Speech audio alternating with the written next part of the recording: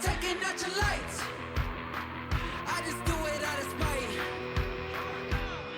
We gon' fight. We gon' fight. Yeah, we gon' fight. Better bring your A game, cause I'm coming for your life. We gon' fight. Fight, fight, fight. We gon' fight. Fight, fight. We about to fight. Fight, fight, fight. I got fire in my veins, I can do this all night. We gon' fight.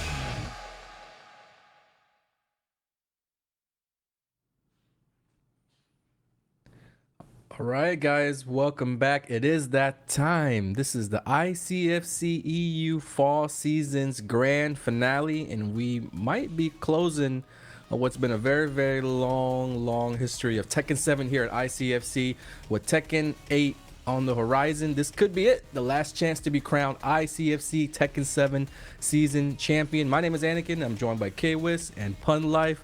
It's a very, very exciting day. We got a lot of business to settle, guys. Yeah, so it's probably the last ever ICFC event for the game. So hopefully we go out with a bang. We got, a bunch of good players here today. We have one who's been a bit dominant throughout the season and towards the end kind of fell off a bit, trailed off a bit. But you can't really blame him for the way it started. And then there's literally 1 point between 8th and 9th. And that's the point now. Deadeye missed out by literally 1 point. But yeah, I'm doing great. I hope you're doing great too, Pun Life, on this fine ICFC day. Yeah, I mean, I'm doing fantastic. Obviously, I haven't been on for a while. Dentist appointments and all that kind of stuff galore, but I'm excited to be here with you fine gentlemen to close out a part of the Tekken 7 history here on ICFC. And like you said, it's been some tough competition. Fran has been very, very dominant this season, but plenty of other players have been rising up the ranks. No one placing lower than second this entire season. Well, max placement of second for every single person. And a lot of the other people also getting that first spot, even if Fran did dominate that first 4 weeks. So Fran winning the unprecedented 4 straight ICFCs to kick off the fall season, but the way that he ended things kind of left a lot to be determined, falling to a lot of players that you would have considered an upset, one of which wasn't, but that was Super Akuma, and they're gonna have to match up in the very first round. Fran versus Super Akuma. Super Akuma looks like he had his number last couple of weeks, and then because of the fact that Fran had dominated so early on, the rest of the field was it was a huge rat race to get to those points. Like you said, 1 point made the difference between making it to today and not making it to today's. But we've got a lot of ICFC heavy hitters. We got Super Akuma, Pikah, KaizokuLars, KiraKira, along with some fresh new faces. Evil, Duelist, these guys looking to make some waves. DBP's also in the mix for once, and we got a lot on the line here today. The Matcherino is already maxed out. It is live. It's already capped at $1,000, but we can actually continue to add on to it if you guys go to the Matcherino site, !Matcherino, click the link in the chat. You can actually donate 25 cents for free to the prize pool, and although we are already at $1,000, we've still got 97 free codes remaining, so you guys can actually donate over 20 bucks, almost $25 to the prize pool, and that definitely goes a long way. Top 4 will be getting paid today, so half the players participating today will be getting paid. We're gonna find out who those 4 are in a second, but on top of all that, the winner of this season will be receiving a nice prize package, which includes the custom one-of-a-kind oil canvas painting from Mr. Tufino Art, aka Root Kang's father.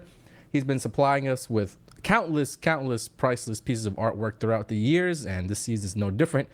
This time around, we've got Devil's Pit. So the winner of each of the regions, the Asia, the EU, and the NA, will be receiving one of these paintings that you see on your screen here. And this is actually just a work in progress, still to be completed. So that's really, really cool. And on top of all that, oh wow, we got the Evo 37, Evo Moment 37 keyboards from, looks like Infinity.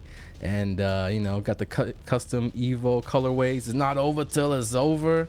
You guys know about Evo Moment 37. I feel bad for Justin one. I've been seeing so many references to Evo Moment 37. It's gonna be forever. And you know, this is one of those things that you don't even have to be in the FGC to know about. You know, if you got those friends that kind of maybe know a little bit about fighting games, know a little bit about video games, they might have heard about this epic legendary moment. And if you don't know, you definitely go up on YouTube, look it up. But yeah, the winner's gonna be receiving some pretty cool machinery to go along with the Matcherino, to go along with the custom painting. And right at the end of our top 8 today, we are going to figure out who the EU representative for the ICFC EU coming up first weekend of next year, 2024. The Intercontinental Championship is going down. So basically the champions of all 3 regions are going to be invited to go head to head in an offline environment. So NA, EU, Asia, all facing off for the very first time. We've already determined that Ao out of Japan will be representing ICFC Asia, NA, EU, TBD. So the winner of today's top 8 tournament is going to be going up against AyoRichie, the winner of the Summer ICFC champion. And whoever wins in the first 3 exhibition set will be crowned the EU representative to move on to the Intercontinental Championship, again, going down early next year. Very, very exciting stuff. We'll have details to follow. You can definitely catch all the info, stay up to date at 10-o.gg/ICFC. And just recently dropped the Mokujin capsule collection has had a little add-on. We got the Mokujin hoodies now coming in. What color is that, K? I'm not very good. I want to say like tan, but it's not really. It's got like, I think like caramel. Some like trying to be classy. You can't be calling it regular colors. Yeah. Got the Mokujin hoodie, got the quarter zip sweater, adjustable cap, the polo. You guys know about the sweatshirt and the beanie. And we also got the pins as well. So this is just, if you guys watched the Evo showcase over the weekend, you see that we recently just dropped these and supplies are limited. So again, this is officially licensed Tekken merchandise, officially licensed Tekken merch. You can scan the QR code in the top right hand corner, and Christmas is coming around. You see all the snowflakes, a little reminder. You can cop 1 or 2 for yourself, maybe a few others for some friends and family. Our merch site is 10-o.gg/merch. And again, you can also scan the QR code. I need to get that beanie, man. My beanie is like the only hats I can really wear these days. So I feel like that one really, you know, that would really go a long way. And that hoodie as well is really sick. The hoodie's nice. I saw some of the players rocking it, representing. They definitely supplied a couple of the Evo champions to look good for the showcase, and I think you guys will like it for sure. I've got one myself, so definitely other stuff too. We got the the streamer merch. We got the 10 official, the ICFC shirts, the King of Fighters, Guilty Gear. I mean, Street Fighter, all that officially licensed. You name it. And again, supplies are limited. Stuff sells out very, very quick on the shop. So you want to check it out and do a little shopping. It's a good time to be a fighting game enjoyer, man. You know, so much happened. We got the games, we got all this merch. You know, it's definitely a great time, you know, to be around. But I guess you know, we need to start talking about the final ever ICFC Tekken 7 broadcast. As far as they might pull something on us, you know, last minute, like his ice. You know, there'll be like a 3-week season, you know, just before Tekken will touring. Hey, I would be down. I would be right here commentating with you guys and having the time of my life, man. But yeah, it's been a long history. I mean, it's not the end of ICFC for sure. I'm willing to bet all my money that once Tekken 8 comes around, we'll be back in action. And yeah, I mean, it just started off as a little online tournament because everybody was locked down. The pandemic was kind of in the heat of things, and you know, a couple guys got together and made the Intercontinental Fight Club every Wednesday, just chilling. And look at where we are now. Look at us now. Look at us now. Crazy, we got Pun Life in the mix, newcomer to the commentary. But even at this point, Pun Life's been around for a while. You know, Mario. Yeah, he didn't start off in season 1, but he came and he was here to stay. You know, he's been pretty much along like. The way, man. You know, we've had some fun guests along the way. You know, we've had Brown Man showing up from Australia. Yeah, you remember that one time Real Menace came in and commentated? Yeah, you know, that's been insane, man. And then there's been like weeks where like no one's been able to do it, so they had to like assemble. Oh my like god, a ragtag team of commentators to try the teenage Avengers. Had to call the B squad in, but nah, man, it's been fun. You know what? I didn't prepare anything, but I think throughout the broadcast, I'm gonna start testing you guys ICFC trivia, man. You know, just asking random questions. It's about that time. Yeah. where you can like go back in history. It's been 3 years, long time. It doesn't really feel like that, you know. Yeah. It definitely gives my Wednesday some purpose. Every Wednesday, I know I get to sit here and chill with you guys, and who's commentating is very, very fun. But yeah, we're gonna wrap things up today. 8 players remain for ICFC EU's fall season. The big names, the new faces are all in the mix. 4 guys in winners, 4 guys in losers. What's different from today's tournament, from that of other ICFC top 8s, is that every match today is gonna be best of 5. First to 3 action from the very jump. So extended sets somewhat. These guys have earned it. They've qualified through multiple weeks of competition. And here we are with the first match loaded up. It is the one that I previewed and teased earlier. Fran, the number 1 ranked player, going up against Super Akuma at rank number 4. And he barely made that, by the way. There were some possibilities, some scenarios where he could have lost his top 4 ranking and start off in loser's bracket, but he's going to take it. And I feel like he's going to be very, very confident going up against Fran. The last time they played in ICFC, it looks like Super Akuma kind of dominated that. Yeah, and I think we may even at some point end up seeing a character switch from Fran. If things don't start off his way, this is notoriously one of the worst matchups for Anno. The moment she puts it doesn't look like it right now, does it? Because this isn't going to be the round. It's going to be close. It is going to be the round. Commentator curse in full effect. Unscaled damage hitting different. Let's go. It is going to be very interesting as well. Like you guys mentioned, the last time we played, Super Akuma came on top, but even a few times before that, Super Akuma taking another victory. Fran only 33% win rate in this matchup versus Super Akuma. He is someone, he doesn't like the CDs. Like, Fran despises them, he hates them. Mentions it every opportunity that he gets, and you could have seen why there for a second, but there it is. That down 3 unseeable low launcher gives Super Akuma his first round 1-1 to start the day. Gale 4, nice challenge there. I mean, Gale 4 is traditionally very good against Akuma as well, the safer one. He doesn't really have the punishes that have the range. So it's almost just a safe attempt. Fran staying down, gets hit by the running 3, tries to sidewalk, gonna be close to dead. Nice block, nice punish. Perfect 14 frame punish. Anna enraged, but doesn't get to enforce that mix-up, the keep-out fireball. He's going to put Super Akuma up 2 rounds to 1. He's got a meter as well, so he's very, very deadly. You don't want to slip up, let him land that low kick, let him land that standing 2 punish, or else he take well over half life. Even though there's no walls on the stage, the damage potential is still going to be there. I've noticed a lot. Super Akuma first game gets infinite so much as well. Must be used to it at this point.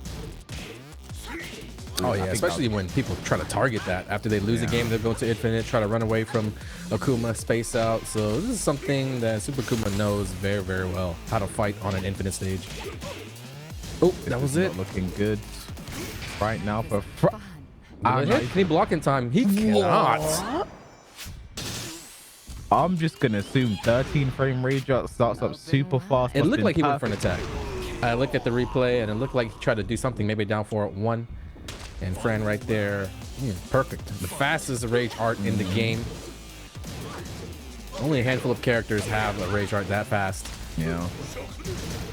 All right, first game up for grabs. Anyone's game.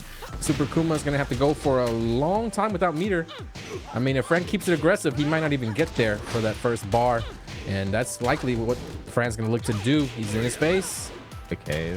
Down jabs to interrupt while sending 2 catches. Fran ducking. Super not doing extra damage, has no rage available, but then running down 3, and that is actually gonna kill. Yeah, I'm surprised that even on the rollback, the low kick to the fireball became a combo.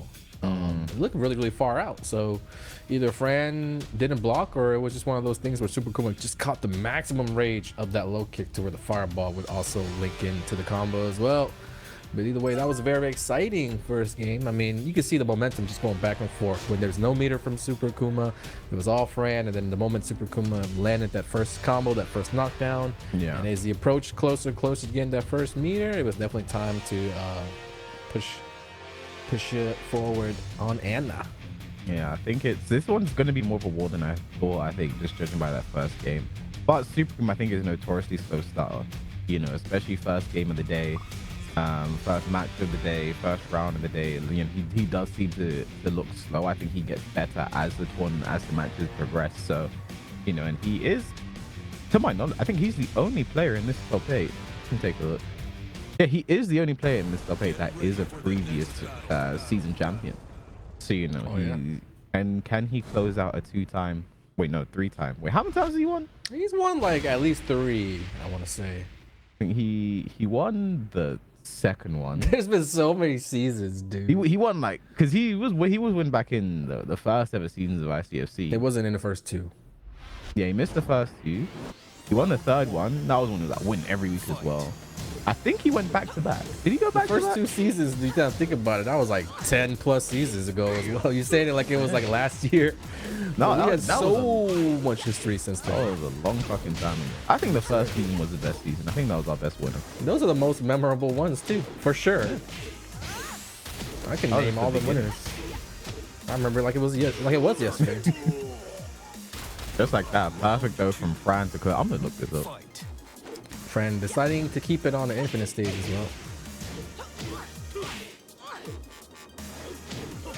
It's a change of scenery though, so you know, even though it's still infinite, at least you get a little bit of variety. Nice, Akuma not afraid, got that meter available as well. Gonna have to be very careful. Fran not scared to get those wine openers out. Back and forth we go. One round for Fran, one round for Super Akuma. Jumps over, Oh, jumps that over jump? again. He was just waiting for that, sign that Fran was gonna go into full crouch, and timed it perfectly. You just gotta be careful when Super Akuma jumps over your attack, because if you want to attack while his back's turned, he can still actually jump right back over. And it's probably one of the more common things that you'll see from Akuma players, just being able to add in that aerial mobility, something that other characters can't really offer. And here we go. The Ana is enraged, so even with the slight life lead, Super Akuma gotta watch out. There it is. Gonna get some plus frames for one last mix-up. Okay, Fran down to his last picks of health. What's he got? Trying to get in. Super Akuma might be trying to keep it out. Okay. Nice, The never Onyx. done throw catching Fran. Yeah, he won Unexpected 3, low I think. sweep. He won 3? Yeah, 3. So it's trying to be a 4-time here today. Yeah, it could be. And even though the rounds have been very, very close, this is a very dangerous situation for Fran. If he loses this round, loses this game, he's definitely going to go down into a big hole. 2-0, hard to climb out of, especially when you're playing against what, you know, what could be your demon in this tournament series. Super Akuma got the best of you last time, and he's on the verge of going up 2-0. That's got to be weighing heavily on your mind at this point. So this is a must-win, I think, for Fran. A lot of the sweeps coming through for Super Akuma too. He's using them at a frequency that you wouldn't expect from a top level player, because those sweeps are launch punishable.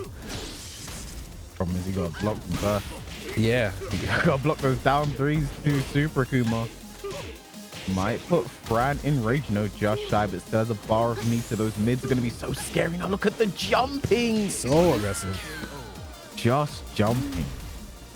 That's a lot of jumping there. And just like that, 2 games straight for Super Akuma. 1 more, and he moves into winners final. And for Fran, this is kind of a very hard proposition, right? First things first, you have to make a 3-game sweep. But even if you win this next game, you have to do it on stages that Super Akuma picks. The first 2 stage picks were exactly what Fran wanted. 2 infinite stages back to back. They went to final round. They were close, but Super Akuma ended up edging it out. So definitely a tough challenge right now for Fran. You know, well, if I'm him, I might just go for the forgotten realm. Infinites have not worked. I'm just gonna pick a stage where I'm stronger. Yes, Akuma's good with walls, but you know, at the end of the day, like you can't be focusing too much on what your opponent can do and focus on what you can do. Because I think Fran is really in a bit of a rut right now. For sure, but at the same time, I don't know. A part of me is just kinda happy. Like, I love seeing Fran play, but at the same time, there'd be something so poetic about Super Akuma clutching out a victory and then, you know, going into the finals and potentially winning the finals. You know, the demon of Tekken 7, Akuma, and demon of you, Super Akuma, clutching it out at the end. He That'd just be gets really- one more win before Tekken 8 comes. Is that what you're saying? Yeah. You know, just one more, just to close it out, just to remind us One last the hurrah. game we played. In the movies, he's like, well, let's do one last job. They gotta rob the bank one last time. That's kind of what Super Akuma's been doing. Oh, he's been robbing the bank on you guys out there in EU. I mean, we're talking about like Tekken 7 potentially coming to a close. I mean, I think when you look back, it could be Look, we could be looking at Super Akuma as maybe the greatest EU Tekken 7 player, at least maybe resume-wise. You know what I mean? There are a lot of factors, and depending on who you ask, they might value one thing over another. But if you're talking about achievements and winning this tournament, qualifying this tournament, that tournament, just being consistent all around, ups and downs, everybody's gonna have those. But Yeah. Super Akuma, I think throughout the years has shown that he's definitely one of the greats. I mean, I think if we're talking European players, I think the worst argument you can give for him is top 2.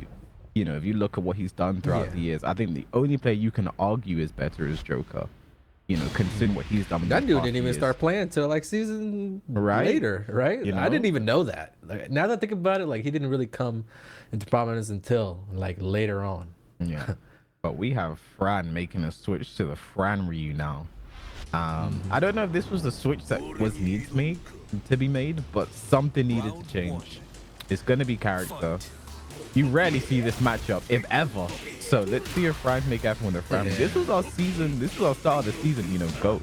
Starting MVP. 4 wins on the trot. Never been Quite done dominant. before. Quite dominant. Even when you go to losers, Fran would make his way back dominantly in the grand finals, like resetting people like it was nothing, winning 3-0s.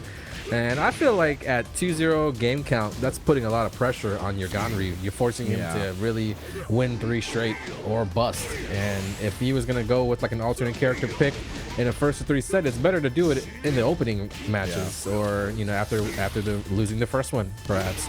That way you kind of see where you're at and figure out the plan from there on. I'm pretty sure. How fast is Ganryu's clap? Because I think that Clap? Yeah. I want to say it's 15 or 14 if you do it perfectly. I think it's 14 perfect. That could have been a punish there on the. I felt 14, but I didn't want to just put my ass out I there. didn't Be know. completely wrong. You know, Yeah. I was letting you take care of the frame data. Again, that was another mistake. And again, that's one reason I don't really like Ganryu in this matchup. Down 4-2, Akuma's going to option step punish it down 2 pretty much every time. Well, actually, no, it's minus 11 or minus 12. So there is that going for him, but he just did the dick jab instead. And I got to win this round. And just as I say that, crucial DP from Super Akuma and the jump over. Fran went for the kill with the low. Super Akuma's always smelling out those low attempts to try to finish around. He's always the one that jumps over. Demon flip throw here. It's been all Super Akuma so far. That's going to bounce off the wall. This is complete utter domination. I don't know. I mean, Ganryu definitely not looking at the play right now. Nice parry, but so many missed opportunities, missed punishes, missed follow-ups. You know, he has a bunch of other characters. Eliza has Feng. Maybe those could have been the play, but you know, right now Ganryu not looking like it. Goes for mids. This is last chance saloon. This would be quite a comeback right here, man. I just can't see it happening personally. Punish that. 1 round at a time, right? Again, blocks the power crush. Not the best punish. I think even if he did headbutt there, he might have got a side wall splat converted off the wall into rage drive. That could have been all she wrote there, but no, it's gonna be Super taking it 3-0 over Fran. The guy who at the start of this season looked, you know, he couldn't be touched, but today he got touched. Pause. So Super moves into our winners final. He will be playing against the winner of Duelist and DBP. And Duelist has an interesting story because 2 weeks ago he wasn't even in the top 8. Oh, that's right. he wasn't even in like the top 12, you know. But by finishing, what was it, the second 2 weeks ago, he ended up, you know, on the winner's side now, you know, to fight for a chance. One game gets into, you know, winners final off of that, you know, astounding tournament performance. So let's see what Duelist brings to the table today. And fun enough, I know before the broadcast we were preparing some information, some numbers, some statistics, some matriculations. Give us some numbers. As per usual, right? I had to come prepared. To be fair, Duelist DBP, not too much history I could find. DBP did clutch it out over Duelist in the one game that they did seem to play that I could find on record. So there is that. But, you know, you never know. Duelist has been playing really, really well, and that Kazuya has been causing so many upsets over the season as well. Yeah. From other strong players. So I wouldn't count him out at all. Definitely a strong contender for the title here. I mean, you have to talk about his resolve as well. You know, I don't know if he knew, because a lot of the time players don't know their qualifying situation going into the tournament. You know, but I don't know if he knew, but he had to get minimum. I think was it third or second? I think it was second. He had to get Duelist had to get third. That dude went from unranked all the way into what is he second rank, just like that. I mean, the same could be said for KiraKira. He had to win the last week. Kira had to win, right? Yeah, and he did. But for Duelist, he had to finish third minimum to make it in, and he ended up going to losers. I think it was losers quarterfinals. So he had to win those 3 games just to get in, and it was some tough competition as well. He had to play. So you have to talk about that resolve. To have that kind of run just to make it to the finals now makes him the winner's side as well, because I think because of the second place, most likely. So I think it'll be interesting to see what I think, and as well, the only person that really, you know, made him look like a fool perhaps was KiraKira. But KiraKira that day was just untouchable, right? You know, warning, I spam. It was a lot of 3-0s, 2-0s. That was definitely someone that couldn't be stopped on that day, right? So it'll be interesting to see what Duelist does here today against DVP. DVP gonna be familiar with this character. Kazuya and Germany go together like peanut butter and jelly, right? So DVP will be familiar with this character, will know exactly what to do in certain situations. But Duelist is a different kind of Kazuya. People saying potentially the best Kazuya in Europe, you know. So I'd like to see what probably our best Bob versus best Kazuya. So let's see how this one goes. 50-50 galore. Again, here's our Matcherino page, guys. You can actually donate 25 cents for free to the prize pool. So if you're watching at home, click the link in the chat, !Matcherino, type it in if you don't see it, and you can click that claim code button on the right hand side. It just takes a few seconds. You can log in on your Twitch, your Twitter, YouTube, your Discord, your Instagram, whatever. They even take your Battle.net account, so you have no excuse to not log in and donate 25 cents for free. Our prize pool currently stands at $1,003, and that is very, very juicy. We've had $1,000 prize pools for like pretty much the entirety of this fall season, thanks to our generous viewers watching at home. Thank you very much, guys. Yeah, shout out to Ray Reaper once again for dropped like 7,000. I wasn't here that week, so I just hear the stories. I just hear the stories. No, Ray Reaper, man, just came through like crazy. You know, so shout out to him for that, and shout out to you guys that claim the codes as well. I just want to say, I guess I must have been when I was laughing when we first did the match reading, there was a name that popped up. Was I the only one that saw the name? So I was the only one laughing. When? Just I think you were. I didn't notice. I know. I was wondering what you were laughing at. Yeah, you both missed it then.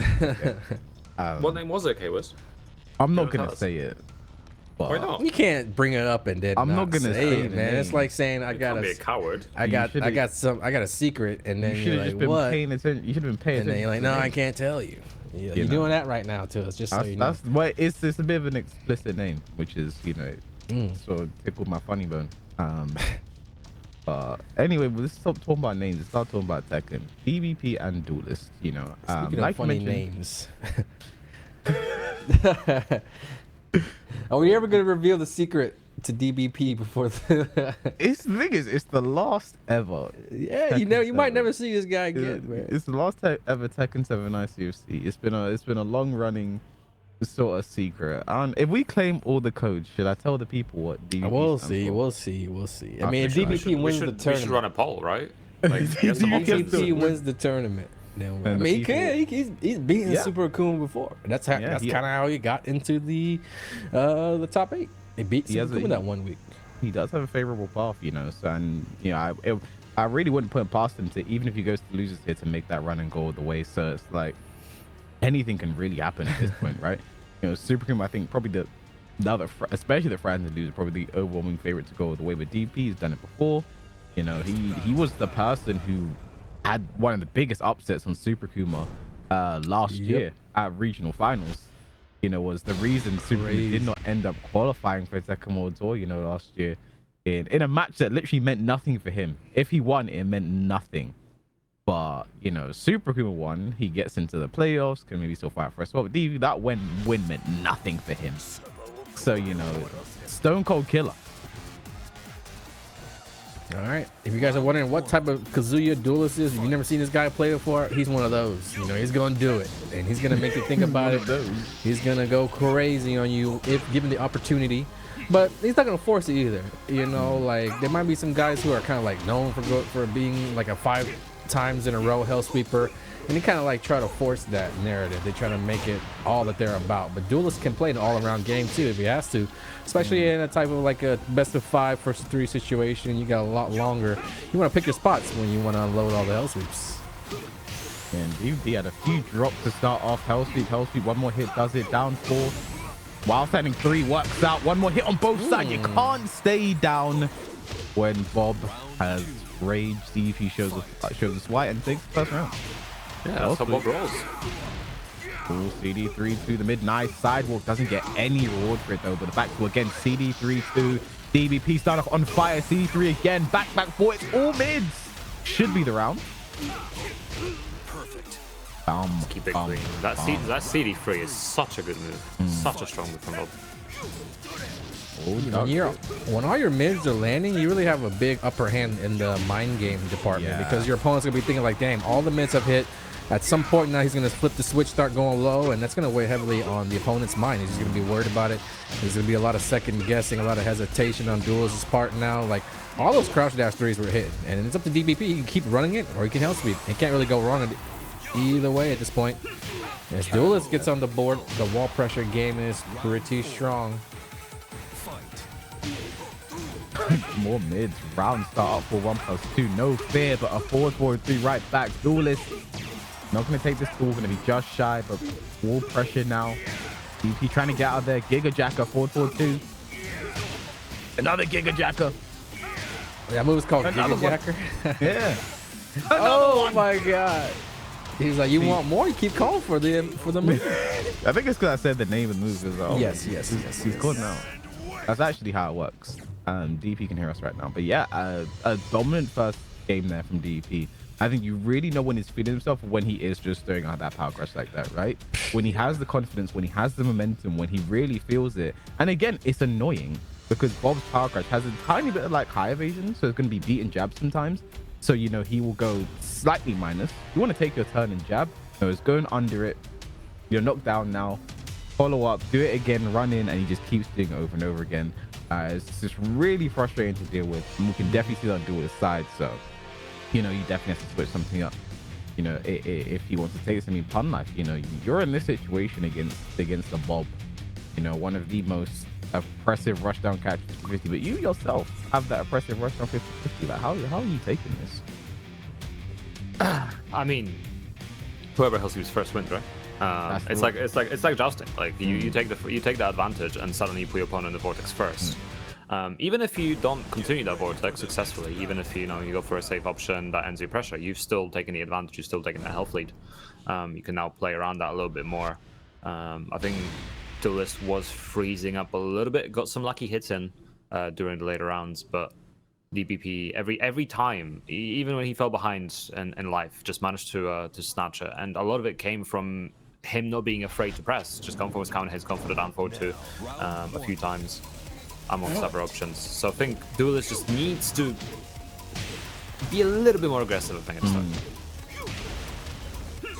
I mean, I don't think DP is going to give him the chance. Even on life now with the down back forwards. I mean, that last game, I mean, if Duelist had just sat around and been a little bit more patient, there weren't any hell sweeps. So if you just sat there and stood block, you would have just been good a lot of times. And if you just would have stood block against all those, what was it, the Giga Jackers, then you would have just gotten a lot of free punishes in. I think it was just Duelist just trying to go toe to toe, trying to keep up with the pace that got him in trouble at that point. But now he has to figure out if that game plan is going to work here in this game. That's not maybe how he's used to playing, so it might be a little bit difficult to kind of just have discipline, stay back, and wait for the opponent to make those mistakes. Because, I mean, in game one, DBP was definitely giving Duelist many chances. No duck on that string either. You can actually kind of fuzzy that, can't you? With the middle option being a little bit later than the high. All right, 1-2-2. Duelist, can he take this? Rage drive, what's the follow-up here? Doesn't take anything. It slides, he does it after, and the wall gets in the way. Oh, but the back one too. The wall actually saved Duelist there. Yes, but that was I didn't even know what could do down back. That was very impressive on the off-axis pickup. Just too much crouching from Duelist. I mean, DBP really hasn't gone crazy with the lows, so there isn't any reason to start ducking. And now you're kind of in your own head. if you're playing that game without even having to play it. DBP knows it. Okay, right back at you. Back. Well, Electric gets a clean move back. Whilst in the form, need a full combo. DBP in rage now. Down back four, but get up 3. This could be trouble. I think DVP saw the architect of his own demise there. Too much wall carry. Could have had a clean wall spec. Did the up forward 2, the big unskilled combo there. Would have put them even on life and rage drive to follow up. That could have been the round. Duelist now. Can he fight back? Looking very good this next game, but the wild side in 1-2 second it gets the count. It should be a clean wall set down 2-4. Okay, sure, I guess. he tried to pick it up too. Yeah, I'm wondering if Duelist has enough Bob knowledge, because there are a lot of strings that could be ducked. Yeah. That Duelist isn't really going for. He's just kind of winging it right now, it seems. Not only on the crouch dash 3, but there was like a string last round. I couldn't remember. I think it's while standing 1 to the 2. Yeah. There have been blocks while standing 1-2 instead of ducking. He does have the mid as well, but I think the mid's minus 15. You're not really going to be throwing that out. So. Oh, big counter hit. Could get close to the wall here. Even hits the wall for extra damage. This is looking like a Duelist round right here, but one sweep, one launch might change things. Every time, right? Every time we've seen DP do hell sweep, Duelist returned with a hell sweep. So there's a mind game now established there. You know, since the quote-unquote nerf the Bob's hell sweep where it pushes way further, he doesn't really get a guaranteed follow-up. It almost returns to neutral. You know, there's going to be a little bit of a mind game there now between those two. But Duelist, you know, keeping this competitive. Now 1-1. We're not going to get another 3-0.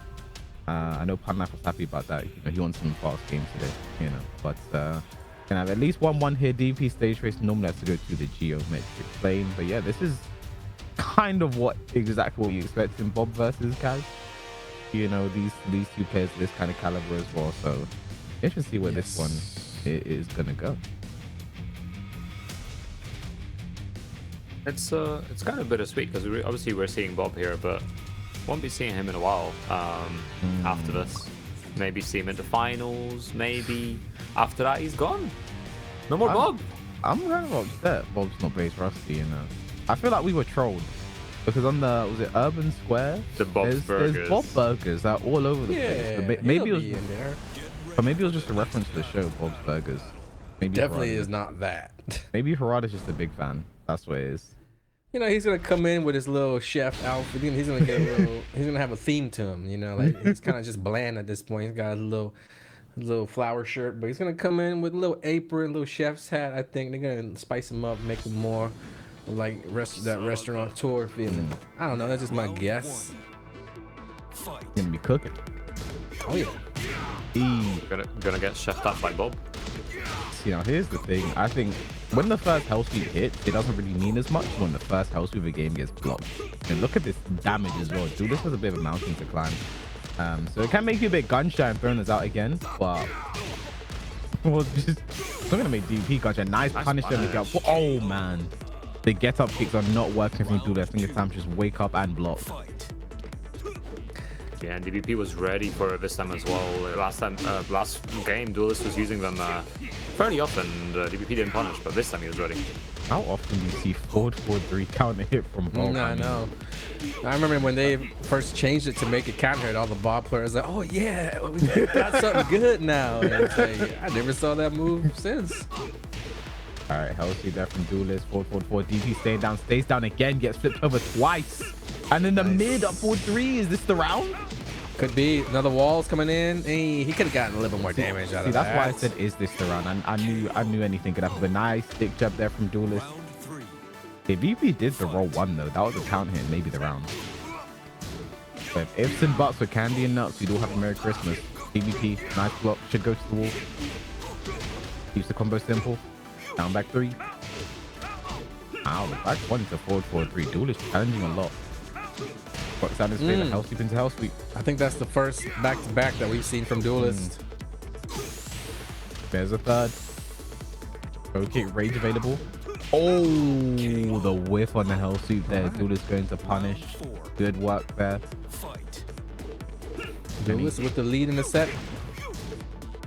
For the first time, I believe. Yeah, I just mentioned that you see how the Giga Jack went under the jabs there, and now CD1 should get a clean wall spread down. 2-4 gonna be huge damage, gonna be close to dead right now for Duelist. What's the mix here? Back 1-2, final round.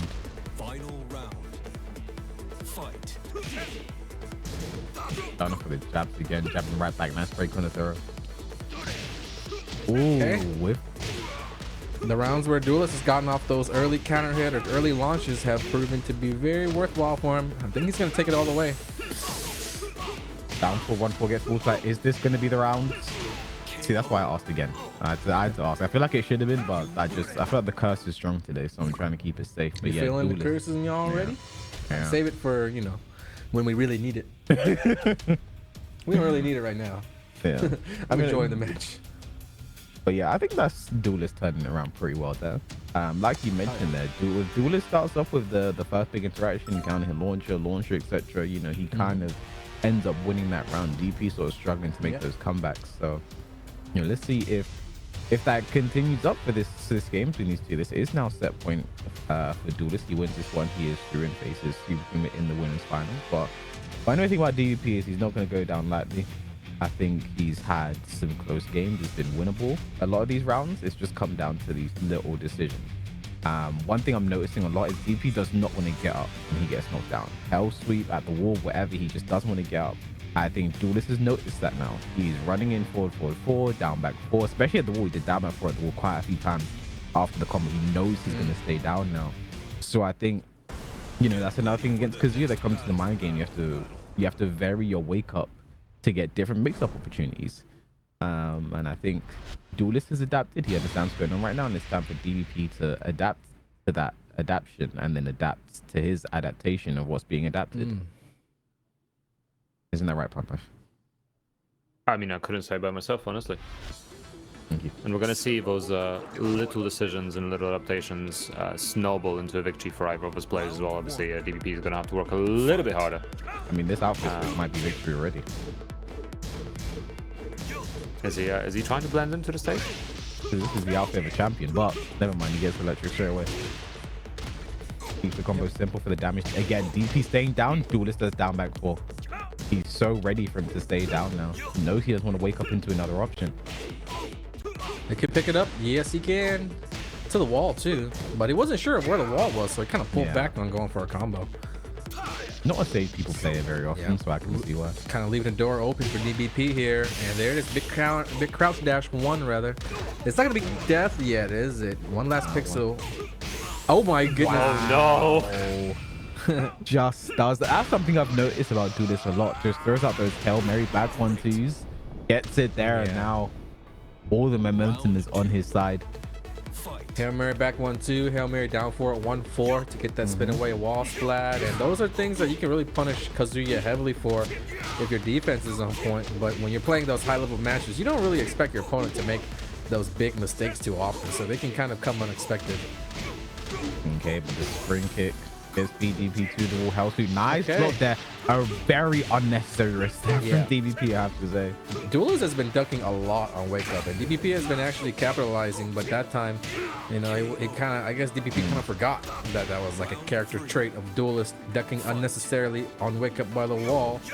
You know, a lot of the back 1-2s have been landing that move right there to finish off the rounds, and had he known that, he probably wouldn't have gone for that sweep. Yeah.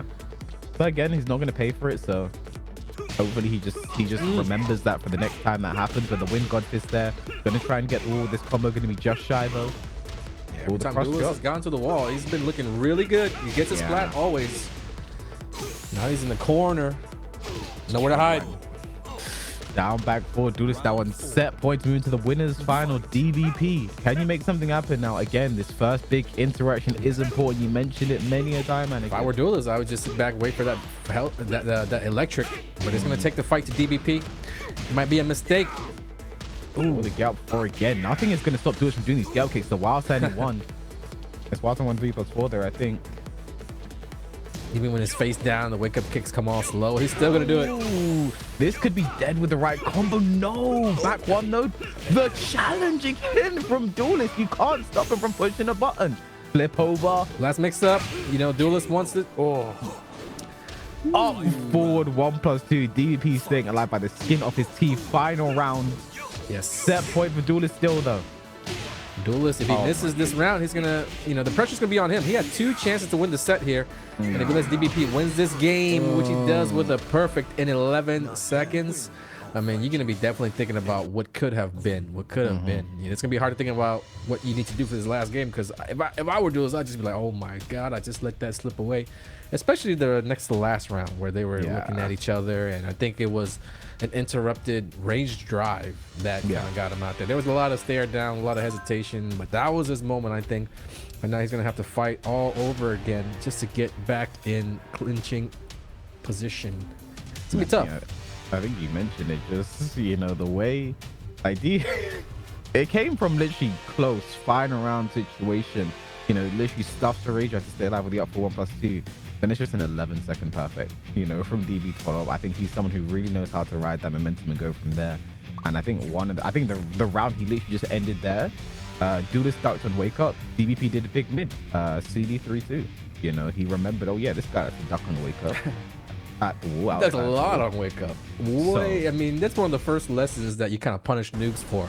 It's like, you're ducking too much. I'm gonna just do all these mids. Your character come equipped with a lot more mids than lows a lot of times, especially like strong ones. So I mean, definitely, like, if you come from a game like another 2D game, maybe a Street Fighter or whatever, where you just crouch blocking all day and you choose moments to stand up, it's kind of the opposite in Tekken. You stand up and you block all day and you choose moments on when to crouch, and if you crouch too much, you're gonna get blown up. That's one thing when I play 2D games is I forget I need to be crouch blocking a lot more. I think it's hard to go from Tekken. There's only like a couple of overheads per character in those types of games, and those are the ones you just gotta know. They're a little slower, Another CD 3-2. The mids are really coming out from DVP now. The final game is Tekken 6, dude. Tekken 6 is on the PlayStation Plus collection, but it's the PSP version. It's really weird. Man, they're kind of teasing as if these old Tekken games are going to be available in 8. You know what I mean? If you go into a little arcade room, you walk around, you see the classic. That'd be tight, because in Tekken 5, that game dropped on console, but it had Tekkens 1, 2, and 3 available. Yeah. And it had the freaking little Galaga thing. Yeah, the start. You can play at the start, or you can just go and play it. That game was a that was a full-ass game, too. Yeah, that was a game inside a game. We'll punish that. Nice 4-2-3.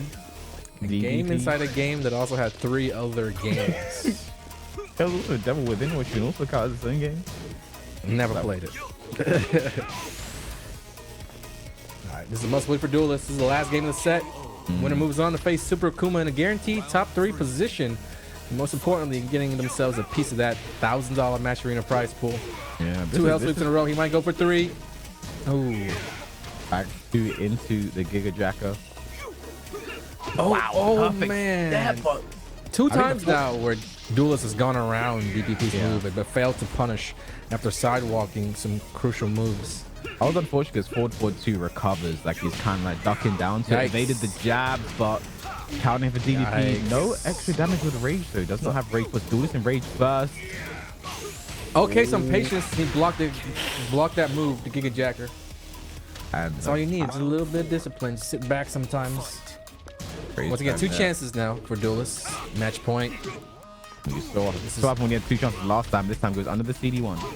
Wave dash L sweep. You gotta let them rip now. Down back 3. Nice sidewalk movement. Good movement. Good movement from Duelist. Good whiff punishing. You gotta put together the last pieces. You gotta finish them off now though. There it is. Low to the mid. And Duelist takes it in a very, very close match. They were going back and forth, trading games, but yeah, Duelist seemed like he kind of had the edge toward the end, and it was just DPP hanging on for dear life.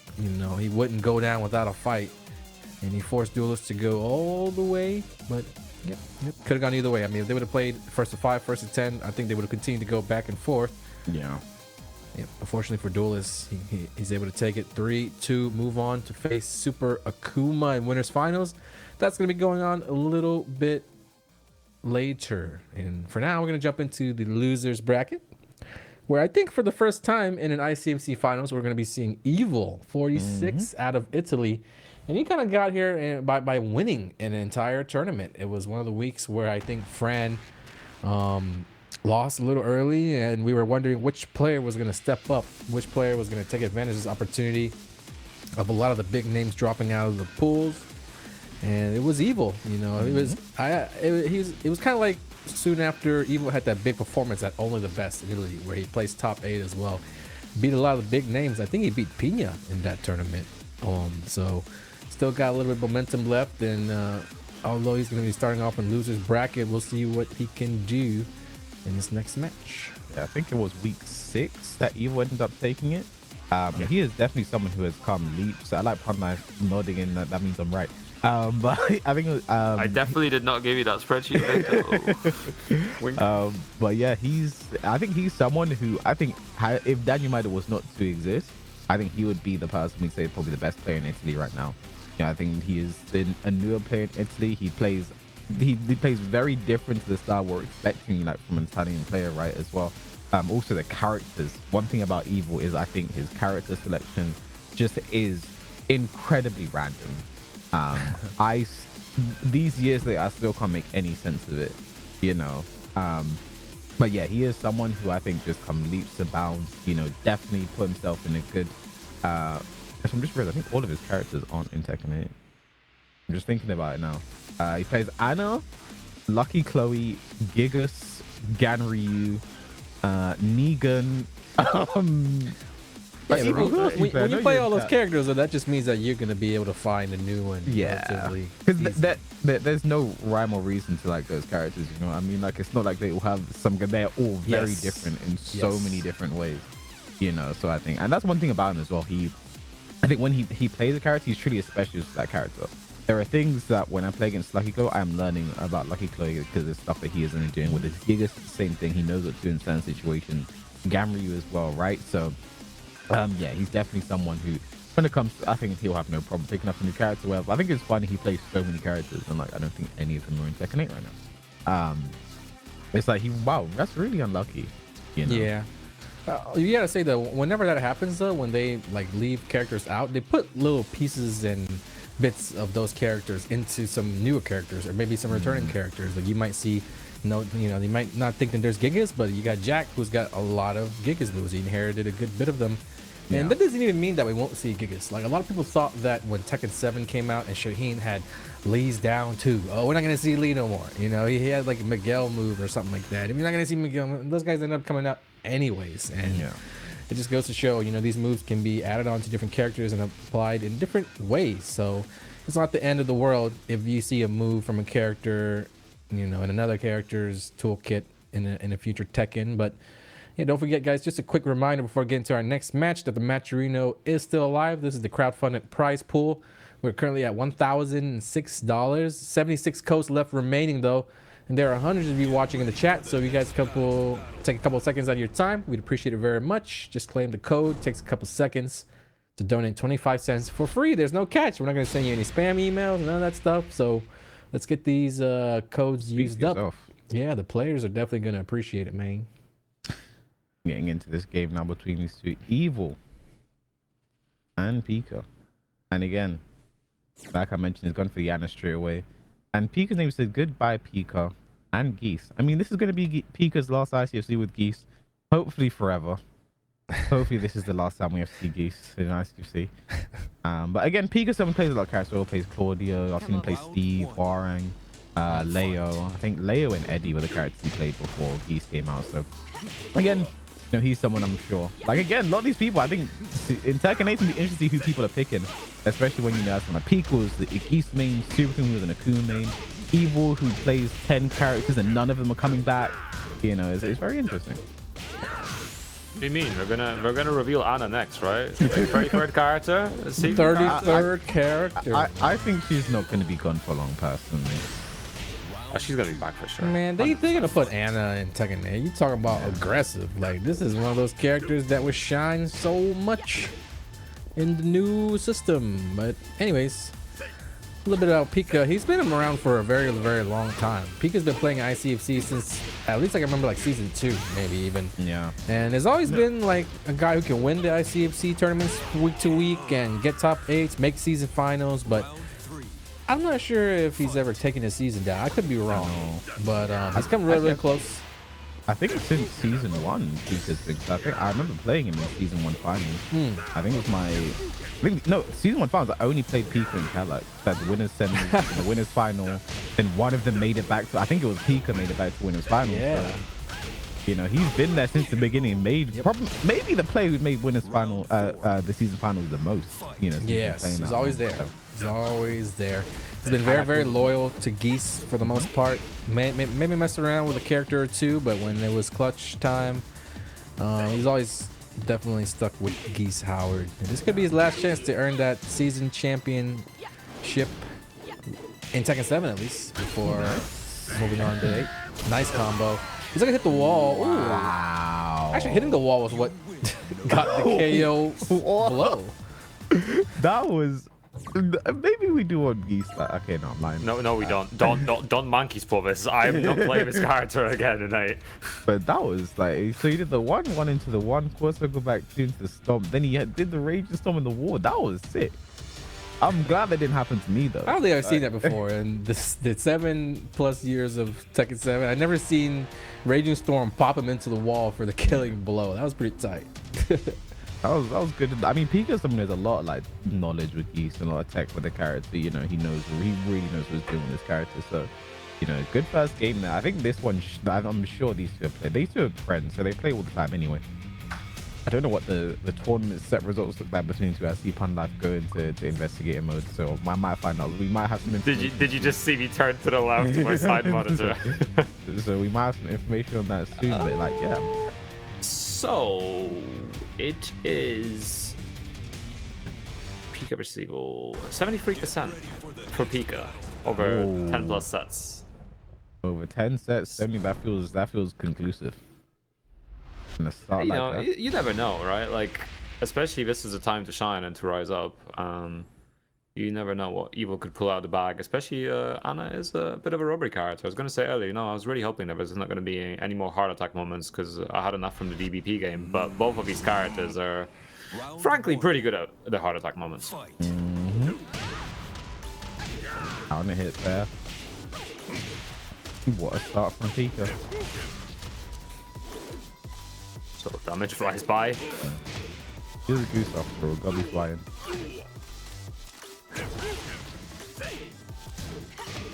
Nice pop inside step 3. Goes for shredder kicks. Interrupt there.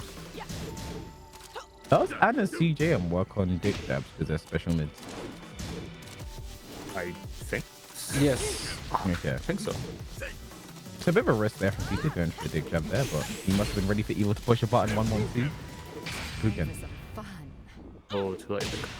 I think Evil was trying to go for an insane whip punish there. Saw the jab whiff, but the 2D characters do have jabs that recover faster than the rest of us for some reason. Yeah, it's a couple of frames faster, isn't it? Like normal jobs are like 16 and I think 2D are like 14 or so. Because they need it. Oh yeah. Punish. Alpha 1-2, Evil trying to assert some pressure now. A nice block, crouch, cancel, standing 2. Does the hard part, drops the easy part. Sorry, he Shout out cancelled the to combo Pikah. as well. And just like that, it's going to be the round for Evil. That's going to be wasted meter as well for Pikah now. Sitting on no bars right now. He'll get it quick though. Already almost there. This game looking pretty much improved from the last one for Evil. Oh, man. Pikah maybe struggling without the walls. Nice whip punish from the back 3. Not anything too big. Scared of the second hit. 1 bar of meter now. Magic 4 from Evil. Is that the round? Oh no, maybe an extra dash jab there. I don't know. Down 4. Doesn't get a full combo though. Down 1+2. Oh the back my roll. God. Evil, the impatience. You know better than that. That's like the week 1 Geese setup Yeah. right there. You can't be trying to get up quick after that low punch. I mean, Evil in real trouble right now. Oh, parried. No meter though, so not gonna be the worst thing in the world. Regular throw not broken. Pikah, the person who pulls off regular throws more than anyone in the world. He lands a lot. He's gonna be great in Tekken 8, right? Pros got buffed. I hate hammer throws. I hate it. Oh, but Oh, forward 1+2 orbital. Pikah's gonna go 2 games straight, Evil definitely in trouble, and I think he might start looking at that character select screen because Anna just has not been able to get the job done. Pikah's looking very good. The Geese is looking optimal. Might be time for, I don't know, Gigas. Gigas. I was also thinking Gigas as well. I think Evil definitely with his character selections doesn't make sense a lot of the times. It's just what he feels, I think, when it comes down to it. For example, a lot of the times when he plays me into him, he picks Gigas, which is kind of a bad match for Huaring. He has other characters like Lucky Chloe and Anna especially that are better in the matchup. But he likes to go for the Gigas, and I'm not too sure why. To this day, I'm still not too sure why. But you know, it's like there's something that there's a reason to why he does what he does. You know, so I wonder what character he goes for now. He might stick with the Anna. You know, he might, because I think that game really came down to him doing the back row off the down 1+2. That should have been his round, but then gets back row catch, loses the round. So it was close. He could have won that. That round could have changed the entire game. So Anna might still work here, but it might be a switch. No, I'm sticking with Anna. I respect it. Maybe he wants to keep 555 wins on his Anna. Maybe that's what it is.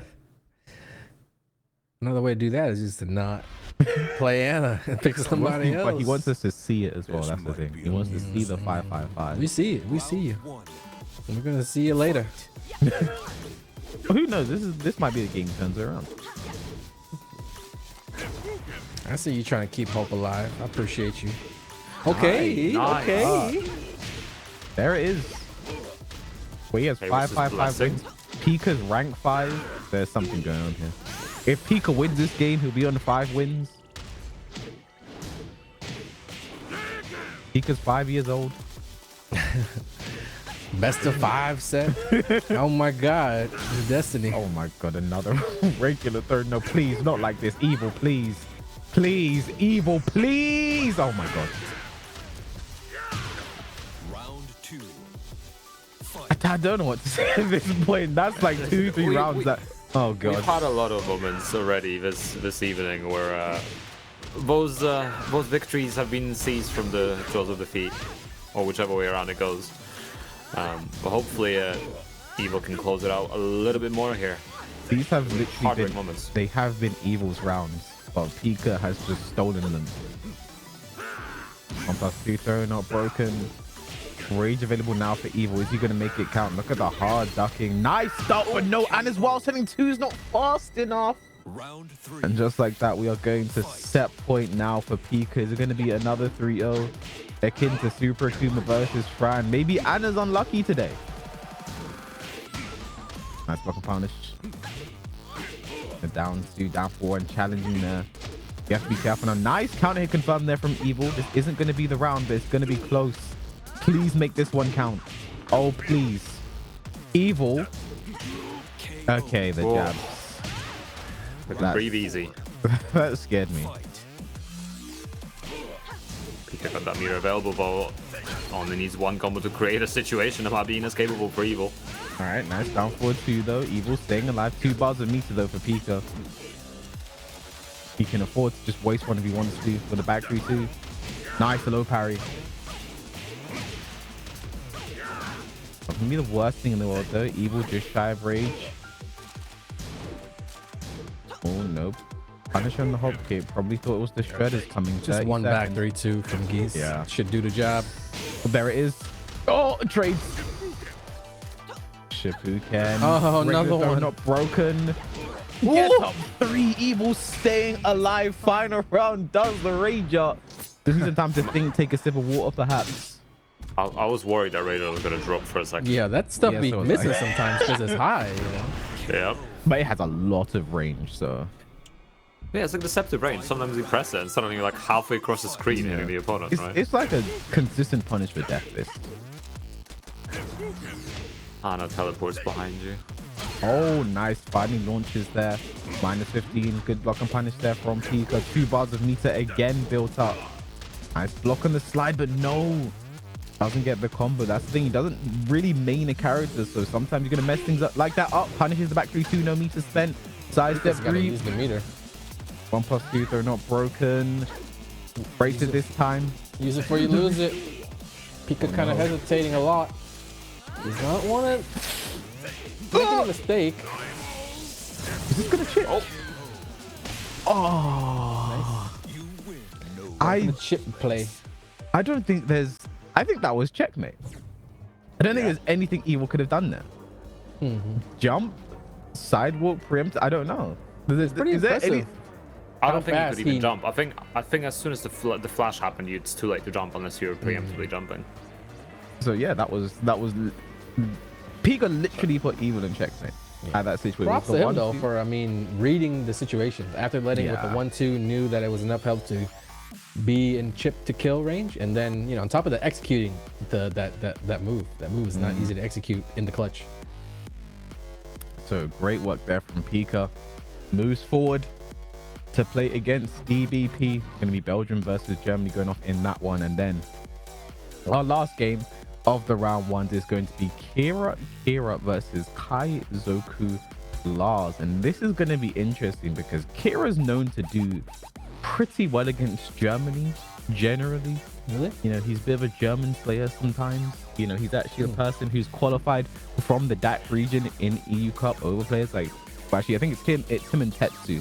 So players like Second Black, DBP, Kaizoku, HK, these German players would expect to qualify from EU from that region is actually Kira that took that slot as well, and someone who had a really hot start to this year. Went to Evo Japan, had a great placement there. Then it was the mix-up top 8 there, beating Ulsan, Chikurin.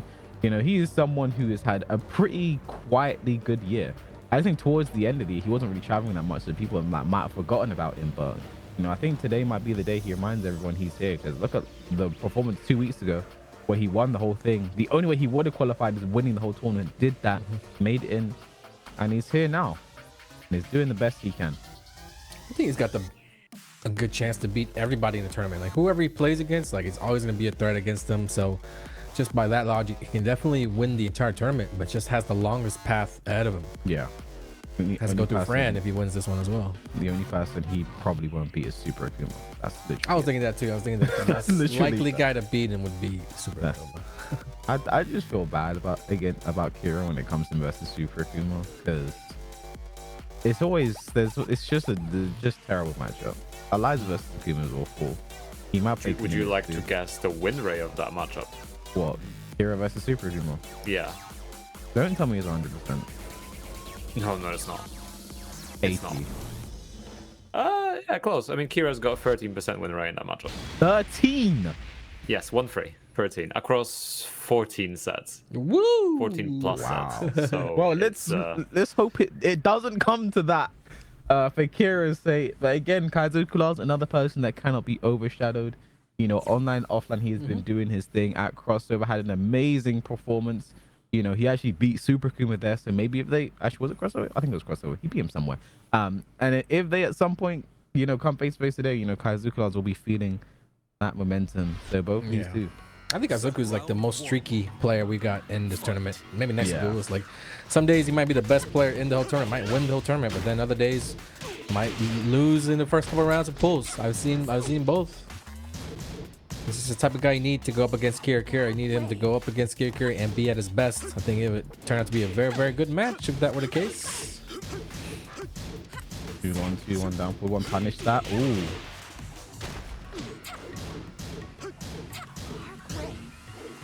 Sends the dark with Kira tiny lively right now.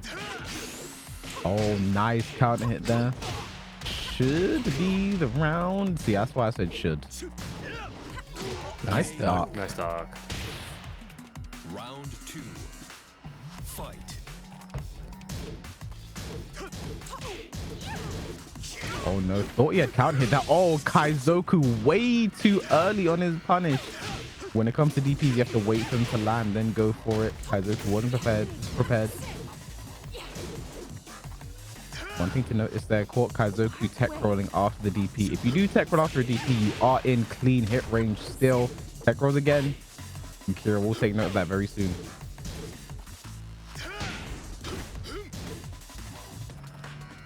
Kira's got that meter locked and loaded as well. Mix-ups galore if he wants to use it. But Kira's one of those players that doesn't spend it too much, and as I say, uses it right there. Nice combo as well to break the floor. Is that gonna be? Oh my god, It reset. is. Wow. That is nasty.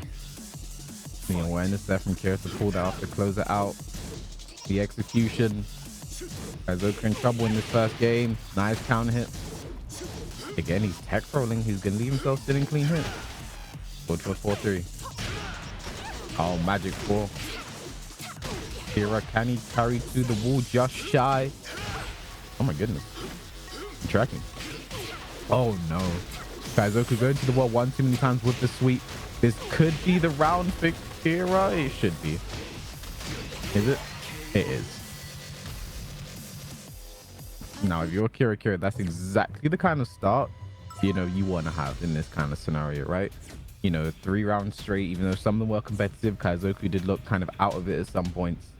But yeah, that's a perfect start. And I think the stage really helps out there, especially in that second round. So that's the first switch where Kaizoku is, okay, we are not playing on this stage again. I think he's a Violet Systems enjoyer, so we'll see how that works out for him. But yeah, great start from Kira. Kaizoku has some work to do. You know, he's someone. Kira can be a bit of a bully sometimes. I think we're seeing it there. So it's time for Kaizoku to fight back. Show everyone what the backpack down is really about. You know. Well, it's going to be uphill battle regardless. You know, looking at the stats, Kira does have a pretty significant edge in this matchup with 75% win rate. So it's yeah, it's a bit of a rough one. But you know, like Anakin said, Kazuya has days where he's looking unstoppable. It's just a case of figuring out if it's that day. It's not really looking like that day based on game 1. Oh, that's just game 1. You know, Can he change it in Silver. between games though? Like, yeah, can he we saw activate? DP and Duelist. DP took the first. It's just game 1. It's time for game 2. Surely everything changes now. Pressure's on now though. Game 2 for sure.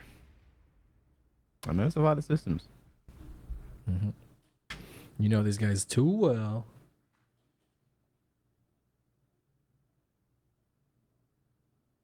Is it about to be the violent systems though? It's a must-win for sure for KaizokuLars. We've seen guys go down 2-0, and that's pretty much been the death sentence for him. You gotta get a win here. You gotta stay competitive in the first of 3 set. Nice block can be punished there with the jab DP again. Tech rolling. Oh, the sidewalk ball pushes the button too early there.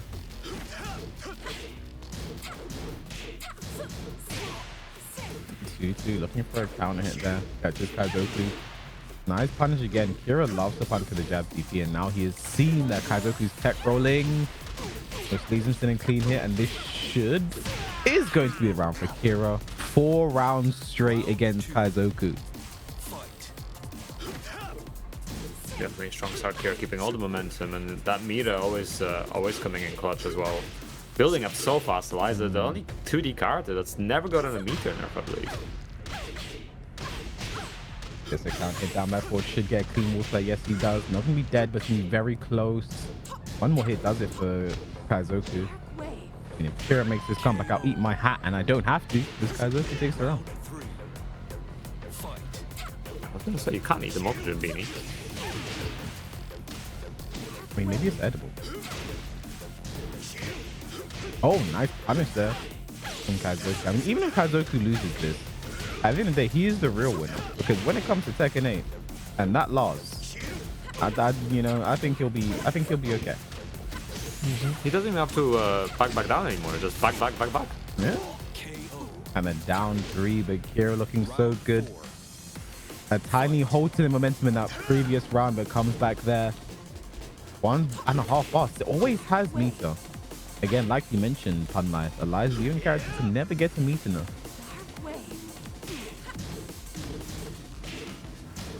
Back 1, both looking for counter hits right now. KiraKira, because he really hesitates, is reluctant to spend all his meter, he always sits on a full bar.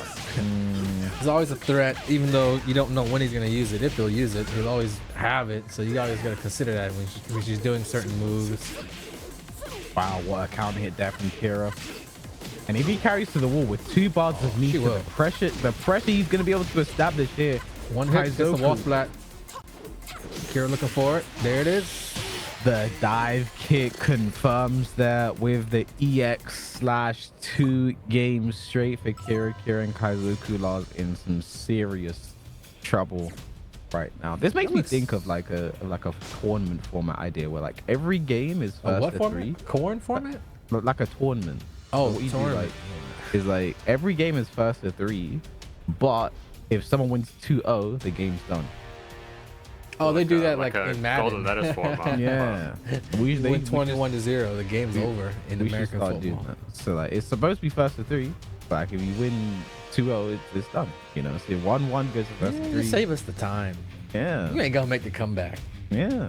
Even Fran couldn't make the comeback. Yeah. Maybe do it just for top 8. Who knows? The entire top 8 is that. And then the winners and losers is all first to 3. Something like that, you know. Yeah, fun concept. Yeah. What about first to 2 if you lose the first game? I like that. If it's a no round brown, it's done. That's it. Nice, This gets- nice. No round brown. We should start trying these tournament formats in Tekken 8, man. See what works the fastest. Is this going to be the K with the TO saga? Maybe. I'd love to see it. And I'll just be making different tournaments with wacky rule sets. Like the first one like go well. Like, this one would go well. Like the first to 3, but 2-0 ends it. And then like the power will just go to my head. And I'll just start making ridiculous rules. Like if you pick Lars, you lose. I think that's a fair rule, honestly.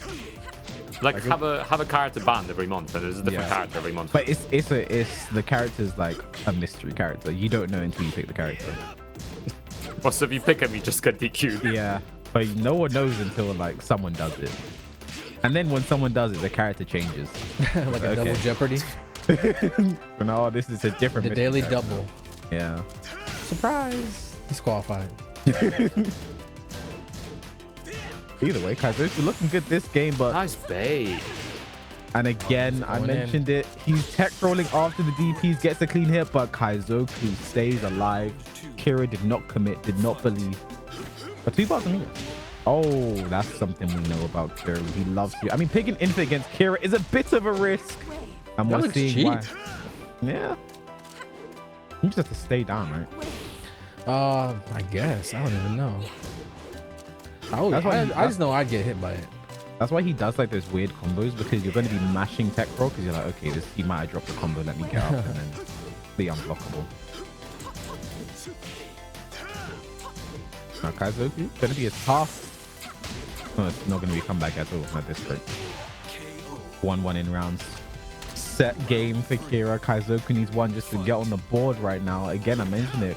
Kira against Germany just seems to know what to do every time. Oh no, the classic.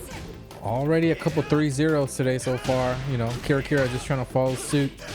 I doubt that'll remain throughout the tournament as we whittle the field down. We get closer to the top guys. There's definitely going to be some sweaty matches. Kaizoku was another one that made it in at the buzzer as well. Did he? Yeah.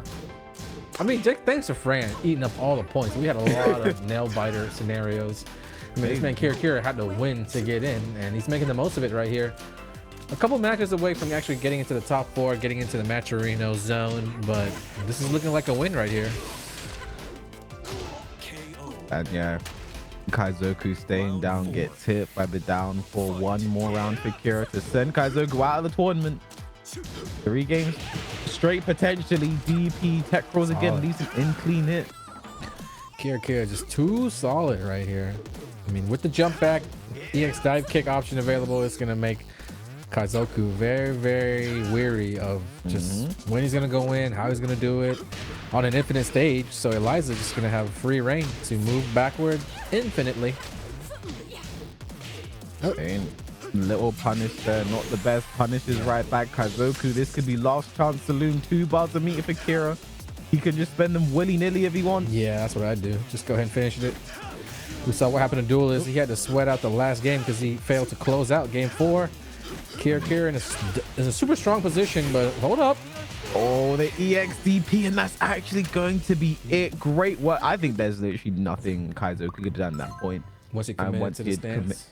committed to the stance, tried to rage drive, wasn't enough, and KiraKira is going to take it 3 rounds to none over Kaizoku, and he moves on to play against Fran. So we are now down.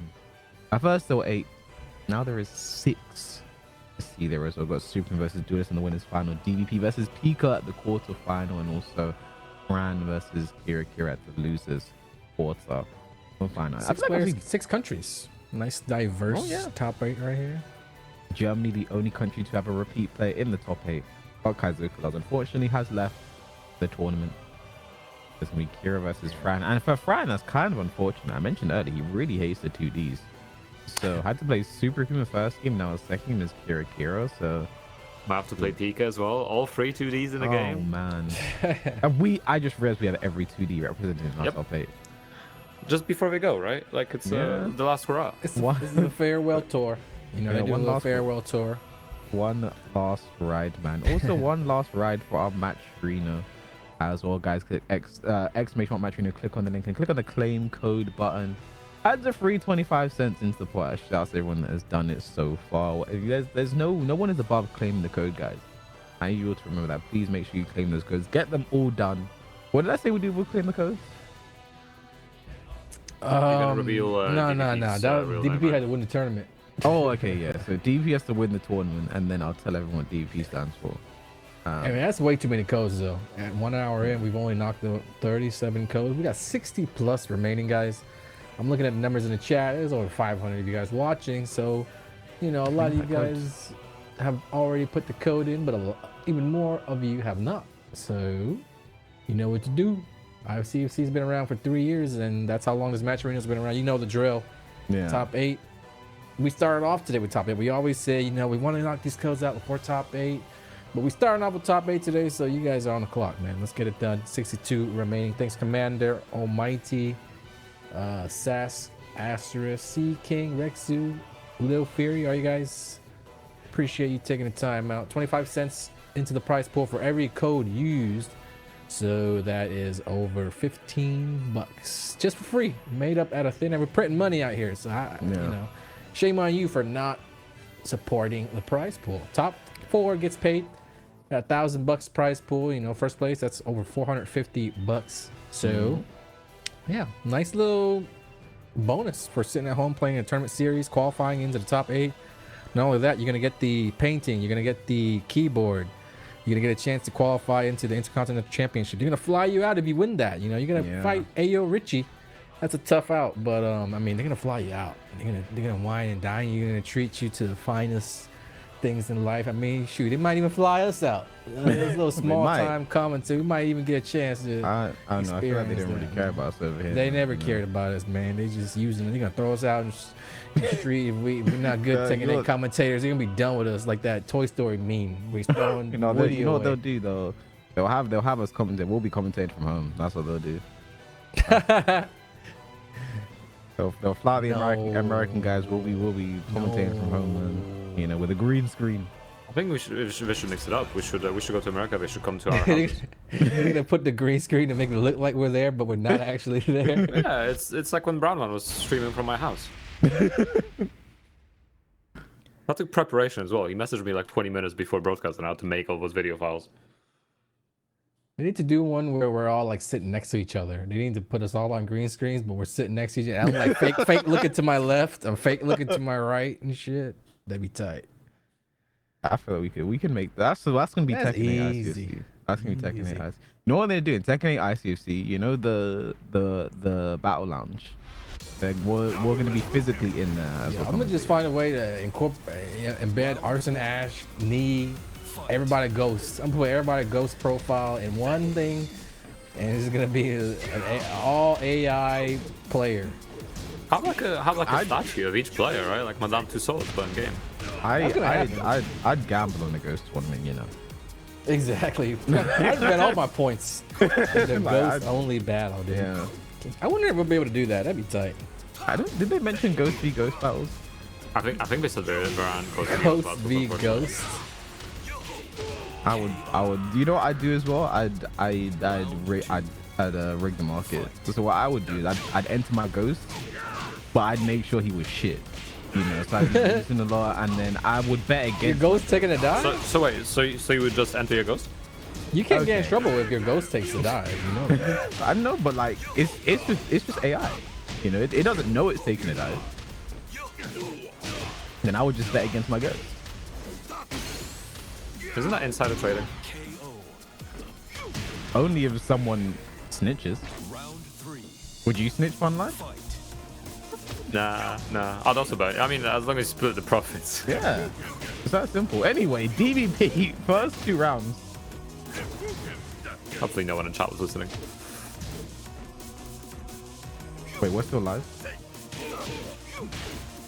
I guess I should come up with something else then.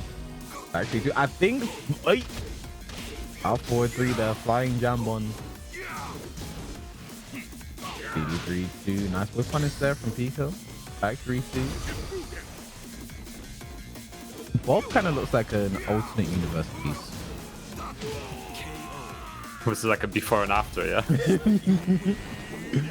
But either way, that was a fast start there from DP. I think when he had the parry and his back was to the wall, I think he kind of had like a bit of a brain fart moment because he probably went from mustering, which is back 3-2 now, but realized he didn't have to spend the meter to get the wall splat.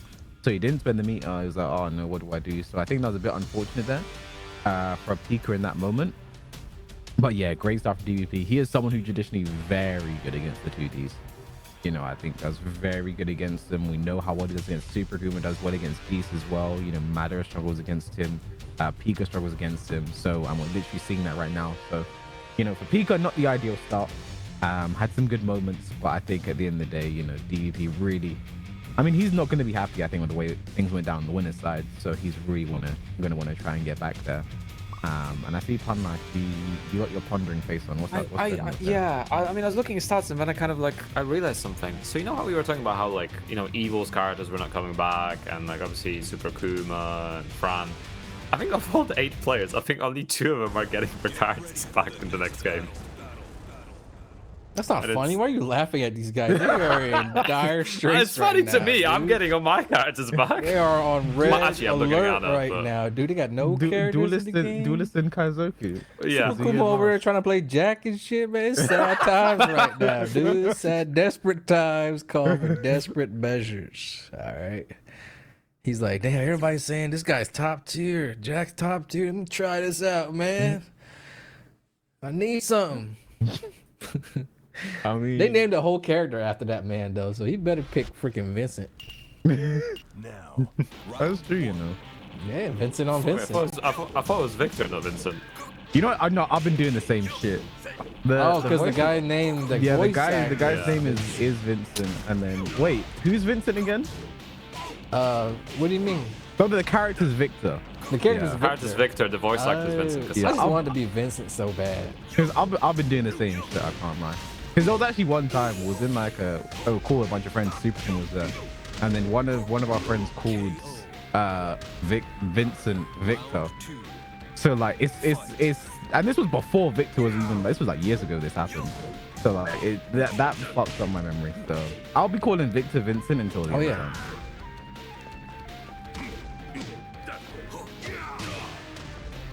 People just start calling. No hell sweep for you, sir. He tried to go for the double. Tried to hit him with the duelist.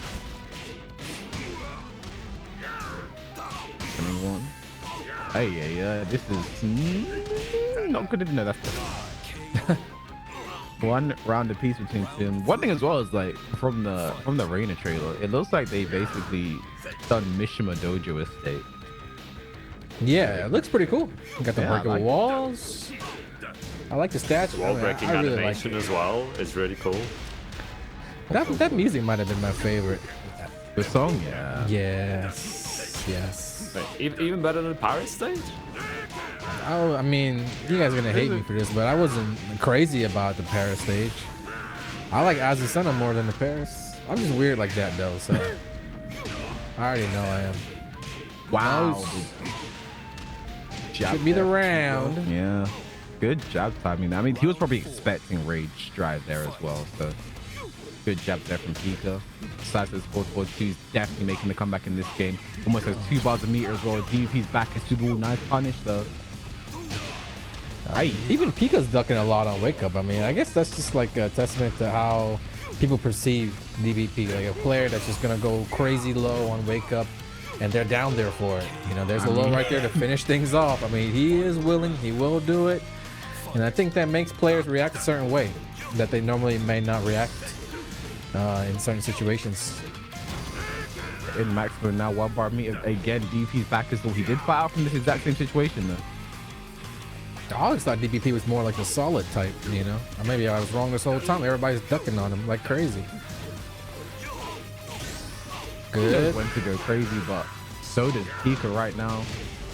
Gonna try and get another wall splat. Doesn't really get the way he wants it. Running 1, DVP jumping Shippuden. I mean, that was a definitely ill-advised get up 3 there, I'd say, from DVP. I mean, Pikah was in the air by the time he even pushed it. That's never gonna connect. So good work there from Pikah. Ties it up 1 game apiece. I feel like this one has the makings of lots of competitive competition. Did you say the numbers for this one, by the way, Pun Life? I did not actually. I thought I'd keep it a secret. But since you asked so nicely, Pikah DVP is 55% to Pikah over 10 sets. So pretty close, all things considered. Close. That is close. Closer than I Love to see it. expected. I would have expected more DVP domination than that. So Yeah, especially as you said. I mean, DVP's win rate versus Super Akuma is very different. Not what you'd expect, actually, but what is it? it's I think DVP 25%. 25? I'm almost doubting that. I'm gonna double check that. The thing is, I think it's been more recent though. Recently, it's been more In DVP's favor. I think Right.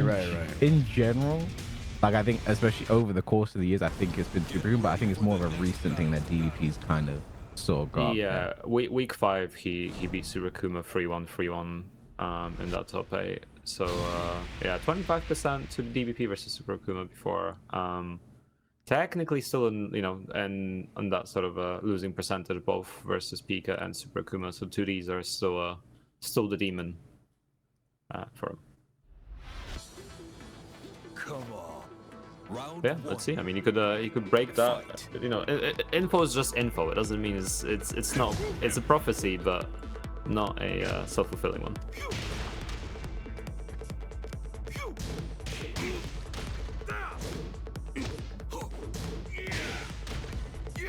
So Giga Jack already coming out. And we're seeing a lot of ducking from Pikah in these situations. I think one thing that Duelist struggled with against DVP was he was trying to sidewalk a lot at a certain range. I think Bob is a character that you just kind of don't want to do it. Yes, Hell Sweet tracks one way, 442 tracks the other. You want to be looking out for that. But CD1 catches you whichever way you try and go. So, oh, the rope.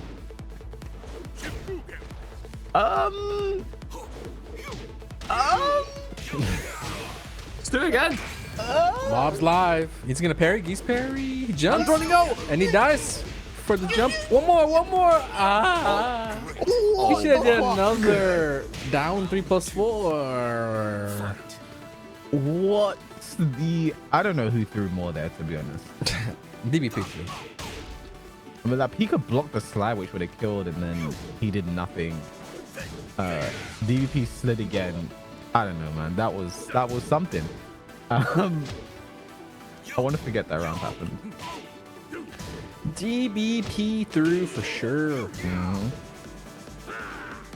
Oh my God, that dude throws his ass off it. But they work though, I cannot knock him. I don't understand how Pikah's just so good at connecting those.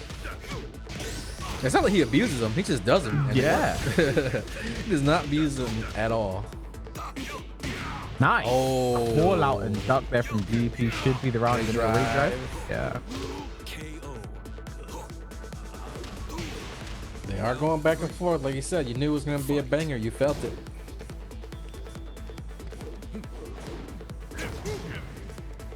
Both these guys in their white and gold matching outfits on the all white stage. Yeah, it's like alternate dimension Geese, right? That's what Bob is. Geese just made a few different life choices. I'll sweep that. Just a little bit more aerodynamic. Whoa, jumping over in the back. I'm surprised he didn't have time to turn around or throw an attack out or anything. He just stood there. He was me right now for Pikah. Accurate 2 catches the sidewalk there. This could be close to death. Might be death. No, especially if he's gonna mess it up. Oh, interesting. Round 4. DBP making a lot of unforced errors there. Those are unfortunate. Yeah. You're playing high level matches, you know, you're thinking you're fighting for your life, then you just do dumb stuff that, you know, you would never normally do if you were more comfortable. But I guess these guys are feeling the pressure of the ICFC finals. This is the last season of Tekken 7, perhaps. Last time to become a champion. You Most could of argue these guys would be the first time. this is like the most important season of them all because there's like a trip to San Francisco on the line, man. Just like that, DP staying alive, fighting around again. Final round. Here we go. Punish. The best punish there. Plus with a nice break back 3. Tried to punish the back 3 there. Back 2 throws it out. 4-2 looking for a counter here. 1+2 throw broken this time by DP. The back 3 again. I said 3 just poking away, and there it is, back 3-2. Whoa. These guys both kind of sloppy with it. I mean, anyone's game because of that. DBP landing some hits. One launch, put him right back in the mix, giving the lead, in fact. And Pikah has no meter, but this combo is going to do a lot of damage. If he gets to the wall, it should be over. Just Doesn't need it. And just like that, Pikah 2-1 right now. One more game to take it. But a lot of final rounds, a lot of close games between these two. This one can definitely go either way at this situation. DP has some work to do now. If I'm Pikah, I'm feeling a bit more confident now. And again, I think you mentioned it, Anakin. Like we meant to put our Fran and potentially has to play all the 2Ds. If Pikah wins, and he beats, and then he beats Kira. Crazy. I mean, That's Kira cool. versus Fran. That's you got to get past Kira first. Like I said, Kira is a guy that can beat anyone. Has shown it, you know, by beating a lot of international players at the majors. So you cannot ever count Kira out. It's just that it looks like he ain't gonna be Super Akuma if he ever runs into him. Yeah, 13% over like what'd you say, like 14 sets? I mean, that's pretty much set in stone. That is your demon right there. If there is any time to reverse that kind of data and go against it, it's today, right? Like it's the final one. Yep. The last ever Tekken 7 ICFC, man. Well, for Europe anyway. Should have made like a montage tape, like one of them like sappy piano music. Like let's look back at the memories. Welcome to the very first ICFC, guys. You know, like the throwback commentary in black and white. We'll be looking different and shit. Yeah, you have regular one monotone color hair. You took that and you ran with it. Remember that show match? The loser got to die. Ruken had to shave his head. You know what's crazy? I know Rukan would not have shaved his head if he lost. I knew he wouldn't. Really? I know he wouldn't. Really? That was good times. In another universe, he shaved his head. They had the Photoshop. I really wish he I was was still like kind of this. handsome, you know. Like he might have been like, "Whoa, maybe in fact I might just do that on my own." The thing is, I remember as well. Like my team for that team was a good team, but everyone just lost. Yeah. You definitely had a better team. Everyone was just losing. Like I had like dog. We used to make fun of Sephi for never hop kicking. Then he started hop kicking, and look, he changed his life. You know what I mean? Like hop kicking changed Sephi's Black's Tekken career around. Thanks to the ICFC, man. I couldn't believe it, man. You've seen legends come and go. Fujitora, the legend of Fujitora, dude. Going down memory lane right now. Shit, I'm about to cry. Well, Kalak in season 1 and season 2, man. Yo, just BMing people like crazy. But one thing that has stayed consistent is Pikah just landing regular throws on everyone. Oh, no. Picking Geese stage and never letting the intro rock.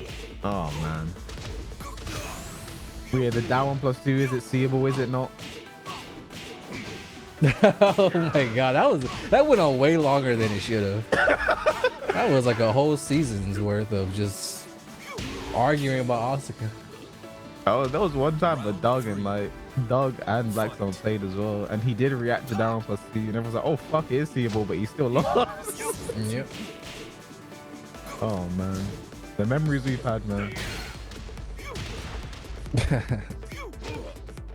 Someone needs to start working on montage, man. It needs to be really sad music though.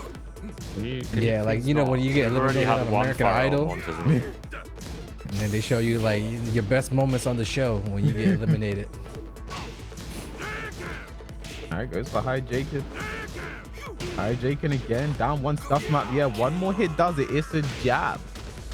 One thing I noticed about that J-Ken is that the guys are always gonna run the safe duckable version first. Yeah. So it is always an opportunity to duck and get a launch before they start doing the -14 mid. And they're almost gonna do it immediately after you duck it the first time. So it's super easy to just play that game. Oh my god, the moon slicer from crouch there. 2 bars of meat for Pikah, even if he loses this round, which is looking like it could happen. DVP steamrolling. I would use 1 bar this round just to secure it and force a final. Oh no. Will he make it there? This should be death. Like 3. And that kills. DVP is 2-2 now. Again, another final game situation for DVP. Pikah's first time today. He ran over Evil 3-0, but this is now final round, final game, final set, final match situation between these two. Yep. And the DVP matches, they'd be close, man. And winner gets into the money. So this snap. is definitely an important That's one, huge. you know. Speaking of the money, don't forget about the Matcherino, guys. Exclamation point Matcherino. While we got a little break in the action, we're about to jump into our final game. There's 37 codes remaining. Okay, you guys been doing good. We have a $15 direct contribution from Walkaway Jutsu and the 25-cent code. We like to say nobody's above the code. Nobody's too good for the free 25 cents. So thanks, Walkaway Jutsu. No message, but we appreciate you. Price pool's at 10.30 and 75 cents. Each code gives 25 cents for free. So a little under 10 bucks left to just print out of thin air and give to the players. First place walking away again with over 450 bucks. That's a lot of money, man. 450. That's almost a PS5. That's a PS5 digital version, right? Because this version is 500. You can get a game. I mean, you can get a console and a game, or a console and a controller, or you can get 2 Tekken 8 Deluxe editions. You know, you can buy a lot of things for 450 bucks. Whoever wins this one has to buy the collector's edition. Yeah, you got to get the collector's edition. Somebody said, bro, forgetting about tax. Man, we under the table with it, man. What you talking about? No W-2s. Nah, I'm just kidding. There's definitely tax. No, I get my 450 though. When I won mine, I got 450. You pay the tax later. You ball out now. You pay for it later. That's how esports works. You forget about it when it's time. You're like, oh shit, I owe how much money? Whoa.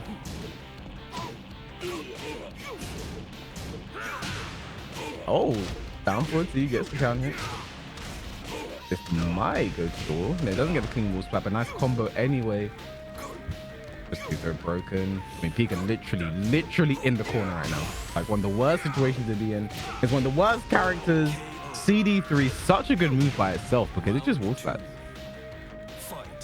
Yeah, it doesn't have to do the second hit. People aren't going to punish because the second hits exist. So good work there from DVP. Takes the first round down back 1+2. Just throws it out. Drops the combo though. It was off axis. DVP running away with it right now. And again, I think this game really reflects the stats. You know, Punlife gave us 55%. You know, that's pretty much 50-50. It was either way, and we're seeing it right now. Oh! This is dead with the... Yeah. Didn't even need to break the wall, but he did. Oh. Okay. Oh, could have been dangerous. Nice DVP closing out that down job. Locked and loaded and just needs one more round to continue fourth. Did the secret string to break the wall as well. Float damage though. No meter now, and all DVP needs is one round. Sweep the leg. Sweep the leg. This is trouble right now for Pikah. Still no meter. The CD1 out of nowhere. And that should be dead. Just like that. DBP 3-2 over Pikah, the final game. As dominant as it had been the entire set, and Pikah unfortunately is gone. DBP still alive, and also Fran now does not have to face Geese regardless of what happens against Kira. So that's a positive takeaway from that. Let me take a look at how. So that means with our last game, that is not a semi-final or a final, it's gonna be a quarter-final. Fran versus KiraKira. And that one character is going to be interesting. I'm expecting Eliza from Kira, but Fran, I mean, he's just not a fan of Anna against 2Ds generally. Not a fan of 2Ds at all. So might go for the Fran straight away. Has the Feng. You know, Fran has a very good Feng that has caused issues for people like her in the past. So interesting to see how that one is going to play out. But again, we say goodbye to Pikah. And the final Tekken 7 ICFC, he's been there since the beginning after all. He qualified for the first ever finals. I think he finished second in that one. He's qualified in a few others as well. Been there since the beginning. Had that level of consistency to make it again to the finals here. So, you know, when we do make that ICFC Tekken 7 like sad montage video, I'm sure Peak will be featured heavily. Yes. You know, in it.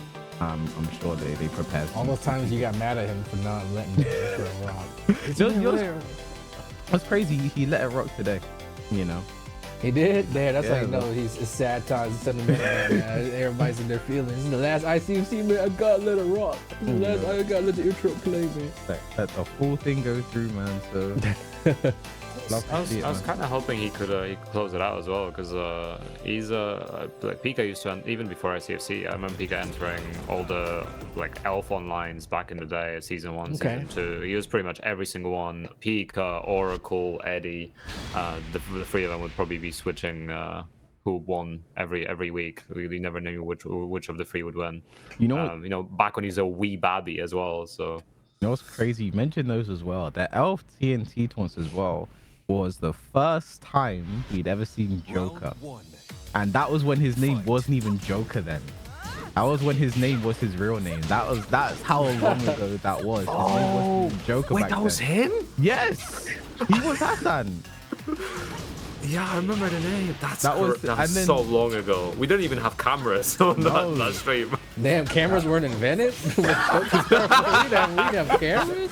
Yeah, we only got was in a few years back. Yeah, Black and white photos. that was Tekken 7, but that's how long Tekken 7 been out, man. That's how long it feels. That was when he was a mainly Kazuya player as well. It was him and Mr. Khan as well. Oh, those were the days, man. I would love to see what everybody looked like when Tekken 7 came out. Like before it came out and like now. I Man. literally look like a baby. I remember season 1 K-list. My man had drip from season 1, from day one. I can't fault him. I was still a baby. But you know what was funny though? The old season 1K was Tekken play. Now that was back one machine, Dick jab, back one. Those were the days, man. Honestly, but Who did back forget one about like that that? from Which character? Who are you talking about? Quarren back one. Oh, wow. It was just back one. Because back one used to be counting here knockdown. Oh man, Oh. I miss those days, man. But either way, KiraKira starting off very dominant. And your friend's like, man, here we go again, man. Why is it always me? That's to play against the 2Ds, man. Just not a fan. Yeah, Fran was pretty much the player to watch in the first half of ICFC, second half not so much. Unfortunately, he's kind of lost the magic, lost the spark that he had. And it could be that he was just able to avoid the players that could do this to him. You know what I mean? He had been able to avoid Super Kuma. Super Kuma had been traveling and missing out tournaments. And KiraKira didn't enter until really the last season. So, you know, I mean, it could be for the very first time that Fran's running into those speed bumps that definitely kind of slow up his momentum and his ability to dominate with Anna like he had been. You know, Fran started the season winning 4 ICFCs straight, and he has started today losing 4 games straight. So, you know, I think this must be the time he turns it around, right? You know, it's like he won 4 straight, then didn't do so much at the end, but like he lost 4 straight, and then it turned around. So now is the point where it turns around. I feel like, you know, he's gonna be like, okay, 4 is the magic number. He's about to transform. He's about to get the power up. Second stage Fran. This is the second stage of the boss fight time. So it's a bit of the numbers tied to many superstitions as well, right? And in some countries, 4 is the number of death, right? Okay, so now He might Panla's made it switch. morbid. He might switch So- characters. On So this according to pick. Panla, this is Fran's last chance for life. Both characters can get a bunch of damage on here, so either way, someone's dying. I mean, we saw it from Kira earlier, you know, Yeah. against Kaizoku when they got a decision around him, and we've seen it all fucking season with Anna. So we'll see it again today.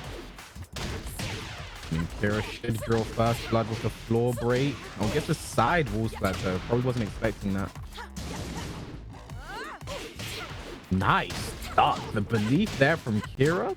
Should take this one to a clean wall though. Is he gonna break it? I think he messed up there. I think that was down 3 dive kick. Drop the combo. Drops the floor break. Dark's there as well. Kira just has all the right reads right now. Fight.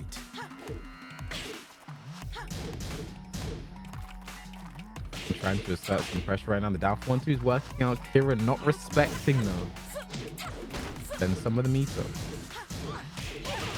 Nice start. Option select punish as well with the dick jab. Fran staying down after DP, but another one. Taps forward to get up.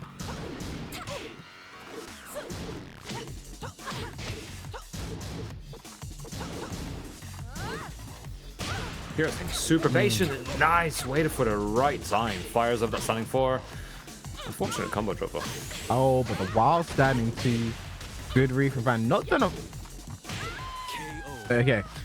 Not done a full crouch down forward 2 yet. So the mids are still alive, and I think that first mid hitting is a very good sign for Anna. Didn't have to take a huge risk to get the launch. Do you want more? Anna clearly doesn't. Dark wave gone. Down forward 1-4. Lively right now for Kira. Down here into the down 3. Had to take the mix up there while setting 2. Has the meter to spend as well.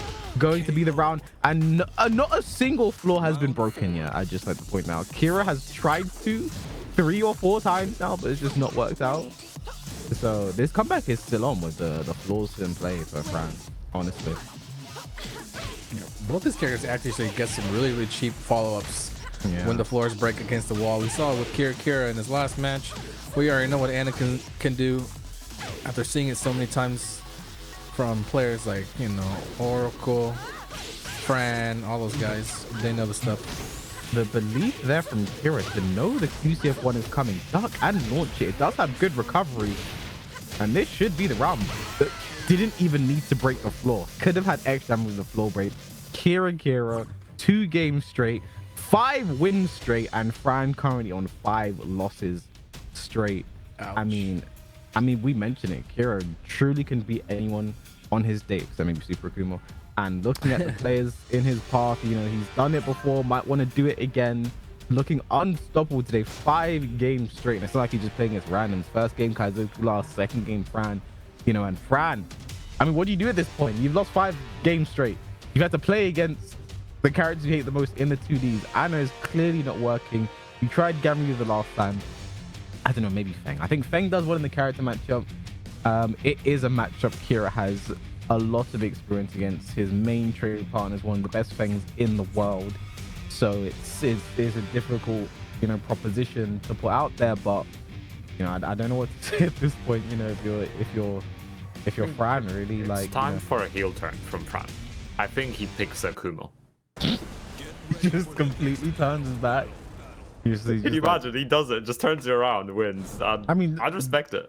I mean, Kira does struggle against the character. Eliza struggles against the character. So I wonder what we're gonna see in terms of character.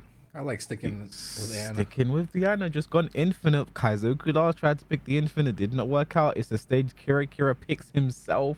He's very confident, very comfortable in the infinite stage. Let's see if this was the right decision from Fran. Round 1. Fight.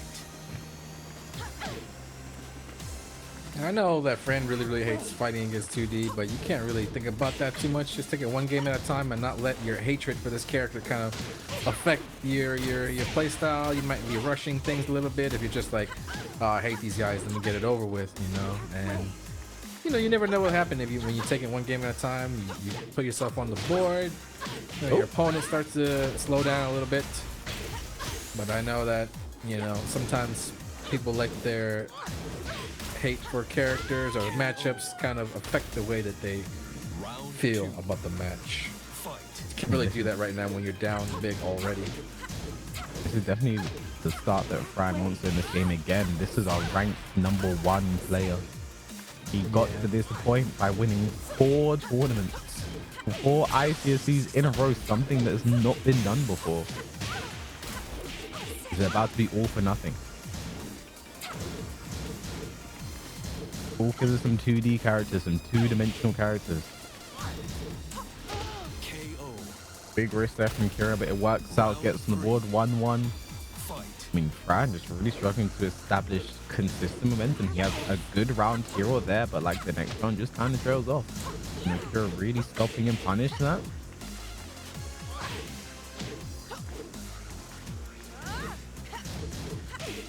someone do the jab, standing for 1-2. Oh, just completely whiffed there, but Kira definitely not ready for the whiff punish. Has the meter, doesn't spend it though. And there, the Moonglad 4, good block from Fran. Oh, no. The combo. Not the best punish from Kira though. EXDP, this should be the round. Okay. Say should, because Kaizoku mixed up a DP punish earlier today.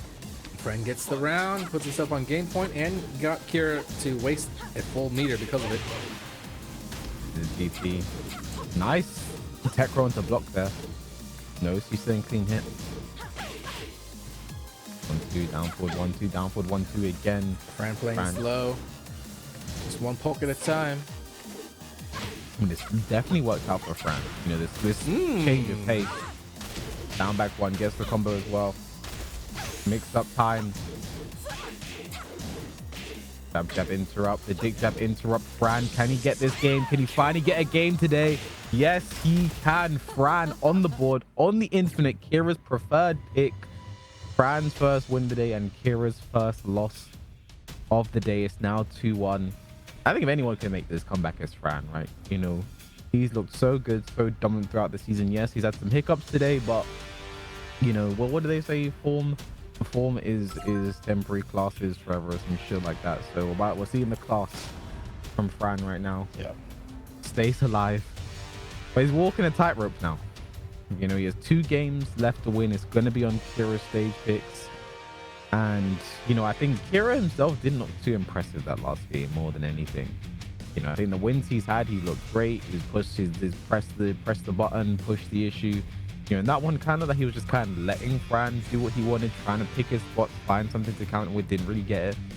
So he really has to come against that now. And did we ask for the numbers on this one, Pun Life? Like Fran versus Kira. Not too sure. It's actually pretty even. So I think it was 60% to Fran. Yeah, 60% to Fran, but it's across 5 games. So Okay. it's really only 1 game difference, or 1 set difference between the 2 of them.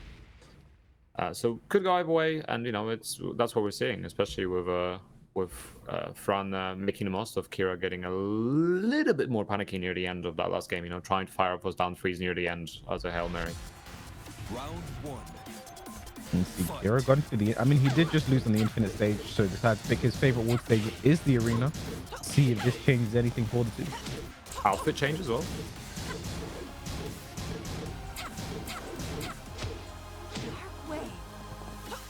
Nice patience on the dark wave. And nice gets the jab counter hit. Like 1-2 punish. And Fran with another life lead right now. It's on him to really not let this one slip again. See, every time he's done that, Kira has ducked the QCF1 and launched. That time wasn't ready. Kira has a read on it normally, but that wasn't the time. Forward for a while, sending forward to challenge, spends the meter. What's the option? Unblockable. Fran was not ready. Hail Mary from Kira. steals the first round.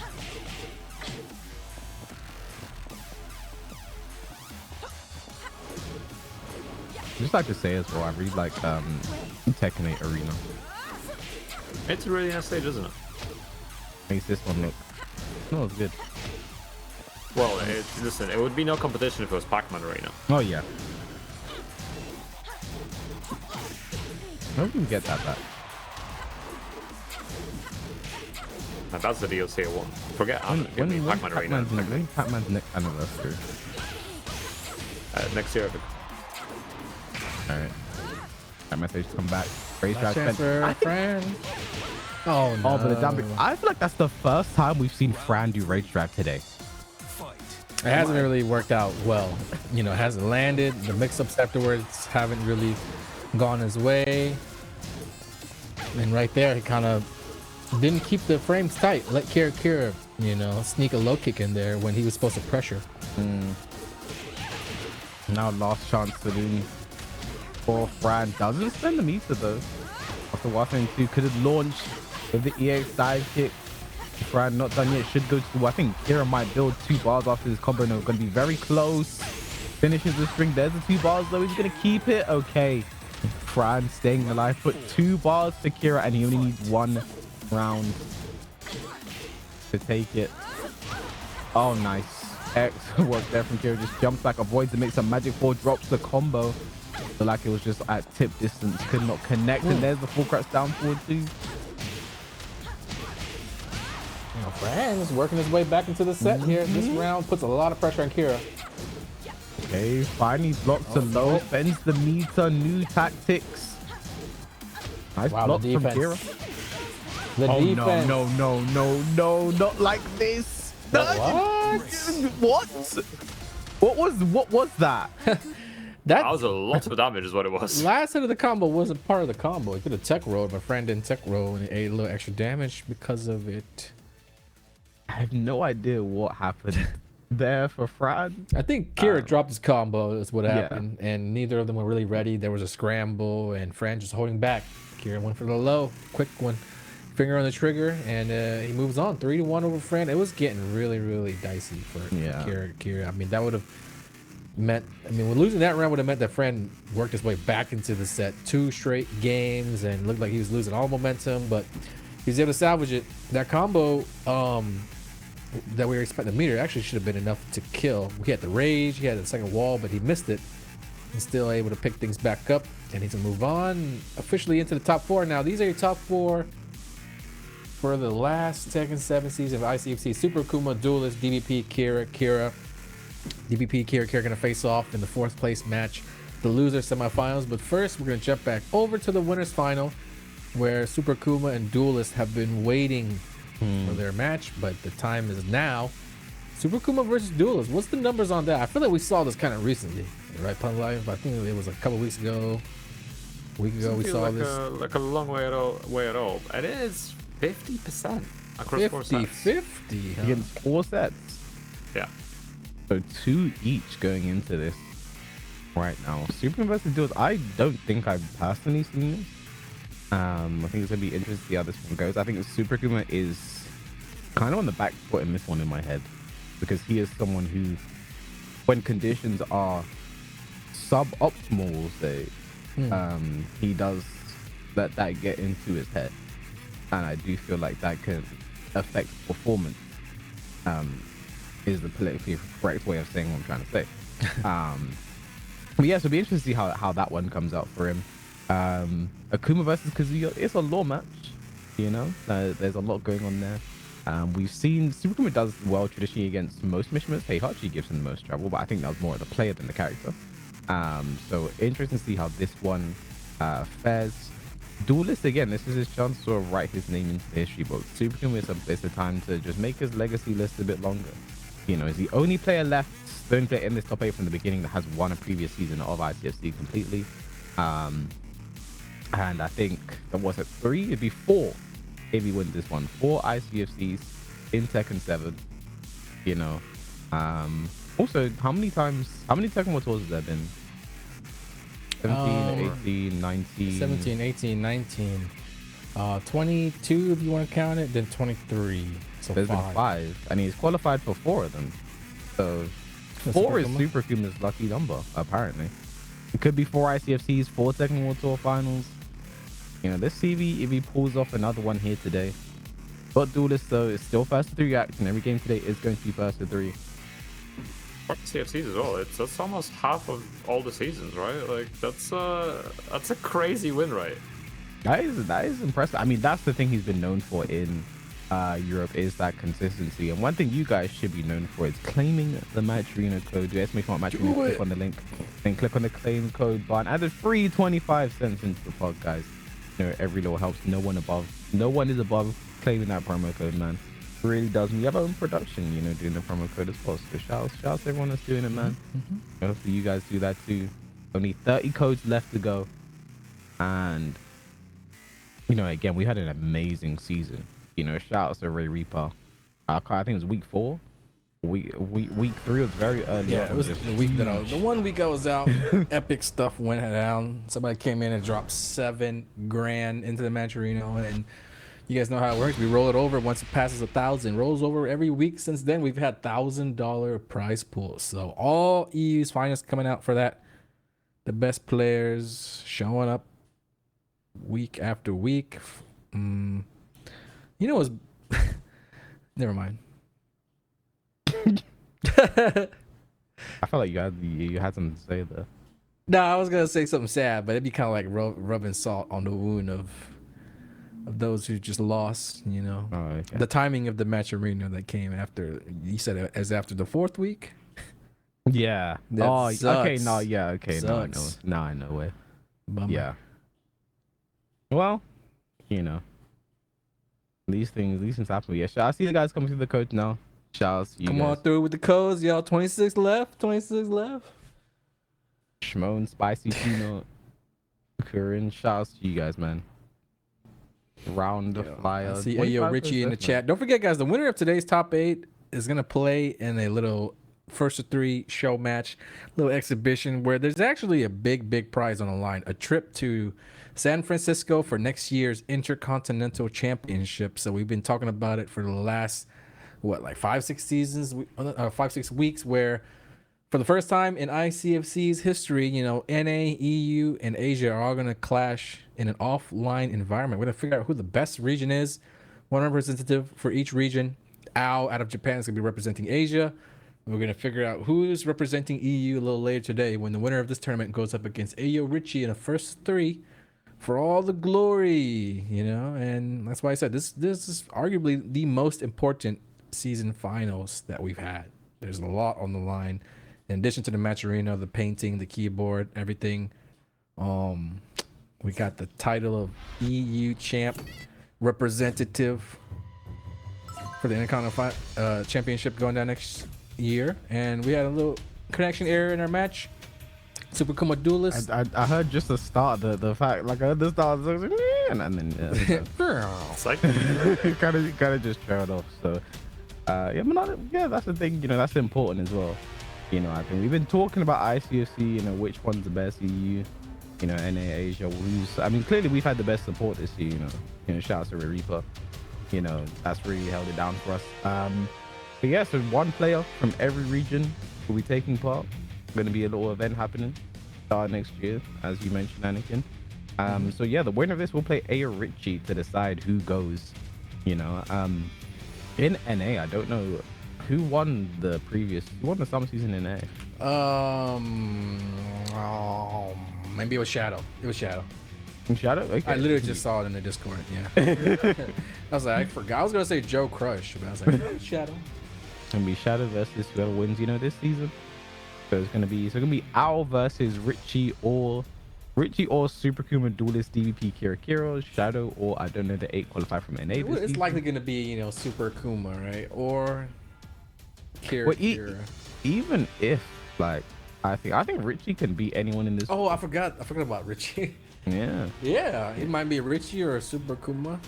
It was crazy. Richie kind of has Super Akuma's number, right? It was crazy. Richie didn't know he had to play as well.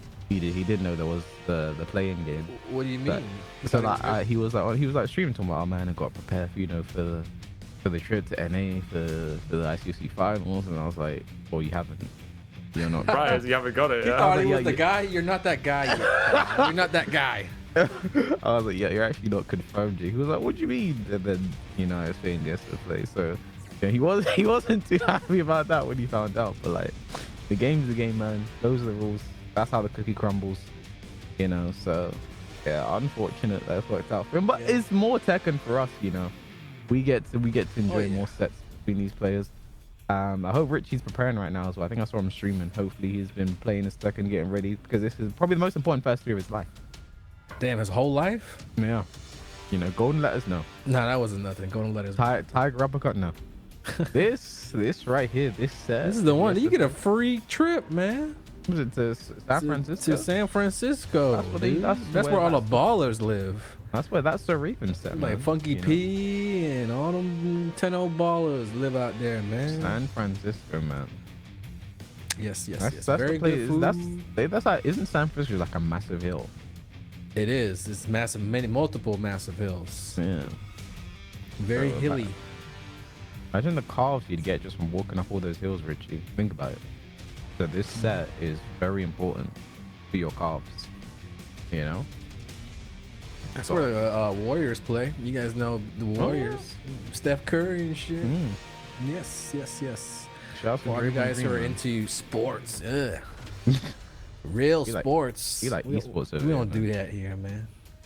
Sports, esports, it's all the same thing, man. Yeah. It's all about that competitive drive, having that dog in you. Can't lie, if you got that dog in you, I see you got a deer back there. You got that deer in you. Yeah. To be fair, the university I went to, the logo for the uni and the symbolic animal was a deer. So Oh, okay. I guess you've had that deer in you for a minute. Yeah. Wait, I have the logo on my diploma. Yeah, there you go. Actually, there you go. There's the deer. I Whichever way it think spins. my secondary school had a deer as well. Hold on, let me check. It was some Both kind deers? of like, it was like an elk or something. Oh, so like a B-Tech deer. Bro, elks beat the shit out of deers, bro. I'd rather be an elk. Yeah, but than a deers are cooler. What is? I think it's a deer. What's Oh, crazy? dear. Now we go into this discussion. My secondary school is actually the same school David Beckham went to, actually.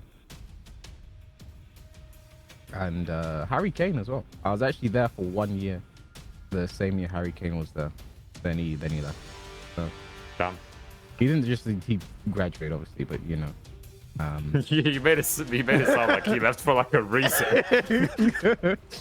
Alright, no, yeah, actually, Okay, so what did you do to Harry Kane? yeah, interesting. It was interesting school, man. I think it was a deer. I don't know. Or it was a buck. What's the difference between a deer, a buck, and an elk? It's with deer and elk. It's the horn. No, they're not horns, right? But like Antlers? it's the way they're structured is different. The antlers. Like, yes, antlers. That's it. Sorry, my Polish heritage was That's fine. stopping me from getting the right thing. I think about it too. Oh yeah, and elk are larger apparently as well. Okay. But how much larger, like, if we're talking like centimeters? This is using American metrics. 1.5 meters. A male elk. These on are pretty average. big. Yeah. You should do your best David Attenborough impression while talking about this. Here is the majestic elk. Oh, we wait for our ICFC to happen. It looks like Super Akuma is having an issue with his game appearing on the wrong monitor. What? That's what the issue is right now. He said, my game is on the wrong screen. I have a weird issue right now. Just move it. What the fuck? Yeah, these guys, man, they only know how to play Tekken. Tell him the shortcut. Super don't know. Akuma. Hold Windows key, Shift, and arrow key. Either Yep. of the arrow keys, and it'll put it on the monitor for you. There you go. Where's I didn't that even know text that support? was a thing, to be honest. I always have to It's really good. I just go to Windows mode and I drag it. Nah, you taught me something. Yeah, I turn Windows mode, drag it, and then full screen it back up. Right. Yeah. Because that does happen to my Tekken sometimes randomly. Just Yeah. opens my second one. I'm like, what the fuck are you? You're never on here. What are you doing? At some Jeez, point, we that just could- gotta that start could make a real penalizing difference him. as well. We just gotta start penalizing him games. You know, Yeah. 5 minutes, one game. I think for every minute it's a round. That works too. He's getting no round brown. Hold on, let me start the. Start the timer. Yeah. Yeah, we're the judges. Yeah. We're the Alright, commentators and we're the alright, judges. Timer started. Thank you, sir. So currently, what, 10 seconds in. Is that half a round? Did we say? Yeah, so that's where the missing D went. It went to the DQ.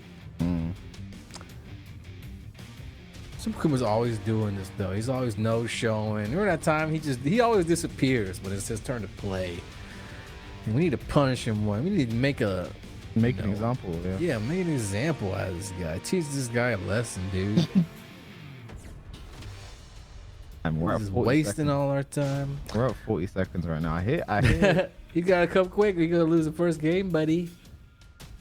But this would be a good time for you guys to hit that Matcherino. I'm looking at the Matcherino now. We've got 21 codes remaining. So definitely before the match starts, because Superkuma's taking his sweet time, we can definitely knock him out. 21 codes left. 21 codes remaining. That's all free money right there, guys. Each code 25 cents. So thanks to the names that I see: Koki Monster, Phaleon, John, Hindsight, Ground Flyer. We Appreciate hit you guys very 1 much. minute, by the way.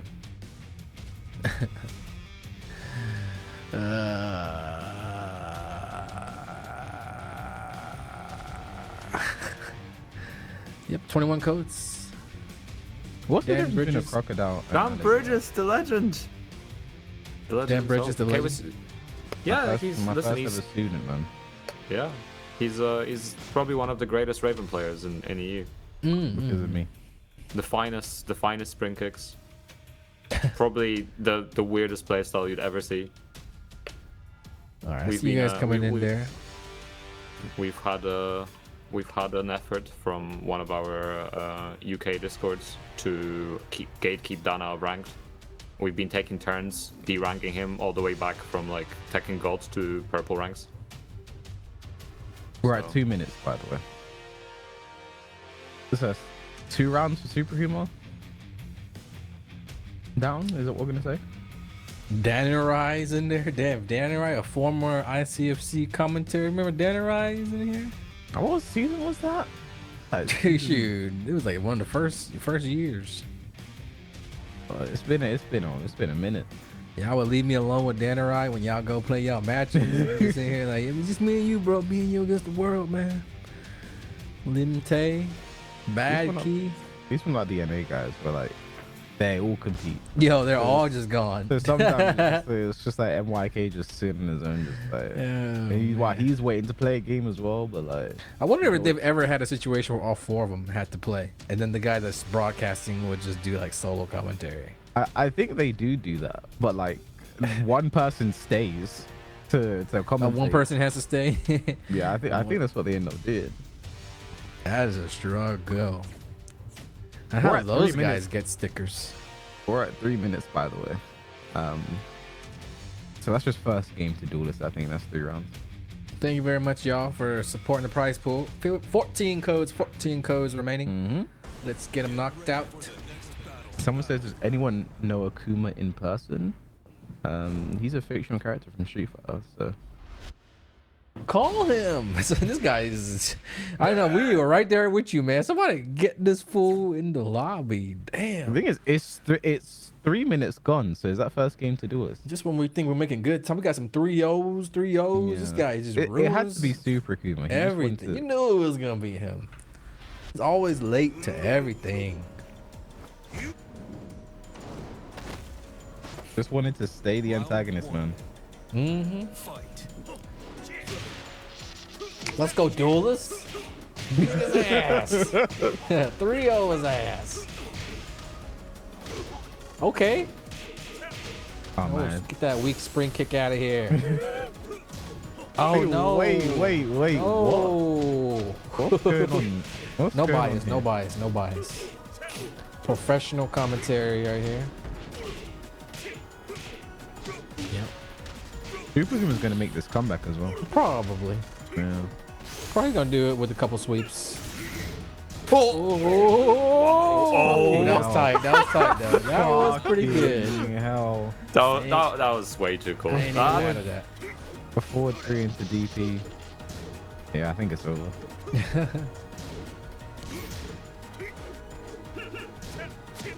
See, we've noticed this a lot from Duo. Same against DP. He sidewalks, gets to the back, and is very unoptimal with his follow-up. There's a health suit, gets a clean multi-back for some reason. He's gonna do it again. Goes mid. Downfall. Downfall. Downfall. Oh, win Godfist. Catch him out of the air though. Demon flip. Chop. 1 bar meter for Super Akuma. Rage available for Duelist. The Tekken though. Into another downfall. Those down fours went crazy that round. Yeah. No ducking from Duelist. That really dominated the decisions made and decided the determination of that round.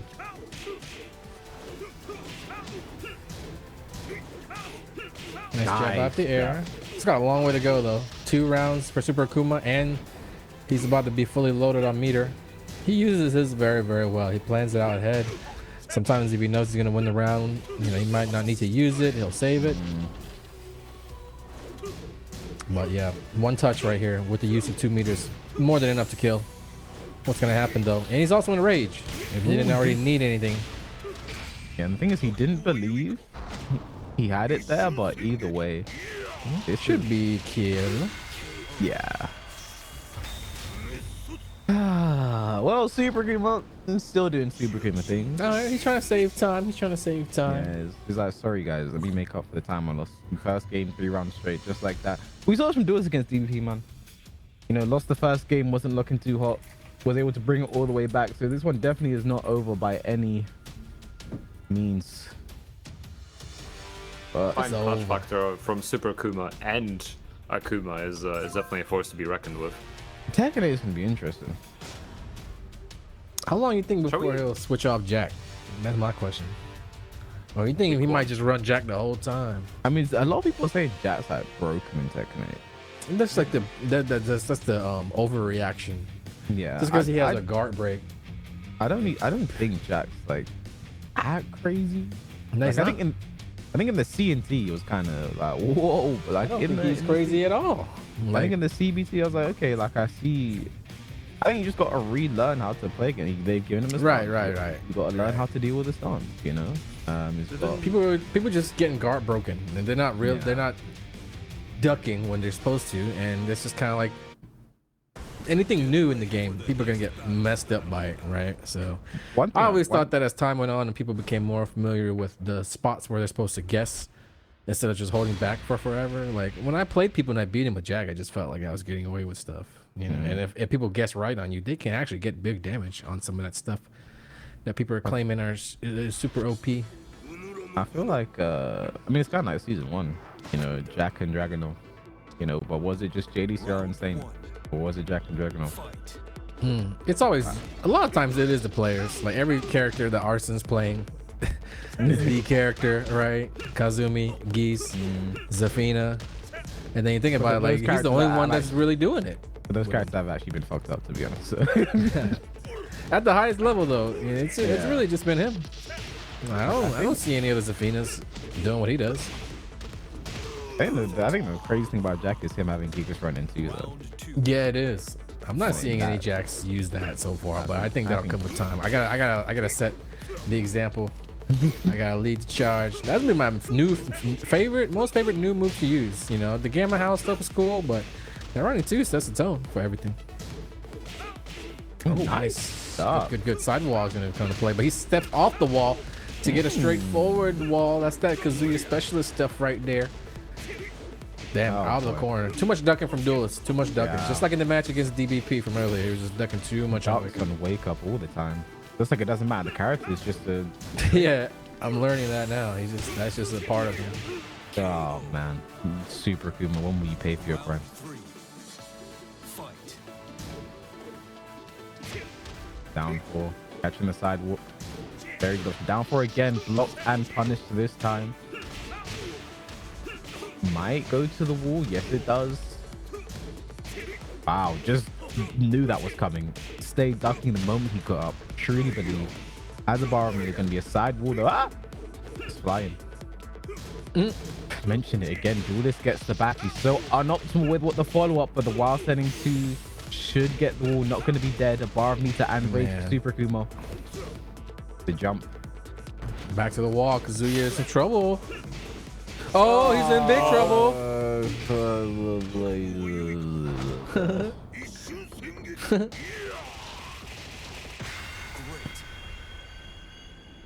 Is it great? Is it really great? It's alright. It's It's like- alright. He jumped over the thing. You know, he knew he was gonna go low. Instead of pressing down forward to parry, he just pressed up forward. That's all. If you look at it that way, then you know he's just doing the right thing either way. He's just jumping up forward gets you 50 points of damage before you even start the combo. Okay, how did somehow get hit by one?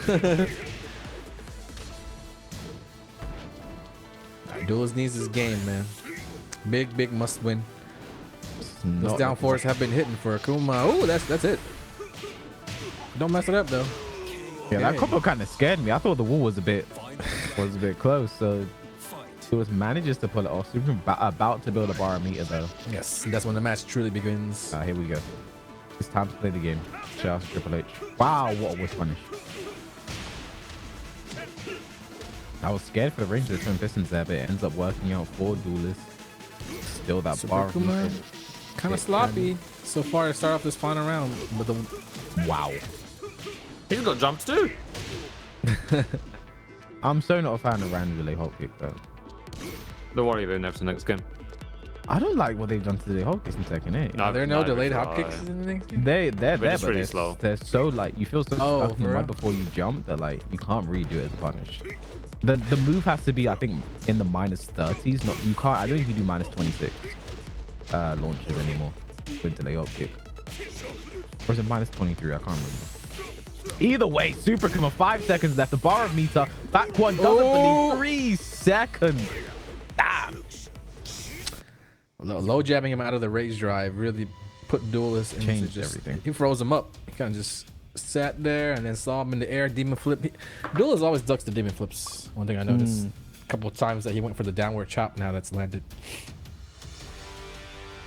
So with that, Super Akuma's up 2 games. He's yet to drop a game today. 3-0 Fran. And 2 over Duelist right now. Duelist in Now that, serious now that you've trouble. said it, that could be a curse. Who knows? I don't know, man. Stop I, for just that don't, Duelist I, don't, I comeback. don't like seeing Akuma win, man. You know, but like I tried to curse first round. I said he's gonna make the comeback, and he fucking did. So I don't know. I don't know where my curse is at today. Like it's kind of just like switching between different parallels. So I don't know. Maybe that's where he was going. He was like doing a ritual, so you couldn't curse him. All the Doing a curses ritual, got that's what he mirrored. was He was Yeah, like doing- handles, a picture of Akuma in the middle, pentagrams. he's just speaking in French.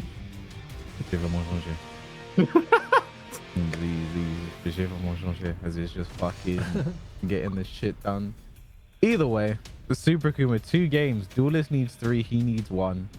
Stage select is on Duelist's side, but I don't know. He's kept it close, but I mean, Yeah. we've been talking about this for years now. Like Super Akuma, just the clutch gene. He was just born with it. You know, I think it's something that you just can't teach what he does in the clutch. Really and truly, you either have it or you don't. He clearly has it. You know, I mentioned it before. The best winner in Europe. It doesn't matter how it happens. He gets it done. And Especially at the end of the rounds. When you see him clutch out at the end of the round so many times, even though like he is doing the Akuma stuff, like the fact that it's always Vincent Super Akuma that always does it, like it just goes to show that it's not only the character but the player that makes the reads. He's doing the right thing at the end of the rounds, and he just knows what you're gonna do. So you gotta give him credit there where it's due. Victor Akuma. I can't wait for more of those in Tekken 8. More special interest, man. Fight. Does Jack anyways have any special interest right now?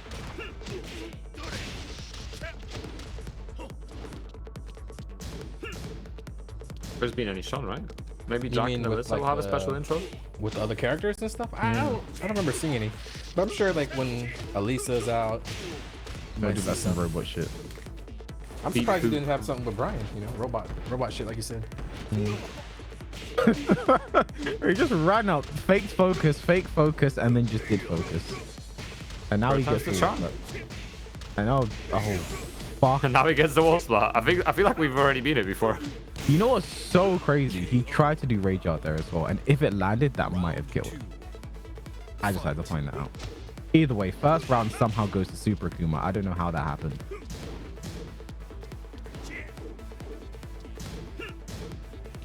Oh, threading the needle very narrowly. Nice interrupt. Was it nice? Oh, nice patience there from Duel. That was nice. Gonna put something just shy of rage. 4-4 to follow up again. Down 4. Down 4. Cannot punish the get up kick. 30 seconds. Rage available and the bar of meter. EX Tatsu to get in. Doesn't really get anything from it. Duelist treats that as a wasted meter. Oh, okay.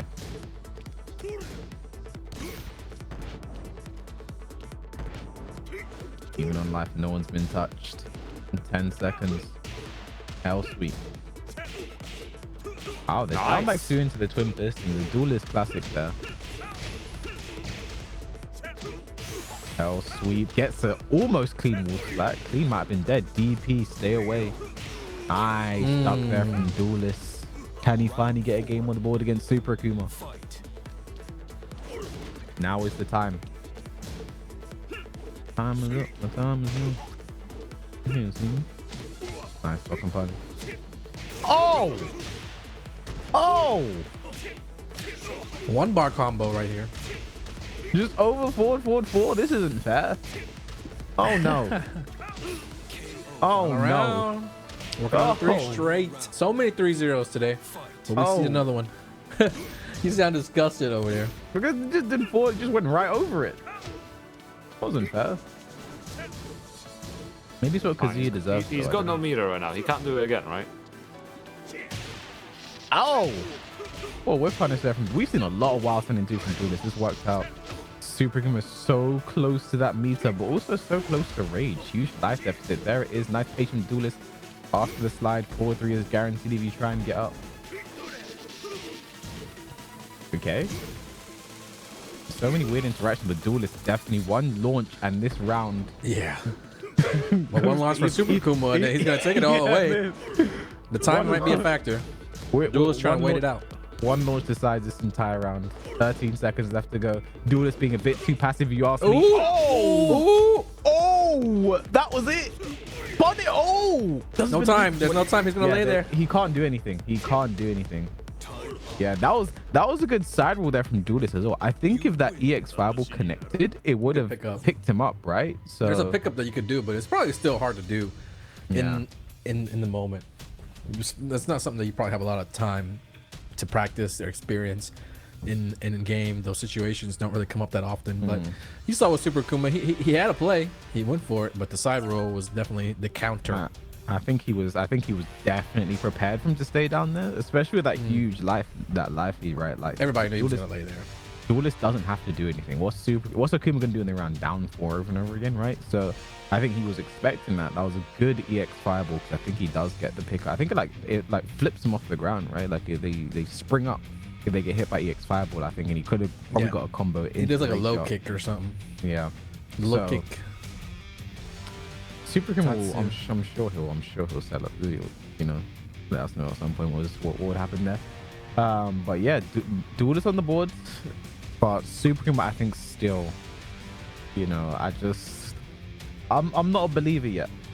I'm not a believer the Duelist gets this done. That was a close game. Came down to, you know, just playing well with the life lead, but how often do you get a life lead against Super Akuma, keep it, and play from there, right? Yeah. Like, statistically, I just don't think it happens. I'm not a believer in Duelist yet. This dude Duelist just fighting for his life. You know, he's fighting tooth and nail. He's clawing, scratching just to get a game. You know, and You're still very hesitant as well. Like Anakin, you mentioned earlier, every time demon flips happening, Duelist was ducking before him, and this game that just went, he was There's a just lot of things that staying. Super He was Kuma just can. staying there. He wasn't really ducking anymore, but he wasn't really doing anything about the demon flip. And Super Kuma was mixing up his options now, going for the sweep or then going for like a delay demon flip free. So really trying to continue mixing Duelist as well. There's a lot that Super Kuma can take advantage of to cash out on and ultimately win the set. It's a matter of like having the opportunities to do so and capitalizing, making the most out of the reads that your opponent's gonna fall under.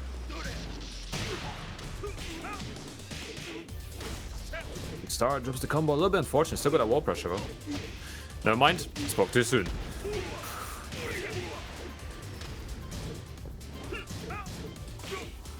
Down 4-4 doesn't work out there. 4-4-3 gets the launch. Nice combo as well. Gonna leave Super Kuma just shy of rage. What a step! Goes for the tech catch. Nice side rolls the right way and puts Super Kuma's back to the wall, but jumps out. Oh! Whoa. Jumped out, teleport into him. 15 seconds. Had the fireball forward. Too much ducking. Too much ducking from Duelist. Mentioned it many a time. It's that ducking from Duelist. Puts him in a bit of trouble sometimes. Tried to back one for the down back before that. Super Kuma feeling a bit disrespectful today. He's running threes, man. Keeping Duelist locked down. More forward 4. Hell sweep. He could have broken all, but it doesn't matter. This should be the round with the forward 4-3. Very nice. Round 3. Fight. Oh, finally gets the full 1-2-4-3 in the back. Doesn't go away from it. L sweep. L sweep. A nice basis spring kick. That's gonna be the round. Duelist making a believer out of me. Yet one more round to tie things up. Very good round as well. 12 seconds in that second round. Oh, That was the dash in down 4-1 that became block DP. either that or fireball. Worst case scenario there from Super Akuma.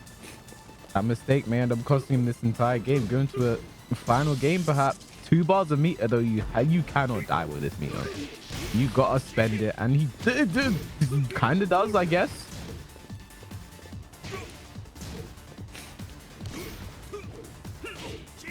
I would use the meter. No need to hold on to it. You need to survive. Oh, And no surviving the this. delay gets the hell sweep, and the stage that Super Akuma picked actually comes back to bite him. That was only dead because of the balcony, and now it's the final game. Duelist taking it all the way. After how those first 2 games went, the fat lady started warming up her vocal cords, but does not look like that is going to be necessary right now, because again, a final game between the two. Duelist looked very good that game. Nothing to take away from it. So, final game. And pardon that, you mentioned the number right. It literally is 50%. Yeah. Right? So, Yeah. Across 4 games, yeah. So could have been going either way, and it is really going either way here. Obviously, the momentum all on Duelist sides, but who knows? It's not over until it's over. literally is not over. We have one more game left between these two. Whoever takes it goes into the grand final. Guaranteed second place. And for Super Akuma, been there, done that. All the time. Is a multiple ICFC season winner. But for Duelist, this is uncharted territory. You know? This is going pretty deep. Top 3 in the season.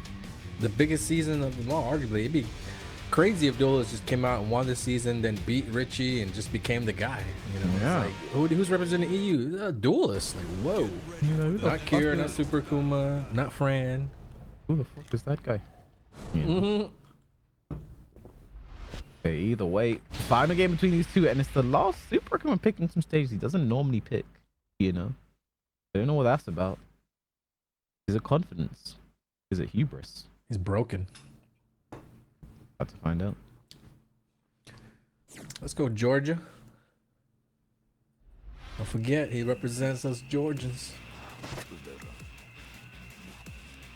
And we stand with Duelists in the chat. Fight.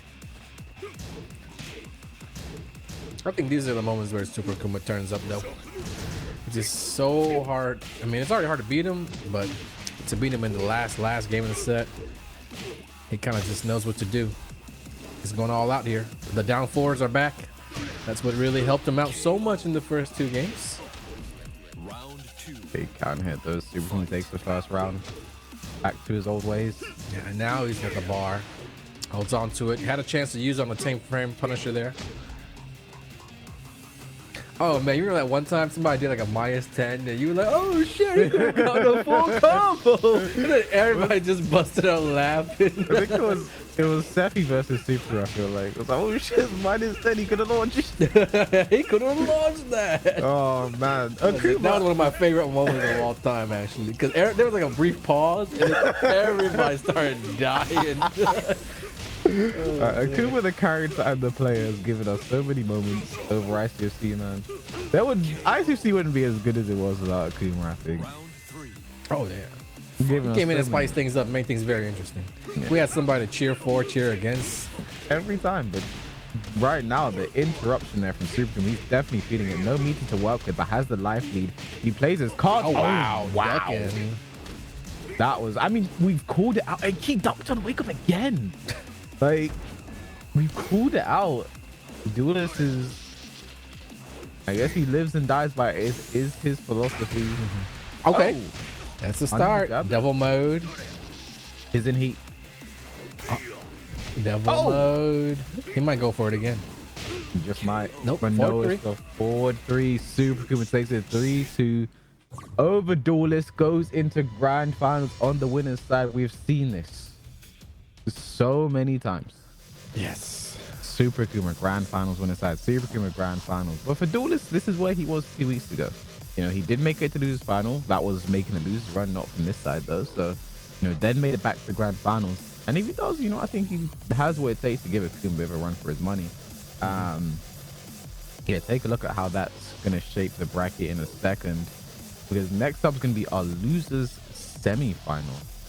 That's going to be DBP versus KiraKira. And I mentioned early, you know, KiraKira against Germany does kind of, you know what to do. Doesn't really struggle. Does his thing. But DBP is someone who, whenever you get into that game, you never really know how it's going to go, you know, until it begins. So it's definitely a hard one to call. I think KiraKira definitely has the momentum right now. 3-0 over Kaizoku, 3-1 over Fran.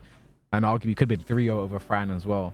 You know, DVP, someone looked good in his win against Pikah, but that was definitely closer than the wins that Kira has had. So, judging by that momentum, how they're feeling moving forward, Kira's definitely the guy to be scared of. And, you know, Duelist sitting there, it's going to be a tough proposition. Like, he has already beaten, you know, DVP today. Very close. Definitely could have gone to DVP. You know, KiraKira is the guy who 2 weeks ago just made him look like he did not belong. So I think it's going to be a tough ask for Duelist right there. Has to get that loss from Super Kuma out of his head. Focus on the here and now. Focus on the future. And do we have the numbers for Kira versus DVP? Of course. I come prepared as always. I think I've ever seen these two play. Here, it's, again, 50% across 6 sets. 50 across 6. So that's an interesting one, to be honest. I think Kira does have a bob problem sometimes. I think I've seen Lucid Rukang sometimes. So A bob problem. Yes, there's just a bit of a bob problem sometimes, you know. And again, 50-50 in the set, 50-50 in the game. You know, that's kind of what we expect from Bob. Definitely seen that from DBP.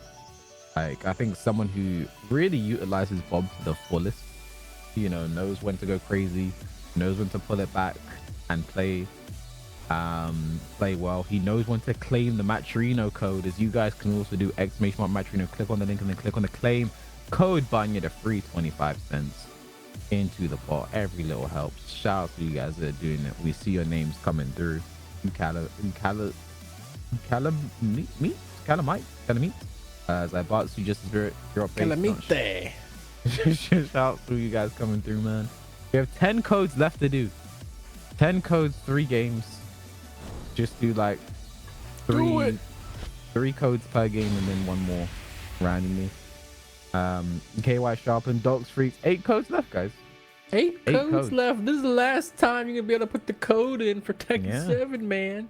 Next time we ask you guys to claim the Maturino code, it's gonna be all Tekken different. You might know Maturino. You never know. 1. Again, infinite stage on random. Very good for Kira. This is normally his stage of choice. Oh shit! I see Fatalis coming in. I haven't seen that name in a while in the match arena. Shout out to Fatalis. Then we see a bunch. Big Like supporter of 4 times. ICFC.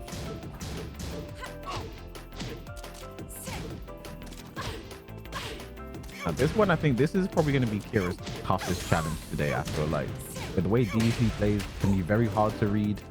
I mean, Fran and Kaizoku, they can be quote unquote easy to read. You know what they're going to do, but it in itself can be difficult to deal with. DDP, I think it's a complete enigma from the moment the game starts, but it's not enough to deter Kira as he takes the first round.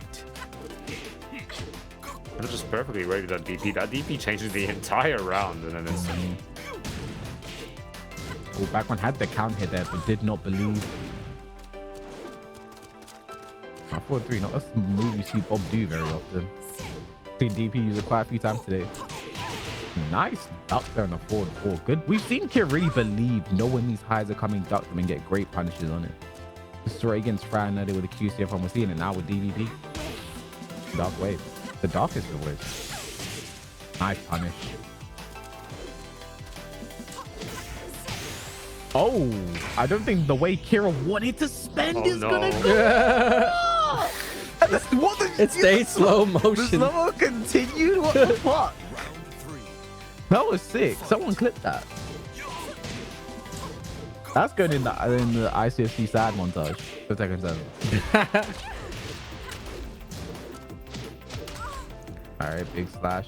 Oh, the first hit, he knew he was out of range. Good awareness there from DVP. You remember that time I had the script? Yeah. That was good. That was pretty recent. I was like, was good. was that this season? That was I think it was last season. That was creepy. Round 4. It was, wasn't it? Fight. That was crazy. I haven't trusted you since that moment, to be honest. I thought you're hiding something. There you go, being silent again. I don't try. What are you cooking up? You got the script. Who, Pun Life? Pun Life hasn't said nothing in a while. He's I'm right. catching up on the script, okay? I also try and find more data, but Yeah, wait till you see the script for Tekken 8. Wait till you see Super Akuma's storyline. Yeah, you guys are in for a ride. it says he's playing birds apparently. Yeah, he becomes the best player in the world. Nah, just kidding. No, we always talk shit about him, but he's super cool, man. That's why we do it, because we know him. He ain't gonna get mad at me. Yeah. He ain't gonna get mad at me. It's just me. Either way, first round, first game to Kira. I mean, he has looked so good all day. You know, like, I don't really know what to say about him at this point. You know, it's just been so amazing with this character, just with the way he's been playing. And on the DVP though, you know what the solace you can take from that was Kira's preferred stage that they got on random, right? Yes. So literally him playing his best, he can now pick a stage, he can now mitigate some of that damage, you know, see where that takes him. But what a good start there from Kira, and we've seen that from him like all day. You know, good start, great start, going from there, just the damage. You know, 3 over Kaizoku, started off 2-0 against Fran, and Fran got a game and he just shut him down completely on arena stage. You know, I think KiraKira, if it wasn't for Super Akuma in Winner's Side Grand Final, he'd be my pick to go all the way. You know, but Super Akuma is just Yeah, I think if right there. KiraKira gets past DVP, and it's definitely gonna take it over Duelist. We saw that like last week. We saw it twice actually. I think he 2-0'd him and 3-0'd him. Yeah. And then ultimately, you know, is the inevitable showdown between the two EU Titans. We've seen it plenty of times, 14 times in fact, but it's not look good for KiraKira if he goes up against Super Akuma. Not only does he have to play against somebody who he barely beats, he has to beat him twice. But yeah, he had the longest road starting off in losers, barely getting into the top 8 in the first place, winning the last week of ICFC competition, and he is here now. You literally have to win the entire tournament to make it, and did that. And now here he is making great use of it. He's about to take this round of a DVP. Yes, he is. Round It's a perfect underdog story, right? Everybody loves an underdog story, and He ain't no Kira's underdog. living it. Wow. 3-0, 3-1, maybe another 3-0. Still the underdog, though. In the grand scheme of entering the top 8, right? Narrowly, and then having to fight all this way. Have we ever had someone win it from the loser's side? I don't think we have. There's been too many seasons for that to not have happened. I don't think we have though. I'm just thinking about the winners we've had. What's the stats, Pun Life? This is where you come in. I went from the winner's side. Chicken Mara went from the winner's side. Superkin went from the winner's side. Joker went from the winner's side. Sephi went from the winner's side. Richie was also winner's side, right? He had that one where he like automatically was in the winner's final. I remember that. Oh yeah, someone could. Super Kuma couldn't make it. I just remember he was in Romania or some shit, right? ICFC, so he couldn't make it. So Oh my god, this combo went across 3 walls on that one. It is definitely KiraKira's day. Wait a minute, another one. He's gonna go for it again, and he didn't want to pull the trigger. This should be dead. Blue stuff. So we That was saw kind Kira. of sketchy right there. That looked like he might have jumped over her. Kira was ready to duck walking on too, but he did the mid that Yeah. time. CD 3-4 DBP. When his mids are hitting, that's when he becomes really scary. Oh my goodness. Hell sweep. The sweeps. Forward 2. Guaranteed down 3+4 there. Hell sweep. Nice block from Kira. Gonna stop the bleeding, but not for long. Got a meter. He can actually take it with the rage combined. Oh, Wow. nice low jab. Sick low jab. You know, what was going to be a big advantage for KiraKira in game 2 turns into an outright victory for DBP. He's going to keep it competitive. This is the loser semis. First It came down to that while sending one they did with it back to the wall. Yeah. Kira tried expected while sending 1-2, but he did the mid instead. Got the wolf black kill with the combo because that was Kira's route. You know, DBP was 1 hit away, made the comeback, and the next run again, DBP, he's someone who's really good at riding that momentum. The moment he gets it, he holds on to it, gets the whole game because of it, and now we're tied up 1-1. This is uncharted territory for KiraKira being tied in a set that's not with a number 0, so let's see how he comes back from here. I'm not going to lie, though. I would have probably ducked that string, too. It's just in my DNA to, like, instinctively duck the wall standing one. And that's just even better awareness from DBP to go for the punishable move that would have gotten him killed. But he knows that would have given him a really good chance to make that comeback. And everything going on. You know, he gave KiraKira the credit to duck the duckable string. It's good risk management. You know, I think if it hits, I win. If it doesn't, I lose. Yeah, and you know he goes both ways because he did the other one against Duelist because he felt that maybe Duelist wasn't privy to all the strings and didn't really have the experience against Bob. I want to hit Duelist with a second hit. Oh my god, that's right. So. That was a giveaway right there. He's like, this guy don't know Bob. Yeah.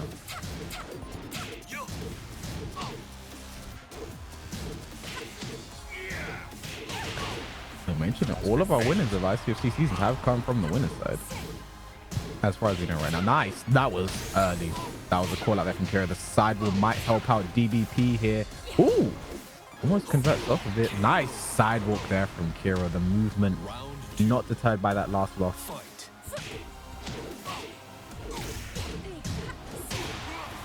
Goes mid. Move glide 2. Nice duck. C1 is good recovery though. Hard to punish. Down 4 there. Was that Giga Jacker? Yeah. I learned something new today. That's really the name of the move in the game? Yeah. Cool. Oh! Both have the same reaction out of the dash flow. Down for one. DBP keeping it close. We suspected that it'd be more of a challenge for KiraKira than the other guys have been. Just because of the playstyles. Nice. Through the wall, 2 bars of meter as well for Kira. DP staying down. That could have been a risk. Hell sweep. Forward 2 to chase down as well. CD3-2 no doubt by that second hit. Mid or high. Hell sweep. This is trouble now. Goes mid and it kills even though the sidewall's there. DBP, is he going to starting to run with that momentum as well? Those mix, especially, he's really opting for the hell sweeps near the end of the round every time and forcing Kira to gas. Kira's pressuring with the wall. in his favor. Oh, nice punish there from Kira. It's dead as well. Final round between these two. Wavy, nice breaking my throw from Kira. 1-1-2, very nice. Down 2-1, lot of mids. Nice backdash from DVP. Punishment on both sides a bit iffy right now. EXDP, preemptive there from Kira, but it works out. I think that was aerial scaling though. It's a close one, guys. KiraKira no meter, but he's very, very comfortable fighting without having to use it. Nice. That was a whip punish. Oh no, DVP's not gonna bait. bite. Yeah. Good bait. I love that punish as well, down +2. And the key charge as well. It's the best 14 frame punch in the game, I swear to God. I wish more very players good. used it. Just looks so cool. For how much damage it does, you know, a lot of bot players just settle for the 4-2-3 sometimes. From playing Bob 4-2-3 is addictive though. It is tight. You use it as a punish, like, it's so fun. That's a cool move. We'll get those punches in though. But yeah, I think for the first time Kira has been down a set today. It's down 2-1 against DVP. Definitely can make the comeback, but DVP having definitely the person to sort of put a halt in his momentum today. You know, the first person that's really kept it this close all the way through. By this point, Kira's normally up 2 games chilling. They're like waiting for the third game. Maybe he wins, maybe he loses, but he knows that next game he's going to take. This one is Kira has to work for it, and he really has to work for it. So, not too sure which way this one goes. DVP on the front foot. He's looked good all day. His only loss was close. His win that final game against Pikah was not close. So, interesting which way this one goes. Potentially final game here right now. I wouldn't bet against Kira, but DVP is someone that, I don't know, he really knows how to ride the momentum. We've seen that all game. We've seen it all day. It's weird as well because every time it feels like Kira is about to change the momentum around. You know, the game starts, Kira's on the offensive, gets ahead, gets that round, and then DVP just sweeps back again. And we've seen it in the last 2 games. Will the same pattern reoccur?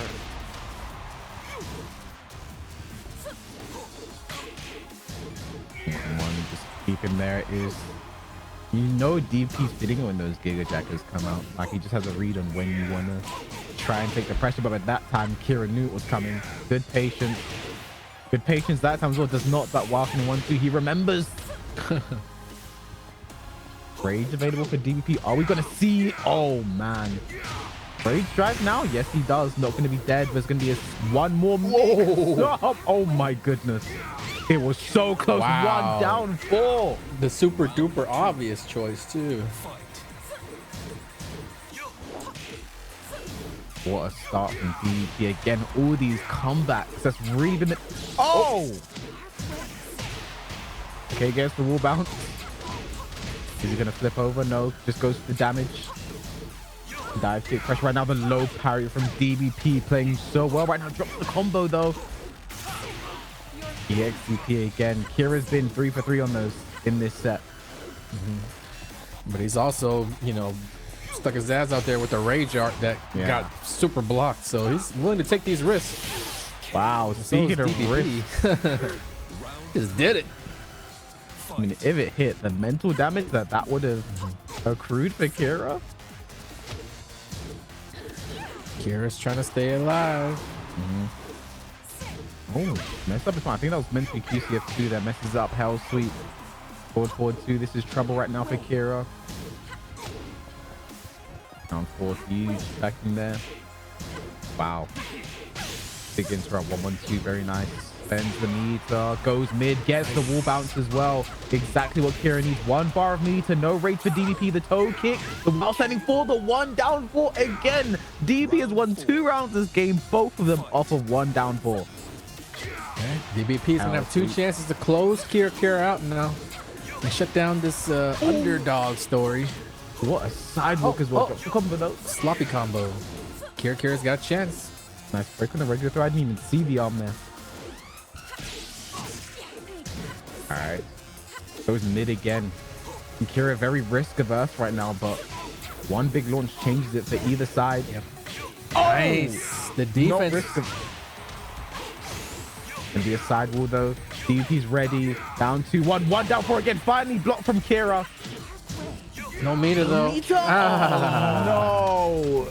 3 rounds, all won off of 1 down 4. But ain't Yeah, broke, hey. don't fix it. You hate to see it, but just like that, DVP. And it's now a run back for Duelist. But again, I think either situation for Duelist wasn't desirable. You know, you had KiraKira, the guy who 2 weeks ago made him look like he didn't belong. And then today he did beat DVP, but it was First game very was close. Super close. It was very close. And easily could have gone DVP's way, I agree. you know. Yep. So I think this one right now, you know, is DVP about to go the long way to grand finals? Just had to win one, then another one to a Super Akuma, didn't get. Is he about to go to losers, win 1 game, 2 game, 3 game, then get to Super Akuma? Like, who knows? Because again, I think DVP it was probably Super Akuma's biggest obstacle in this entire bracket. If he had beaten Duelist, we would have seen that. But so is DVP about to go the long way to get what is rightfully his, or is Duelist gonna stuff him again? Pause. So we'll take one last look at that match, Reno, because I feel like we must have all the codes We played did. by now. We must have them all. Nice Let's solid round number 2, 200, or sorry, Hey. $1,040. Exactly. So thanks everybody for knocking out the last matcherino of the fall season here in EU. But don't forget, in about 4 hours is all gonna be going down on NA, in the NA region on Level Up Your Games channel. The finale of ICFC going down over there as well. So your NA favorites are gonna be in action.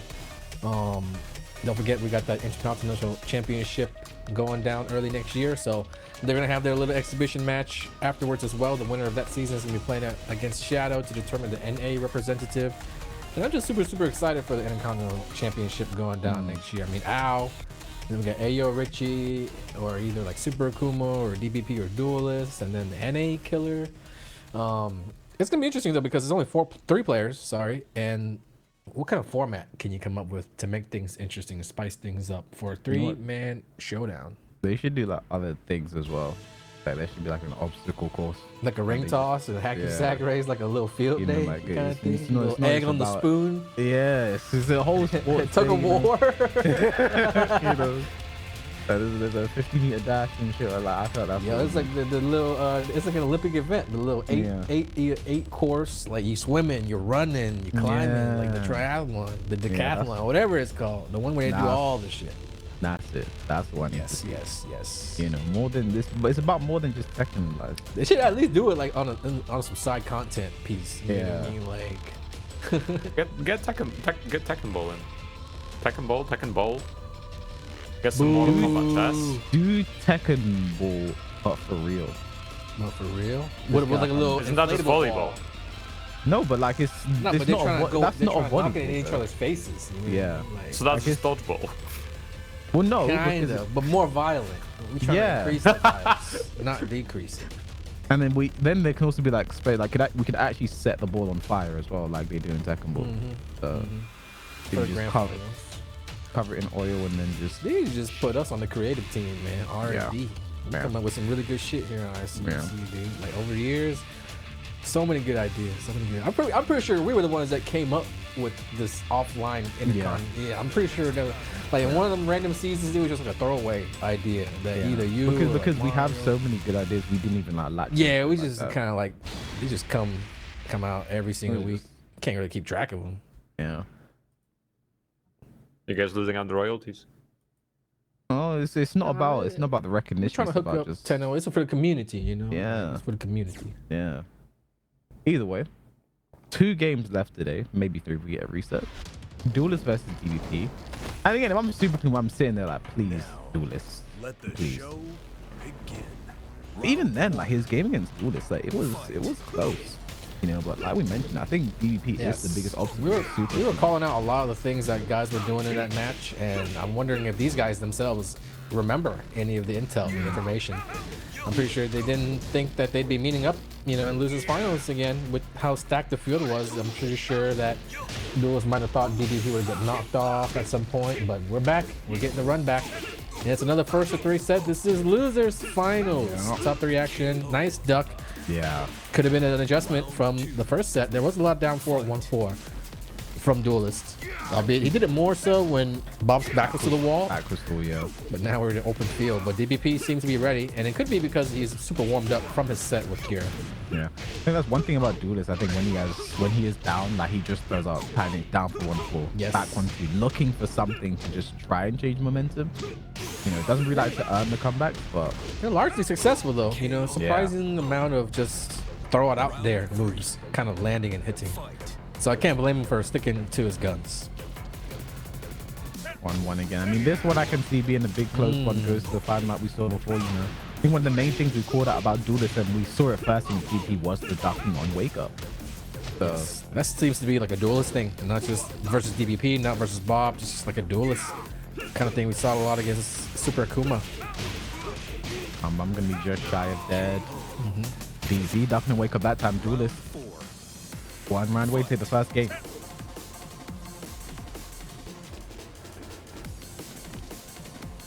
Starting slow Super this time. patient. Hell sweep again. You have a third one in you. No, that was boring. Down back to you. Oh! Guess what's that? This isn't dead. This means really close. It is dead. It is. Dead. It is. I think that was inescapable. To get away from that, you have to side roll to the right. But I think because the axe is dual, he couldn't side roll right. So could not escape that. I think maybe spring kick to lessen the damage there was the only thing he could have done. But might have still killed. That's the hell sweep. Nice coming from DVP as well. Oh, that's huge damage. Down 1 into the back 3. Nice. You see, Duelist fainted the crouch dash, saw him duck, but it doesn't matter because he gets the L sweep there. Very nice work there from Duelist. The first time he did that, he fainted the crouch dash, saw DVP duck, went in with the mid, got the combo sidewall. He's like, he ducked last time, he's not gonna duck this time. Hell sweep. Good work there from Duelist. Good awareness, good vision. He takes the first game. But I feel like this one's still gonna be a long one. I feel like we got a while for this one, so everyone strap in. Lean your seats back. That one went down to the last hit, pretty much. I mean, it was only Duelist won because he was willing to take that risk. Went for the sweep. Said screw it. You know, there's gonna be no stare down. He lost like a crucial round previously because of that. When they had fought in the first time, he just looked at each other and he lost. But he's not gonna let it happen again. He's gonna go straight to his options, no hesitation. And a lot of times that's just the key to beating your opponent. You know, even if you have the right option, if you hesitate a little bit, it can ultimately turn into the wrong decision because you waited for too long and the window had passed. So it's better to just take matters into your own hands, get it over with. Just do what you were gonna do. I mean, that's one thing about I think DP as well. Is he truly just believes in his read. He believes in his option. If he thinks something is on the way, you know, he's gonna hard duck. He's gonna commit. Gonna do what it takes. So second game again, we've seen this geometric played a lot from DBP. Loves it.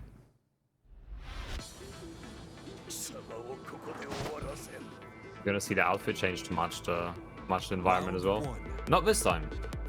Not going for the camouflage. He does it when like it's desperation time. You know, he really needs it. Bob off the Pukamo.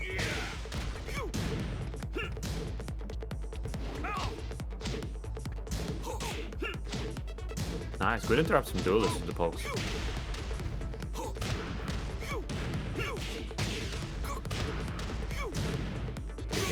Interrupts. The pressure. Really, The pressure. really putting the pressure up.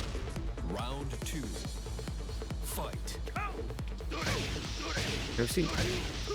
I was about to say we've seen so many rounds where DVP just made the turnarounds happen really, really quickly, but Duelist looking to not let that happen this time, keeping the pressure up near that wall. We're still seeing Duelist duck on wake up in this situation. Oh, look at the pushback, no punish. Oh, by the duck on the hell sweep. 1-1 in rounds. These two keeping it close as can be. No down 4-3 from DVP. Oh, Giga Jack a hell sweep. We saw that in the first game a lot, didn't we? Like, Duelist would get hit by a hell sweep, wake up, do hell sweep right back. It's a sign of respect, right? They're trading health sweeps. Doesn't take too kindly to those. Nice, what a launch. Yeah, you don't see that very often. This is gonna be close to dead. Down forward one.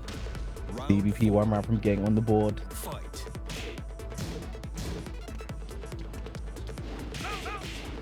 1-2-2. Hell sweep. Again, Duelist loves get up kicks as well. Oh, catches him stepping. Should go to the wall. Gonna be huge damage right now for DBP. Duelist actually sideboarding the wrong way, and the down one. I'll fight you anytime. That's a Just great like that. answer back. 1-1 in Duelist games beats between a the two. lot of mids when he wakes up on the wall. I tell you Yeah. that. There's also like there's just the patterns, you know, from Duelist. Gets hit by hell sweep, wakes up, does a hell sweep right back, or it's like there's like two options: either he gets up, does a hell sweep again, or he doesn't get up kick because he doesn't want to take the pressure, or he wakes up and he sidewalks, and that's when DBP comes in with the CD1. Because Bob is a very tricky character to sidewalk. I told a joke about this a lot. He says it's just not worth trying to sidewalk Bob at like range 2, range 3, because yeah, you might make whilst and forward 2 evade or hell sweep, he goes to the right or the left, but CD1's going to catch you no matter what, you know, and it's just such the reward that Bob gets from it isn't really worth the attempted sidewalk on a maybe forward 2 or a maybe hell sweep, because CD1 is just going to clap your cheeks anyway. So good start there between these two. 1-1 in games, been very even. We're gonna be this one might be a photo finish, I think. You already called it. It might happen. Yeah. Just barely You across the line. About strapped to in, find out. your chairs kicking back. Yeah, this is the long one, man. I'll get back up for grand finals. Okay. Don't forget we got that exhibition with Richie still. Oh, for fuck's sake! Do the Austrian. Who just will do radio commentary? I'll tell you guys when it's over. That was sweet. That was sweet. Right back. I really want to do this. Just spring kick back as well. He's like a comedian. Oh, excellent wall carry combo there from Duelist. And the health should be the round because of the wall. Round 2. Kazuya's health just gets the wall randomly. They know when it does too. They know the angles. They know like where the character is gonna fly. If you don't know, like, I mean, if you know, it helps predicting when the health is gonna come out, because that's very, very likely when they'll go for it, especially in those balcony break, wall break situations. Oh, big sweep. I think that's fine. Healthy, and there it is again. Oh my Oh. god, the triple wall combo. Down forward 2 doesn't get anything. Down forward 1. DVP needs to throw something out, doesn't get it. Round 3. Quick 2 rounds for Duelist, answering back after the DBP win. As long as Duelist isn't put in a position where he has to wake up and duck or stand for his life. Up 4, that was really bad. Wow. From DVP had a normal punish there. 4, 2, 3, and now this round has just gone lopsided. You can pinpoint the exact moment when it was that weird punish attempt. Electric the jab. Smokes. He is on point. Can he keep it up though? The score is now 2-1 for Duelist. But Kwis thinks that, you know, it's DBP I don't know turn. I don't know anymore, man. Like I don't You get don't the know? script like that one you, kind of so- changed your mind a little bit. Yeah. I mean, they get like deep. That was just some weird. Like for example, Block the Twin Pistons did up forward 4, not 4, 2, 3. I think maybe was expecting while standing 2. So like he pushed his punish before like he even blocked the button. But I don't know there. Right. DBP looking a bit shaky now. And again, like there's so many like easy to see patterns that DBP is not taking advantage of. Like the hell sweep. You know, it's hell sweep. It was hell sweep for hell sweep. Then DP spring kicked, ran in hell sweeped again, got it blocked.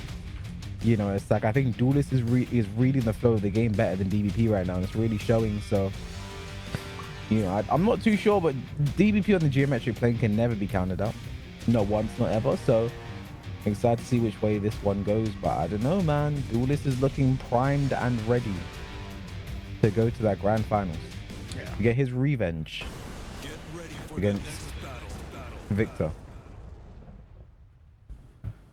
I mean, even though Super Kuma won winners finals, it ended up being super close down the line. Like Duelist making the comeback, kind of putting the pressure on.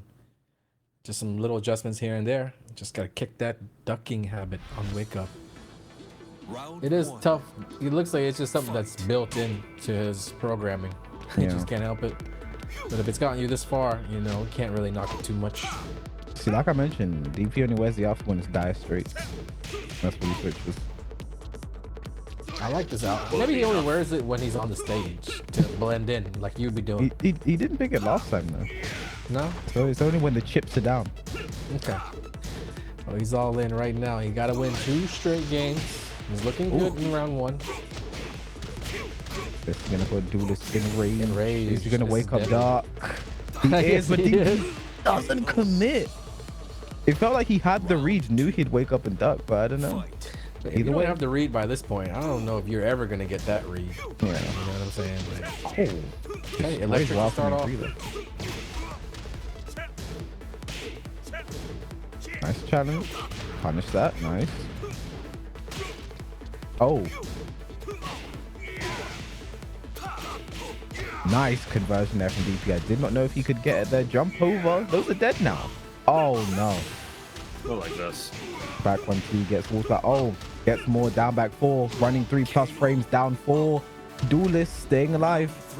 It was a 1-1. fantastic adaptation from him with that combo as well, knowing exactly how to get that second one. Yeah. We're seeing character specialists at work. Being special with their characters. Nice block on the hell suit though. Should take this to a wall down 2-4. Yes, it is. Bum, bum, bum, bum. Look at this damage. Nice. Gets away from the second hit. Oh, 4-2-3. This is going to be big. If he gets a clean wall, but he won't. Barely a combo even, really. I mean, 1-1. Hell's rage drive. Get up 4. One electric. It's not going to be enough to... What the hell combo, brother? Yeah, I don't know. I think thought he the thought wall the was wall there. the wall was a lot closer than it was. Nice belief on the hell suit there. DVP stays alive, but the electrics, here they go. Nice. Hell sweet. It's time to unload it. Oh no. Back 1-2, it literally creates a magnet effect for the wall sometimes. We just saw it there. DVP rolling away while sending 1-2. Knows he's not going to duck it, but gets nothing for it. The down 4. Perfect. Duelist 1 more round to Alright. try and get his revenge. Every single game of this set has been super close. Yeah. But it's Duelist who's got the chance to end it right here. And every time he's landed an electric early, that has been proven to be very, very fruitful for him. It's already over half-life gone. DVP could have teched out of that. Oh, that back 1-2 was dead. Punish that. DVP. Sweep time, Hell sweep time. sweet. One more sweep will do it. He went for it. DVP knew. Duelist got a bit too greedy though. Off axis. Comeback season. Oh, he didn't know. He didn't know. One more hit. Stay, Oh dude. my god. Oh my god. Oh. Under the jab, rage drive. Clutch. I think DBP was going for the jab low kick that works so well Yeah. against Kira. But Wow. perfectly timed. If you time that rage drive perfectly, you will go under jabs, which is why you definitely want to be careful about closing rounds out and keeping out with jab when Kazuya is enraged, because something like that could happen. See, when DVP ended the combo 4-4-3, I thought he was setting up for rage drive. He'd expect to stay down, go for the rage drive, then the unblockable. The thing is, I don't know how you get hit by that though. Like, that's a slow high, right? That one's still high, right? Both his unblockables are high, right? What's that? Oh yeah, man. I mean, that one is definitely a classic. I've been seeing that setup since Tekken 6. So like, I don't know how you get hit by it. He just didn't know. Like, we were talking about how there were some True. moments that led us to believe that Duelist didn't really know much about that matchup. But even on top of all that, not ducking the strings, not ducking the big unblockable, he was able to take it 3-1 and prove that, 2 sets, 2 wins. I mean, that's pretty consistent to me over DVP, maybe the best Bob in EU. And, didn't know the matchup and I'm just wondering how much more dominant he could have been if he would have been a little bit more experienced against Bob. But it doesn't matter. He's going to get his run back against Super Akuma. Yeah. So it already says Superman is one. Look, or does that just signify he's on the winning side? The pink already. I don't know. I've been doing this for like 3 years now. And I'm just, I don't know. I think that somebody's leaking the script. Funky Pete leaking the script over there. I think we both. Hey. I don't know, man. But now we're getting to a final, potentially final, so that they could be a reset. Superman versus Duelist. And now this is interesting. Can Duelist sort of roll it back? Can he delay Super Akuma's victory? How many frames is it going to take for this one to win? We're about to find out. Because we're getting into it now. Super Akuma versus Duelist is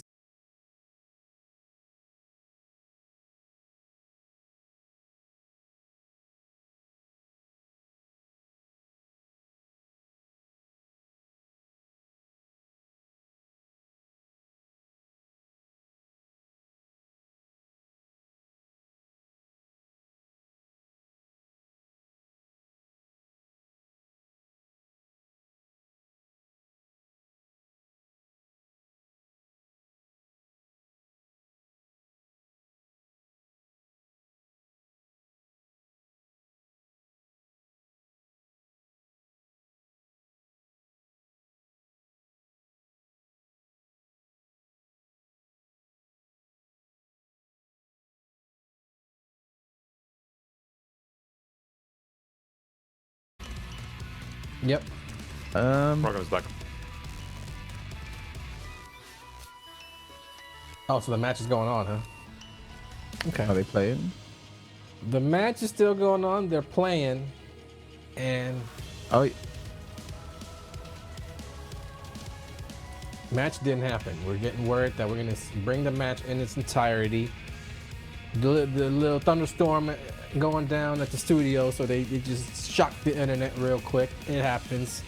It's never happened before here, but you know what I mean? Like, what better time than the very last Tekken 7 ICFC to have some crazy stuff go down? You know, it's too dramatic right now, man. I can't. no, I that can't- was I that can't was handle that was a good set, man. When Super Akuma did that thing, and then you know, it. Yo, so Super Kuma's gonna move on to. Nah, Super Akuma. people gonna we even did believe the- you. People gonna we believe even did the you. Super Akuma versus Richie set, man. You know, Yo, well done. Richie beat Richie's- Super Akuma. Yeah, Richie, 3-0, that was Richie's- crazy. Yeah, Richie's going to San Fran, man. You know. Richie's a big Golden State Warriors fan as well, so I'll be happy about Oh, for real? that. Nah, I don't know. I just made that up now. Well, he looks He like could be. Awesome. He looks like he could play on the damn team. He's like tall as Yeah. hell, dude. Let me find out. Anyway, Super Akuma, Duelist Grand Final. Super Akuma on the winner side. Duelist coming from the losers after a close set with Super Akuma the first time around. Actually, if you guys forgot how it went down, Super Akuma won the first two games, and it looked like we were just on our way to another 3-0 victory. But Duelist, you know, worked his way back into the set one game at a time. That's what's gonna happen when you're down big like that. And he's excited. I know he's excited to get another chance at winning this tournament, because the winner of this tournament will be going up against AyoRichie in a first to three exhibition, where the winner of that set gets to go to NA to compete in the Intercontinental Championship going down the first week of January. So right around the corner, a little over a month away. We're gonna have NA, EU, Asia players, one representative per region, gonna be clashing. We got Al from Japan. We're about to find out who the EU representative is, and a little later on tonight on Rip's channel, Level Up Your Game on Twitch, 9 p.m. Eastern, 6 p.m. Pacific time. We're gonna figure out who the NA representative will be, and I'm hoping that, you know, maybe they'll fly us as commentators out. Me and UK no offense, Polite, but me and Kate, we've been here since the beginning, man. We've been Yeah. putting into work. Like, we've been here every Wednesday. I don't ever call out. You always here. We always on time. It's been in the hard work, man. Yes, sir. We the grandfather guys, dude. Yeah. I mean, if not for the community, how proud K would wouldn't be here. Putting that out And, there. to be honest, I have no idea. Where did What did he just say? To be honest- what community did you start in K? To be honest, I have no idea what you're talking about. To be honest, I got here by myself. He doing did my everything own- by himself, man. He's Yeah. the hardest. You He's a know, grinder. pull myself up by my bootstraps. You know, what I mean? Grinder. Crazy, Yeah. crazy. I still have a VOD of you playing. I was playing you on Octus in the first to 5 when you still streamed on PS4. Those streams were the best. With the I love those fucking- streams. Very the soft with the little like the sun camera Teletubbies and thing. shit. Oh man, those are the days. I'll do a third rest of this one day. Yeah, you should rename your Steam profile to your old PSN one as well. I don't know what the fuck you're talking about. But anyway, about to get into the game now. I see the players hopping in the lobby. They're moving and matriculating. And yeah, gonna be interesting. You know, it's gonna be Super Duelist. We saw this before. Like you mentioned earlier, Anakin, it was 2 rounds straight. Superhuman looked like it was bumping and moving. Was about to take it, but Duelist just clawed it back, made it close, almost took it. So I think this isn't going to be easy either way. Let's go. Isn't it funny how both of the delays we've had were when Super Akuma was playing? Damn, Super Akuma's fault, dude. It's always his He's fault, up bro. to some shit, man.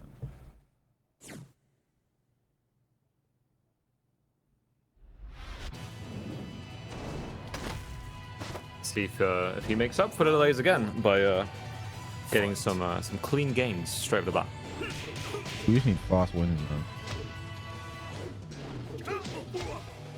Nice interrupt. This is the first time we've seen Guillaume this series today as well. That's nice. Again, magic for it to be a bit of an option selector after a while sending two. So it's going to be a punish if he does nothing, or if he jumps, it should anti-air. Oh, the twin auto- pistons auto-corrected, huh?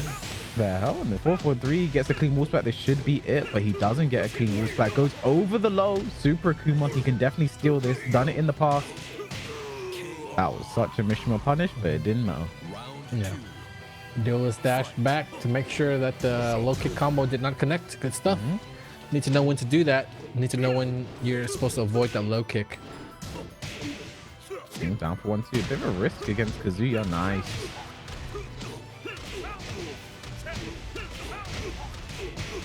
Big combo. Bro. With the mix-up to follow, Super Kuma's always going to try to jump his way out of any mix-up that you try to put on him. Down 3. Drops the combo though. Rare miss. Oh, I did whiff punish. Did not believe down 4. Punish that. Gonna be just shy. One more hit. Forward 3. Very nice work, Super Akuma. 1 round apiece. Duelist coming from the losers, so he's got to win 2 sets, best of 5. Still underway, just underway here in the first set though. So a long road ahead for our player from Georgia. Super Akuma just has to put together 3 good games, and he will be the fall ICFC season champion. Nice combo. Gets a clean wall as well. Big damage. This is trouble. So good at jumping over, like I said earlier. It's just always Super Akuma that knows when to do it. That's a specialty. Impeccable timing right there. He's got a meter. Okay. Oh.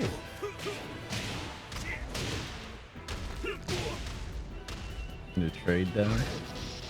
Oh, the focus just absorbs the electric. That comes out as a win for Duelist though. I think that's why Super Akuma really favors the down 4 in this matchup, just because when it collides with any electric, it's always going to beat out the high launcher.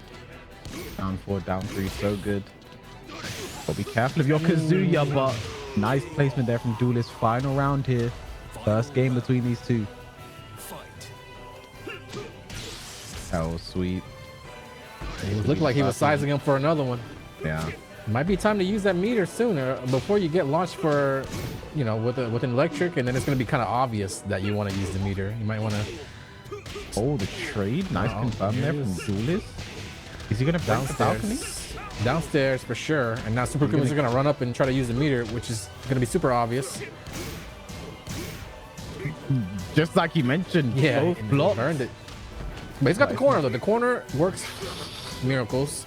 The pressure is crazy right now. Duelist just needs it 1 or 2 hits. Wow, the tsunami kicks Duelist. I think Superman, I think he had that there. I think he had something he could have walled that with. Had the rage out as well. That could have been it. But good work there from Duelist. Stays cool, calm, and composed. Takes it. And now Duelist, I mean, starting off with a front foot as well. Did the same thing as DP, took the game.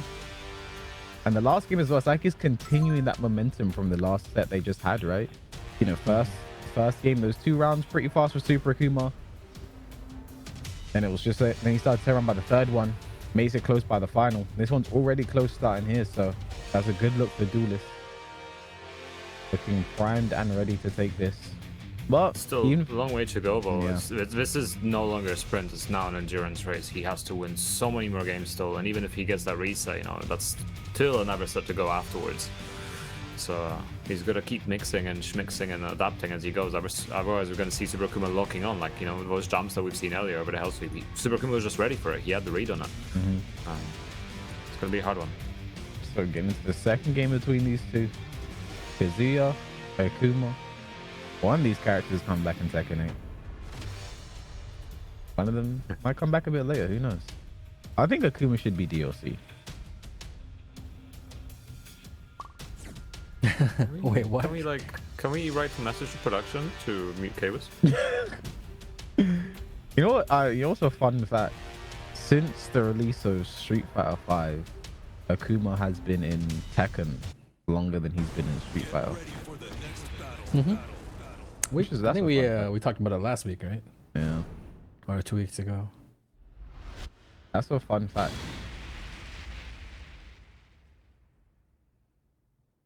And hopefully by the time he comes out in Street Fighter 6, it's not in our game anymore.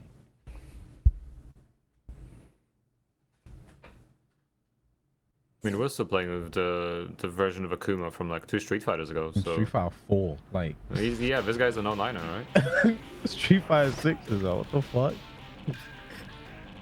Round 1. Why would you skip the special intro, man? Oh, Super Akuma loses because of that. 1, 2, 4, 3. It's not really worked out that much to do this today, but when it works, it works.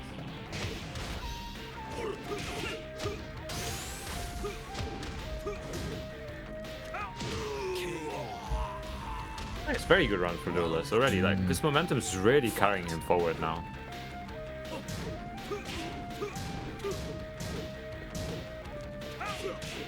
A blocking this down for 1-1. Looking for the magic 4, and there it is again, Duelist.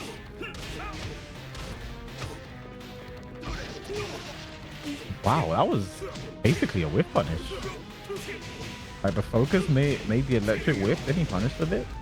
That would be cool if it wasn't Akuma.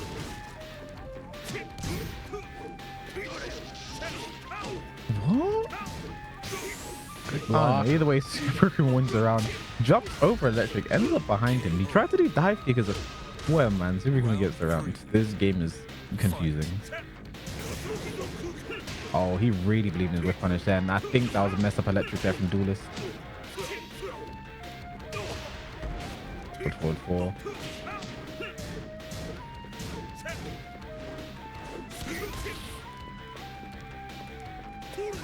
These matches are much, much closer than they were in the winners finals.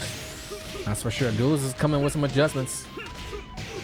Gets a clean wall as well. Should be the round. Nice duck on the focus while sending 2. Duelist looking to take 2 games pretty fast. Nice block on the down 4. Punish 2.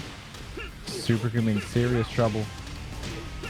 Still has an entire set to play with, but not the momentum you want to go into it with. What? Not a direction you see every day. Nice, spending that meter. As the breakable, but I think, yeah, the focus takes him away from it. What a step there from Duelist. This Maybe pitch is, yeah, kill, nice. the scaling looked very weird there, but that was good there from Duelist. Good adaptation as well. We mentioned it so much. He's just choosing to duck on wake up. You know, sidewalk is another option you can do there.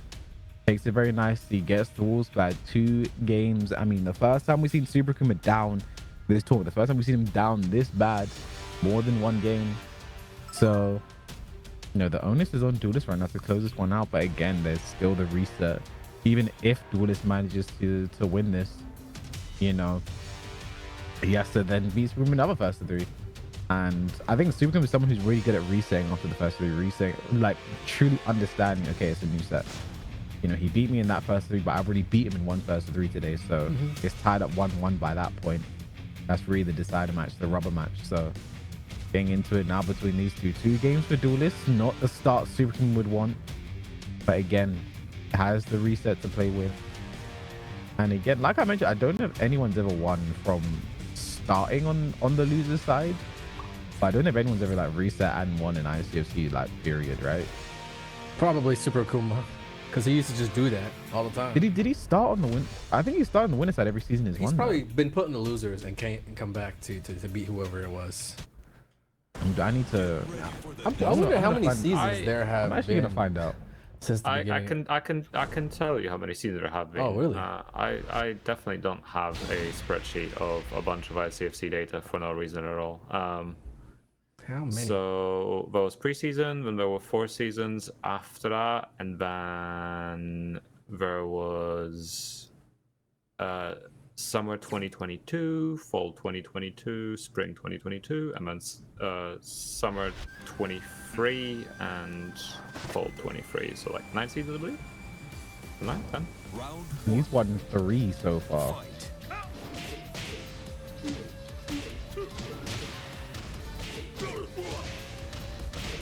Yeah, 10 seasons, including preseason. Yeah, so far I'm looking every finals he has won. He has started on the winner's side. He could have floated, but didn't react on time. And because of the fact that Super Akuma's, you know, he's really good when the scores are reset and he has a time to rethink things, he kind of packs it up in situations like this. I could see Duelist definitely winning this set, maybe even winning this game. He's still carrying that momentum. He's looking really good right now. Fight.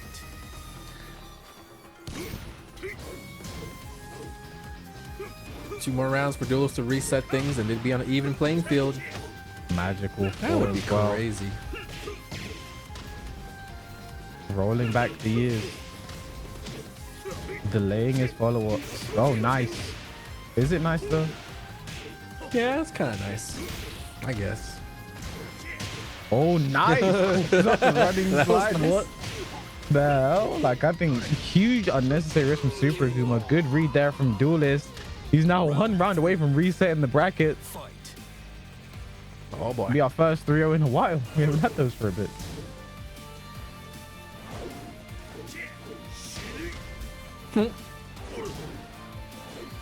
Super Akuma trying to turn up the heat now. Might as well, he said. I might as well just do everything I got. Give him everything. Downfall. He is wilding out right now. Mm-hmm. And Duelist knows that, you know, sooner or later he's gonna make a mistake. So he's just trying to sit back and wait on it at this point. No meter for Super Akuma. Duelist can sort of just go in right now, you know, even though there's a life there. Fuck, no, he can't. Oh, fuck, yes, he can. Okay, with the rage. So the sweep, race drive mixed up. Oh, and he guesses right. Super Akuma stays alive. I think Duelist, he loves to end it with a sweep. He really does. Yes.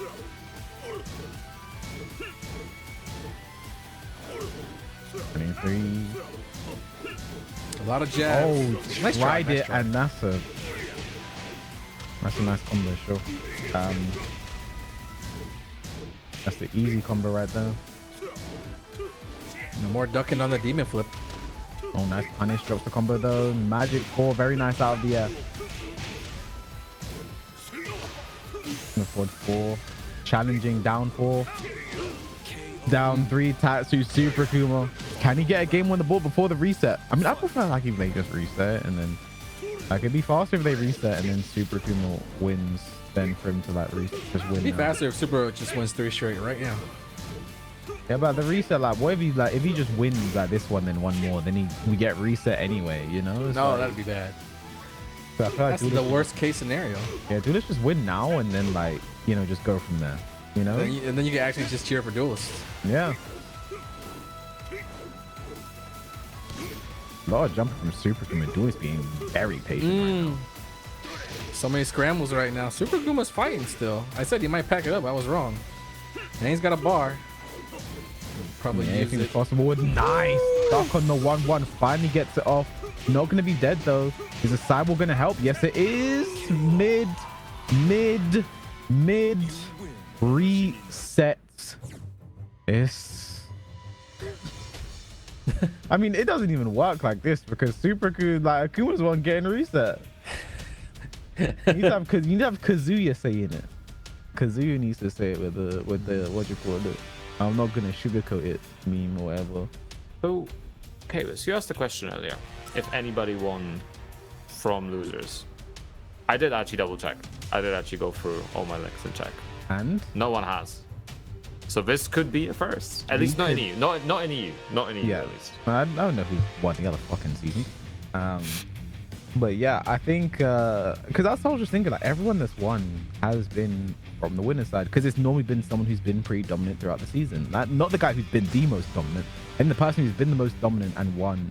Rarely, there's only happened twice, and it's been with Super Crew and Chicken Mara, I think. The other winners have been like kind of good throughout the season. They actually made it in on the winner's side, and they've just taken it from there.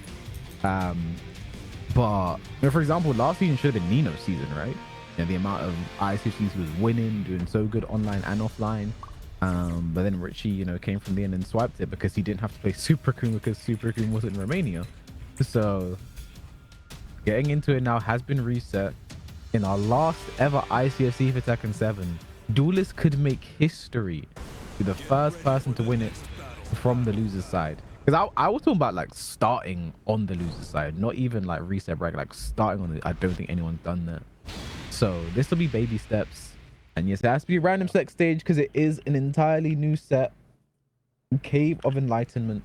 That's so many games you gotta win though. If you start on losers, you're playing all those first to threes against high quality opponents. Eventually, fatigue is gonna kick in, and everybody's watching you, everybody's studying you, planning for their best matches against you. The commentators talking shit about you. We're definitely talking shit. That's if there's anything that's certain. Round 1. All right. Fight. 0-0 reset. First to 3. It says first to 2 under the clock, but this is a little typo. Ignore that. Duelist with all the momentum, but Super Akuma actually can kind of breathe now. He's not staring down a big old 2-0 deficit. He can kind of tell himself this is a new set. Start fresh with all your mix-ups, your decisions, your mind games. And he's looking a little better than he started off last set. That's a plus. Punish. Did he do too much for the punishment? No, he did not. Super Akuma is starting off on the front foot right now.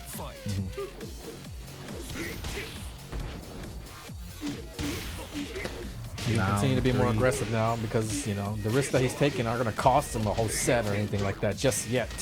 Oh, for fuck. Oh, boy. Oh, boy. What? Look at all the damage. Nice. Off the wall. That's conversion.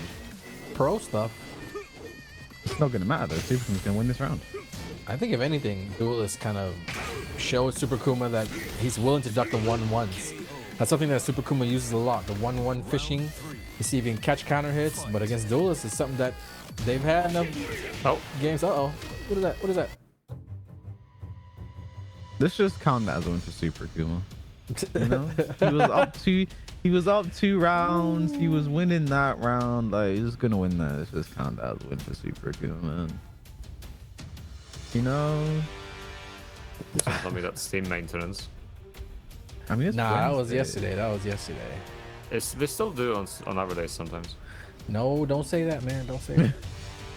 No, I see the host is still online, so it's like that's crazy. They do Street Fighter ICFCs on Tuesdays, so like they just have maintenance at that mid grand final and shit.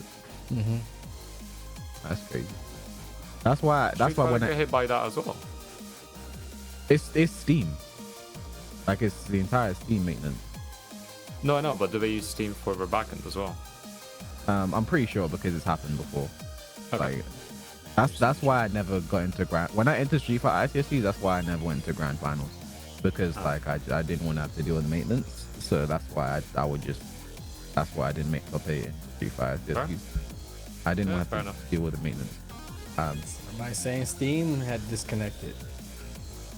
Said that. I don't know. Either way, Steam went down for him. Well, I hope the players don't lose Steam. is that your first pun today? No. Oh, It's not. I've just missed them then. Okay. Yeah, you're getting They old. all went over our heads. We're not as smart as we used to be, man. But yeah, that's first game to Super Akuma. I think we can say comfortably. He was up 2 rounds. We got to maintain the integrity of the set. There's $1,000 on the line.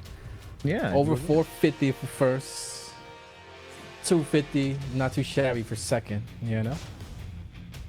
To be fair, And it's then even more in the grand scheme more. of things, right? Yeah, painting, keyboard, a spot on the line to up for grabs at the Intercontinental Championship going down early next year. I'm excited for that, man, because it's 3 years. This is 3 years in the making. You know, we've had all these guys competing in their own respective regions. The NA guys fighting the NA guys, the EU guys fighting the EU guys, and so on and so forth. But for the first time ever, we're gonna see who the best of the best is. I feel like it'd be like ideal. That it'd be crazy if like the Tekken 8 netcode allowed for literal intercontinental tournaments. You know, online. Wouldn't it be tight if we had determined the representative by just adding a cumulative score throughout all the seasons, like what your total point total is? I think the representative should have just been whoever won the first ever season. Yeah, that would work too. Who won the think first season for Asia and EU? Do you know? That's some For trivia for you Asia? right there. I mean, for NA. NA? Wasn't it like? Wasn't Joe Crush? No. They weren't even born yet. Like they came up through ice. You know what I mean? Like Is anyone in chat glaciating. now? Yes. that's- That's a good Yeah. guess. That's a good guess. Yeah. I know who it is. Or Binchang. Remember the Binchang glaciating wars? Oh shit, Dude. that was insane. Code's going back in time. That's that, bro. That makes you realize how long ICFC is. Yes. Holy shit. Wow. What about Asia? Let me see if I can look it up. I can tell you who it is. I already checked. It's glaciating. For NA. Was it glaciating? Wait, did I? Oh, season 1. I'm double check. I was pretty sure it was Joey Fury season 1 from That sounds right. Link. Joey And Fury then season 1? Pena and yeah, Joey won the first one. Was Joey and NA Pena? season 1 finals. Joey and Pena, yeah. That sounds right. Who won that shit, Gibby? Because that sounds like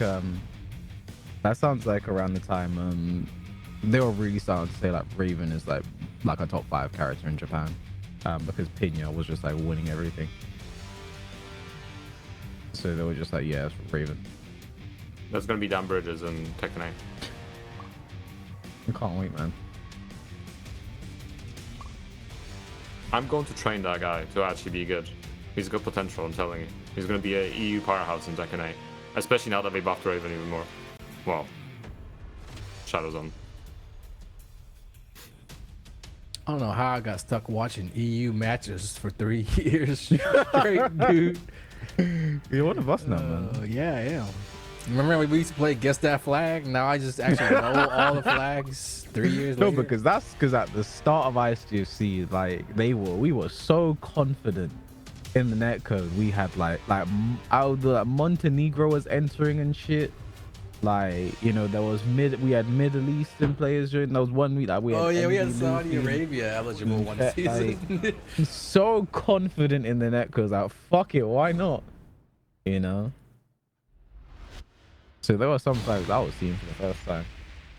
Alright, I think what we're probably gonna do here is Super and we'll get the first 2 rounds and then we are going to play from there. That is the most likely outcome.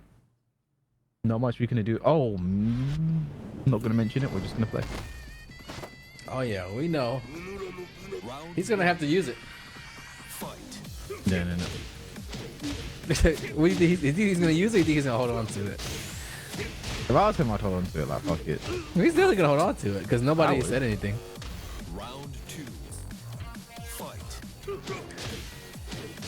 I think he's a man of honor. He's gonna use this shit. Did he have it? Do we know? I think he had 1 bar. Well, he's got a little bit more of that right now. Just let you know. Yep, we're just gonna let it run. Say, sorry, son. Champs perks. I'm the 3-time champion. I keep my meter. If it was that one guy from Belgium, they would have made him use his meter. From Belgium, Germany, you know that one Akuma guy.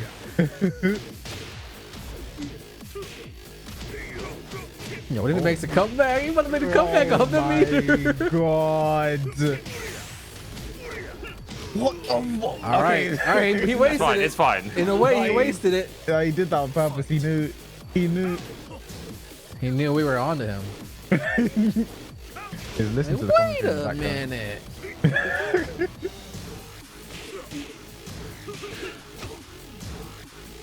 Finishes. This is 1, 2, 4, 3 like a lot. Not even in the back. Like he's just doing it. Nice block. fucking LC. Kind of telegraphed that. He kind of sized it up a couple times and he still went for it.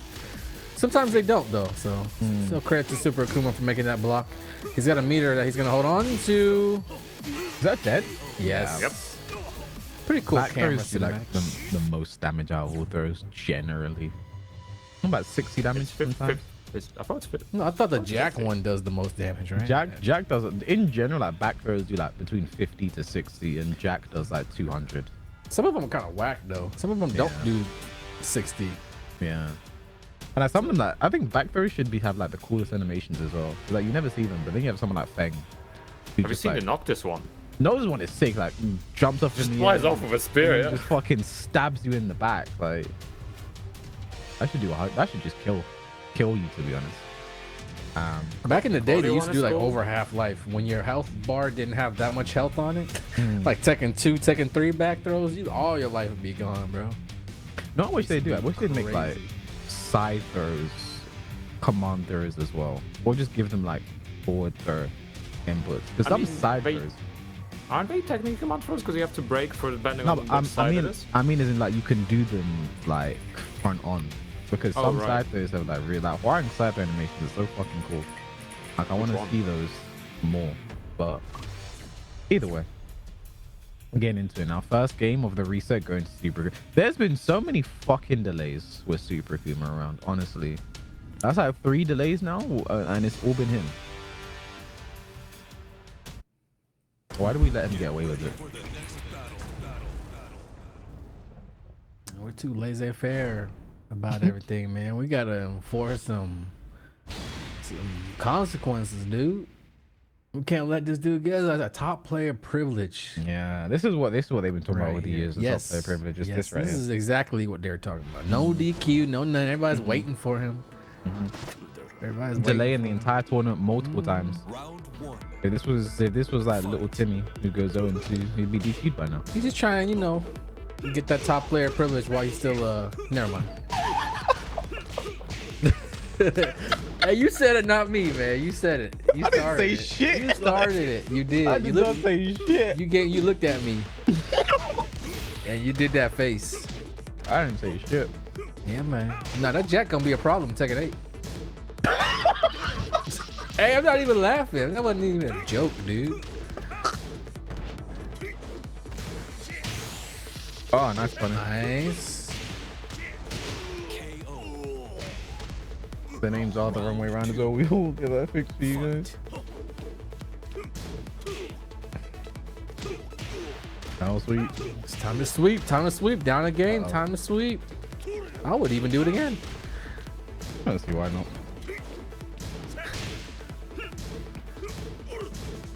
Like Akuma blocking a house sweep and doing a combo is like the least combo damage he's gonna do the entire game. So down 3. Need a couple more of those. He's got raised, so the down 4 is actually gonna hurt pretty decent. Need a couple of those. He's right back in it. He's in kill range. Oh, that was nice. Hey. That was very nice. Duelist like so got in, saw the jump, reacted, wave dash underneath. That was very nice.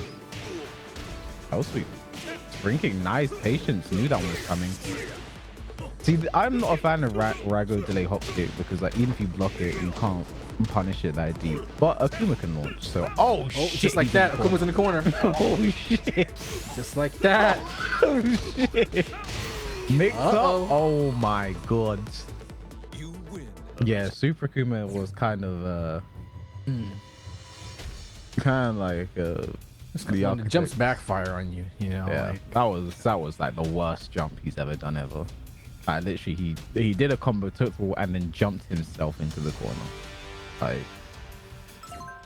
dude, 1-1 I ain't gonna lie, now. This is way closer than I thought it was gonna be. I thought it was just gonna be a Super Akuma domination set, honestly. yeah, He usually does it. When the money's on the line and trip to America's on the line, like the clutch guy is gonna step up. But Duelist in here, man, he's making it a scrap. I mean, he's gonna Close. be. When is it's the planned time of this ICFC offline is like a week before the finals, right? A week or two. It's the first week of January. The finals are like the 12th, right? When offline? Oh, So pretty sure it's Something like that. pretty sure it's like exactly. I feel like you of all people should know this, Anakin. To be honest.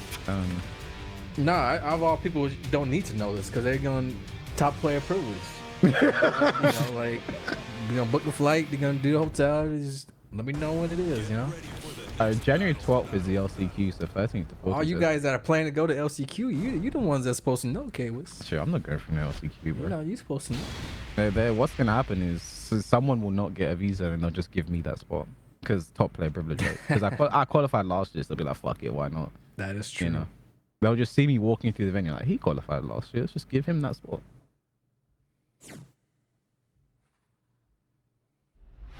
I'm like, shit, that guy's a 2-time regional finals champion. How can he not be qualified? Fight. I think Supercom is getting very desperate with his down forwards right now. Oh!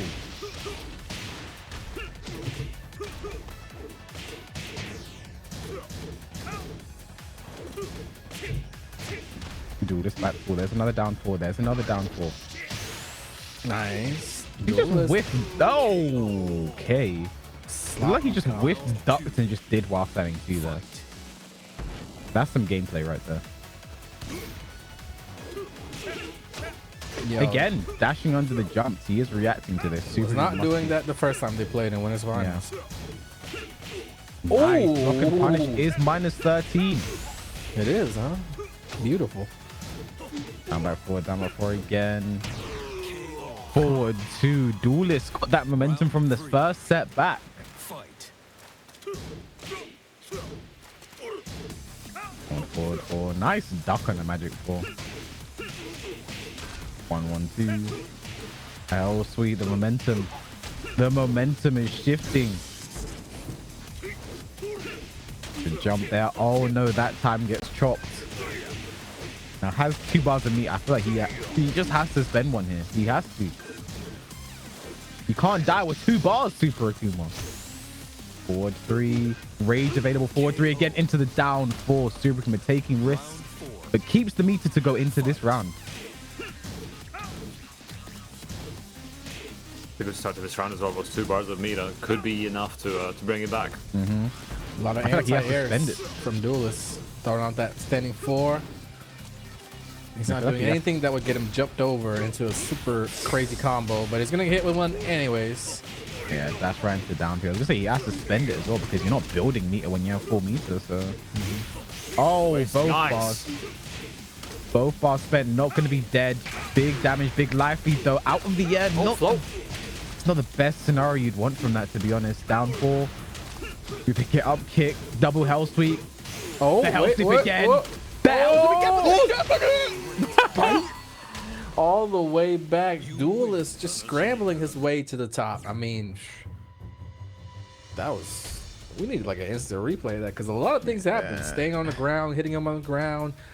The hell sweep that should have been enough to kill, but the second hit whiffed. I mean, and that was after Super Akuma used both his meters to win the round, right? And it still backfired on him. It was literally one hit, but it's that situation, right? Where you have a life lead, you know you don't really have to do much to kill. You just kind of stop playing the game. You wait for them to kill themselves, right? But like if you stop playing the game, you know the other player's just gonna do it for you. Because you're the type of character you really can't stop playing the game against because of moves like Hell Sweep. And when you stay on the ground, he has down by 4, forward, forward, forward. These options are gonna hit you grounded and forward, forward. Huge damage. There was enough to kill. You know, so I think Super Akuma is kind of throwing a little bit. And Duelist is catching everything. Super Akuma is throwing the game. Duelist is catching it. He's up right now. And that's, what's that, 2-1? You know, one more game? Duelist. One more game. Duelist wins the tournament. Is our first ever champion to win from the loser's side. I like it. Our first champion that is not from UK, France, or Germany as well. Speaking of which region has won ICFC the most? Wait, which region in the EU? In Europe. Which country in Europe is what I meant to say. But you know what I mean. It's got to be UK, right? Actually, I think there's a tie. It's Between what? UK no wait, no, there isn't. France? There isn't a tie. You, Chicken Maru, Joker, and Richie. Oh shit, yeah, I forgot about Richie. Yeah, there isn't a tie. Yeah, UK on top. What about after today though? Like, what if Super Kuma wins it? Well, if Super can win, Then then it'll there's be a tie. So If Super Kuma wins as well, he'll be the most Winningest? repeated champion across all regions. He's currently tied about for no, we free. can't let that happen. The greatest player in ICFC Well, actually, tied history. about and Shadow. The Michael Shadow's also Jordan won of ICFC. Damn. All right, Bill is 2 rounds away, man. This Yeah. is looking. You know, we were just joking about it, you know, this, that, but now it's looking like it's about to be a reality. Duelist taking it back. I mean, I always knew us Georgians, we were strong. And if you For look sure. at the Georgia flag as well, it's basically the England flag, but with some stars on it. So that counts as close. another win for the There's UK. another UK. That's Yeah. pretty much a England flag.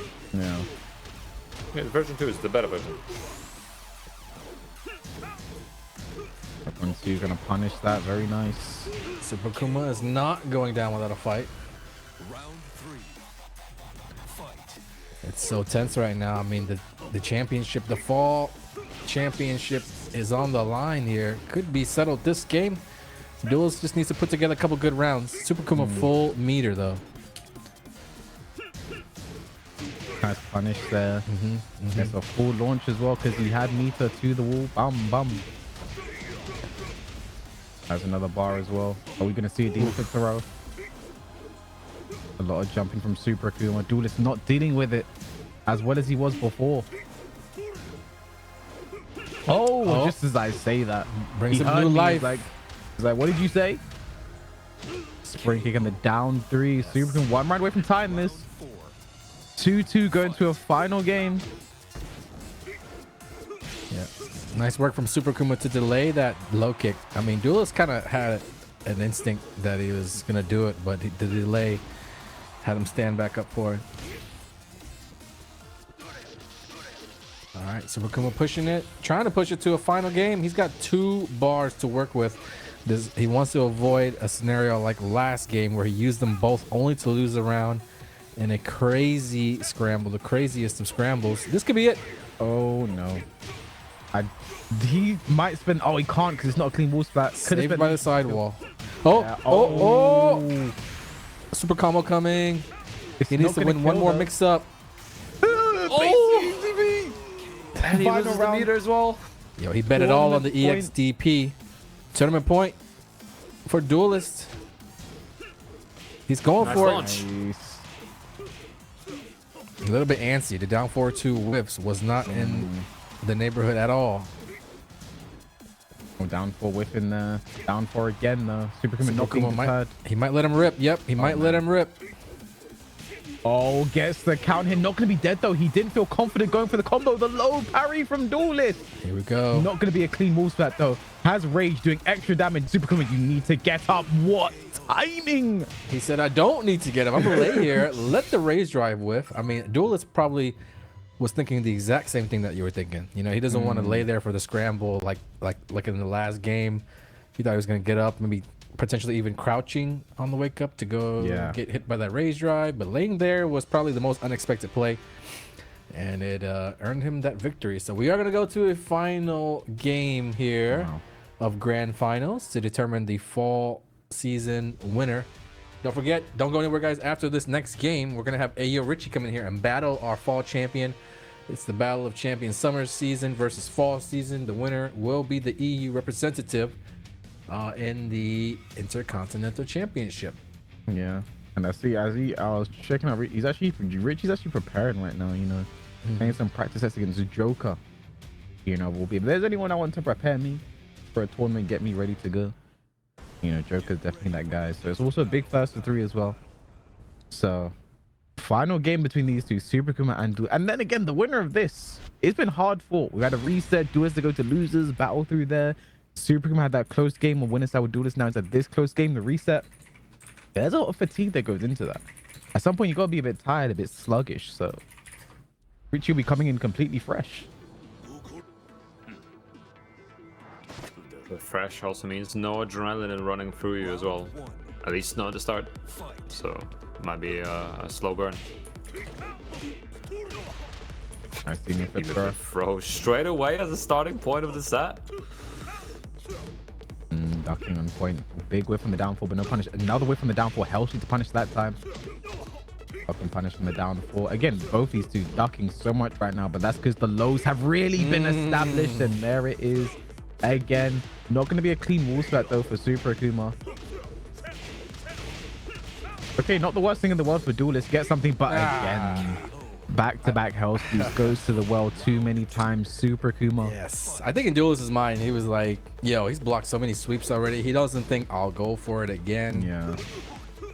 All right, Wind God Fist catching Super Akuma. Super Akuma delaying his wake up a lot as well now. Not getting up straight away, not just staying down. He's varying the timing a lot. The sign of a good player right there. I'm doing nice block, but again, it's a +1 block, no unseeable launcher, so that's a lot of defense from Duelist. Is it gonna pay off? Is it his turn to attack now that Super comes back to the wall? Has Rage. a bar of meter, has rage, but he will not get a clean wall splat, so Duelist will be happy about that.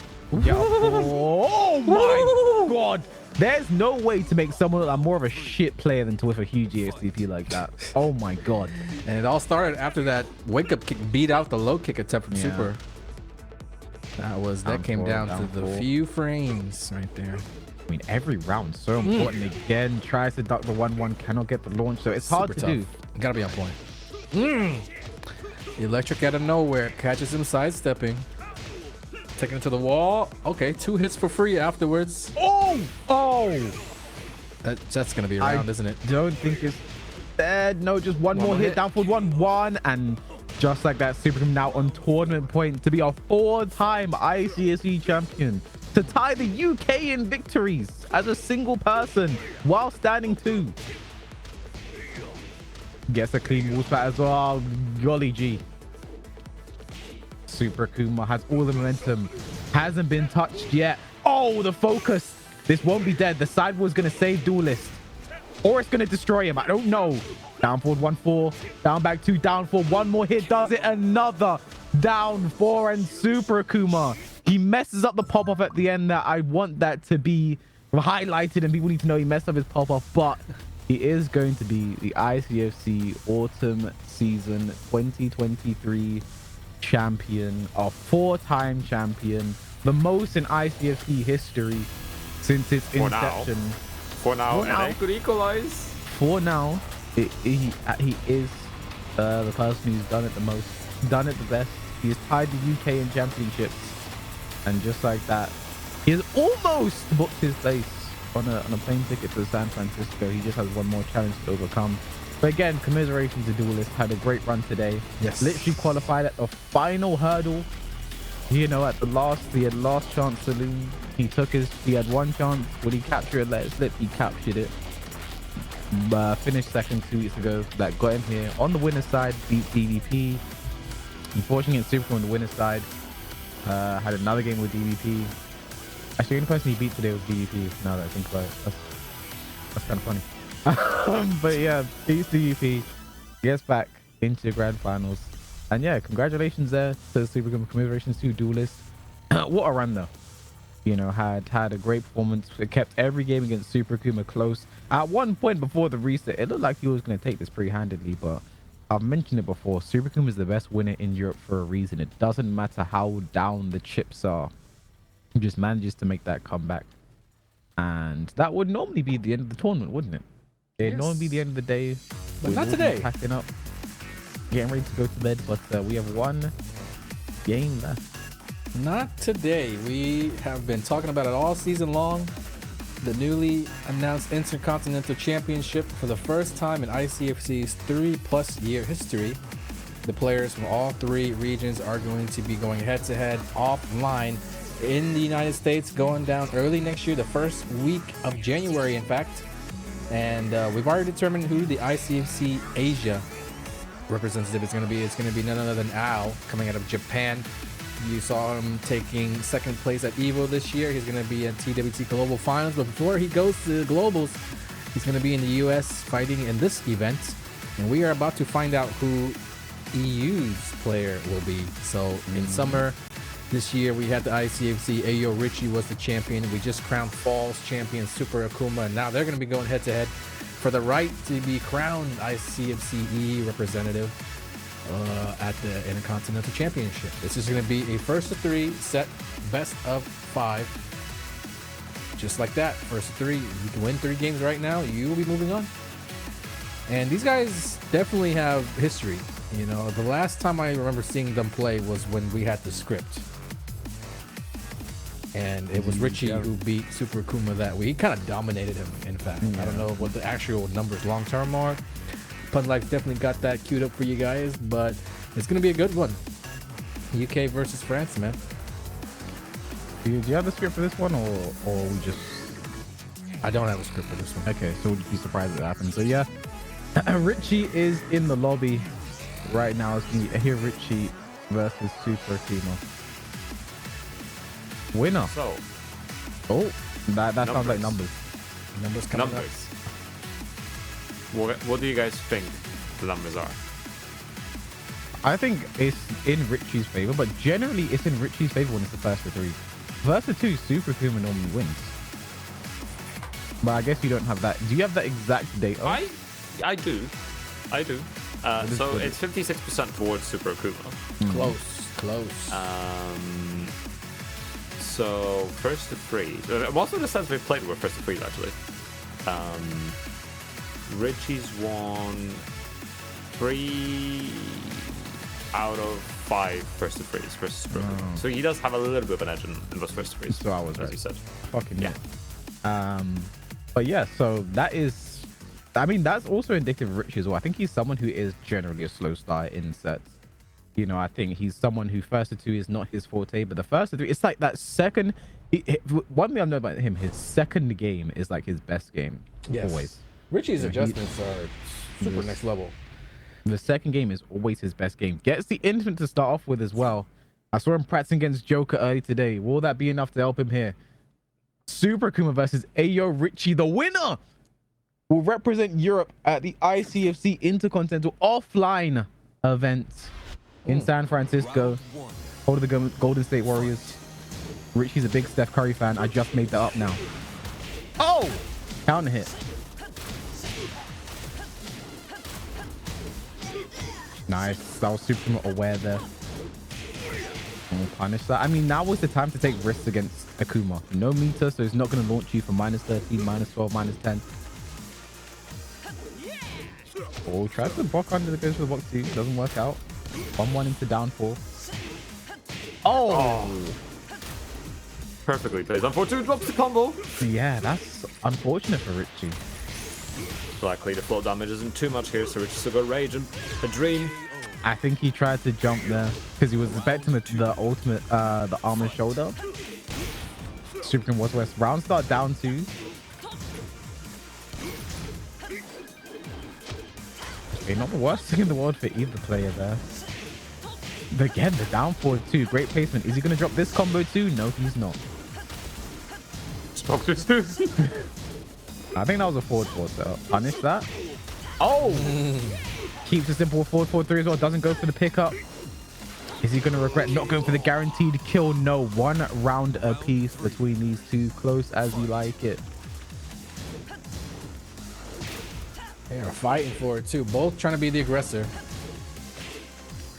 This is last season's champion versus this season's champion. Probably 2 of the top players in EU right now. AyoRichie just recently making a name for himself. Tiger uppercut top 8. Tiger uppercut top 8. Last year's Golden Letters champion. Just a very, very consistent, very strong player. I mean, if anyone who's played him knows exactly how good this guy is. Oh, nice up there from Richie. He's super technical, super specialist with Leo. Like the combos, they're never gonna drop. He goes for everything maximum. Oh, the jumping EX tattoo catching Richie out of the air. Should be the round. Just flies in like a helicopter. It's kind of scary. Still 1 bar of meter as well for Super Akuma to work with. Round 4. All right. Fight. First game up for grabs, Super Akuma. Game point for game number 1. Every game is huge. There is no losers, winners bracket. There's no reset, none of that. Just a straight up first to 3 set, man. Well, conversion as well. Yeah, very nice awareness there from Richie. Oh no, the splash kick gonna get caught by the focus attack. Drops the combo though, nice block, but spends the meter so it's safe. It's actually plus, crazy. I mean, about half the round is gone, no meter, but Richie not in rage, so he's not doing extra damage, but there it is with the down 4, stays down, rolls forward. Richie looking for something big here. Oh, and just the meter burn there from Super Akuma with the fireball. Takes the first game, but if your Richie is not all doom and gloom, I mentioned it earlier, with him, his second game is always his best. If you lose the second game, then like, oh shit. You know, like that's when you're like, fuck. Yeah, but first game, it can happen. Second game, oh, you know?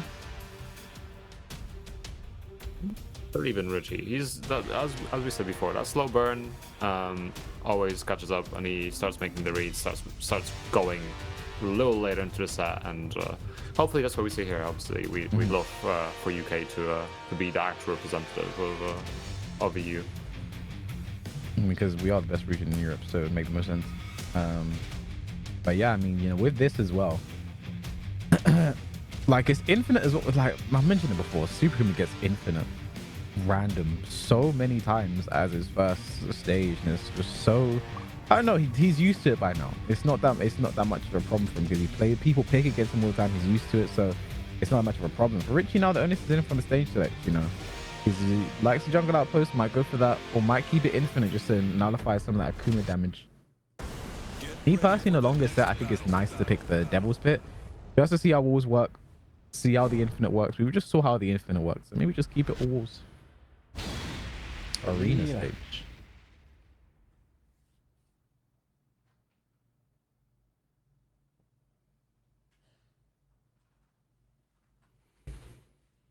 Again, Must win for Richie, I think.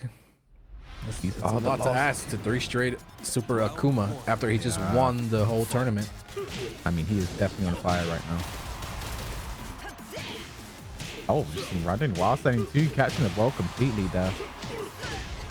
See the wall as well. Down 3 Tatsu. Richie stuck in the mud right now. Down 2. Nice, floats him, but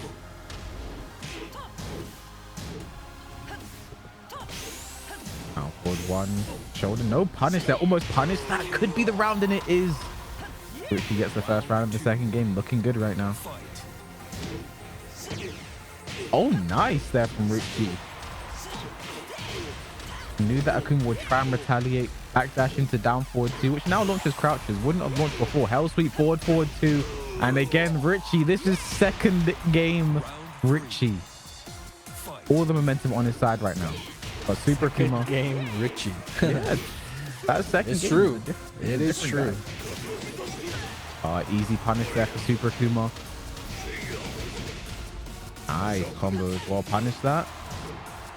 Oh, a bit of an obvious hell sweep. Not going to get the wall though. I think he was expecting it. Didn't want to spend the meter. Demon flip throw. Richie in trouble. Red fireball spent. Oh, It might matter. Almost not nice. Not bad combo at all. Box 2. Just a walk forward. Richie. Rage drive. It mattered. That punish where he did not hit the wall, that should have been around actually. Yeah. Even though Richie was up, he would have actually had a round. He would have been able to fight for a little bit longer. But damn, second game Richie, he clutched it out the end. Low jab interrupt, that was nice. Straight into the rage drive. Second game Richie, man. Just like that, tied 1-1. No round Brown, has all the momentum on his side. But now Super Akuma, like this is where you have to adapt to what was adapted to on you for your adaptation, right? So I think this game is really the swing game right now. This one is really going to show a lot. Because first game close, second game Richie dominated. You have to say that the tides are kind of the scales tipping in his favor. You know, it's up to Super Akuma to stop the bleeding, get that go. Because like you mentioned, like not getting the wall there on that block sweep, like Yeah, that probably should have been the round. He didn't want to spend meter to do it. Probably should have just done Waffling 2 instead of crouch cancel standing to DP. He was expecting wolf, but didn't want to spend the meter. Came back to backfire. So now get into this third game between these two. And again, there's a lot on the line here. Winner goes to America. Flies all the way out. It's a big game. And I can only imagine how exhausted at this point Super Akuma must be as well. It's been a long day, right? He's had so many nail-biting games. Managed to clutch it out, and now being forced to keep that level of play up against the previous champion. I mean, So both these two are champions on their own right. You know, as the season champions, they've done this before. They've had these tough games. They've been exhibitions. They've been invited places. They've traveled here, traveled there. You know, at this point, it's second nature. But probably gonna go. No, last turn off again for Super Akuma. No, how would it stay? Not liked it today. Kind of falling off it. He's mixing it up. It's worked out for him earlier with the pick last day on Earth. He got it against Duelist in one. Round 1. Expander. Fight. 2 down 2. Oh, Gal 4 does not work out. Good punish for Super Akuma.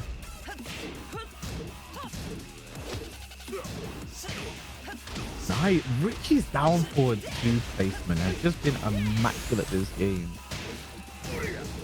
Oh. There's nothing that makes a player worse than blocking. No, whiff DP is the worst. When Super Akuma whiffed the EXDP earlier, that was, oh man, that was awful. Which time? He's whipped a couple today, some bad ones. Yeah.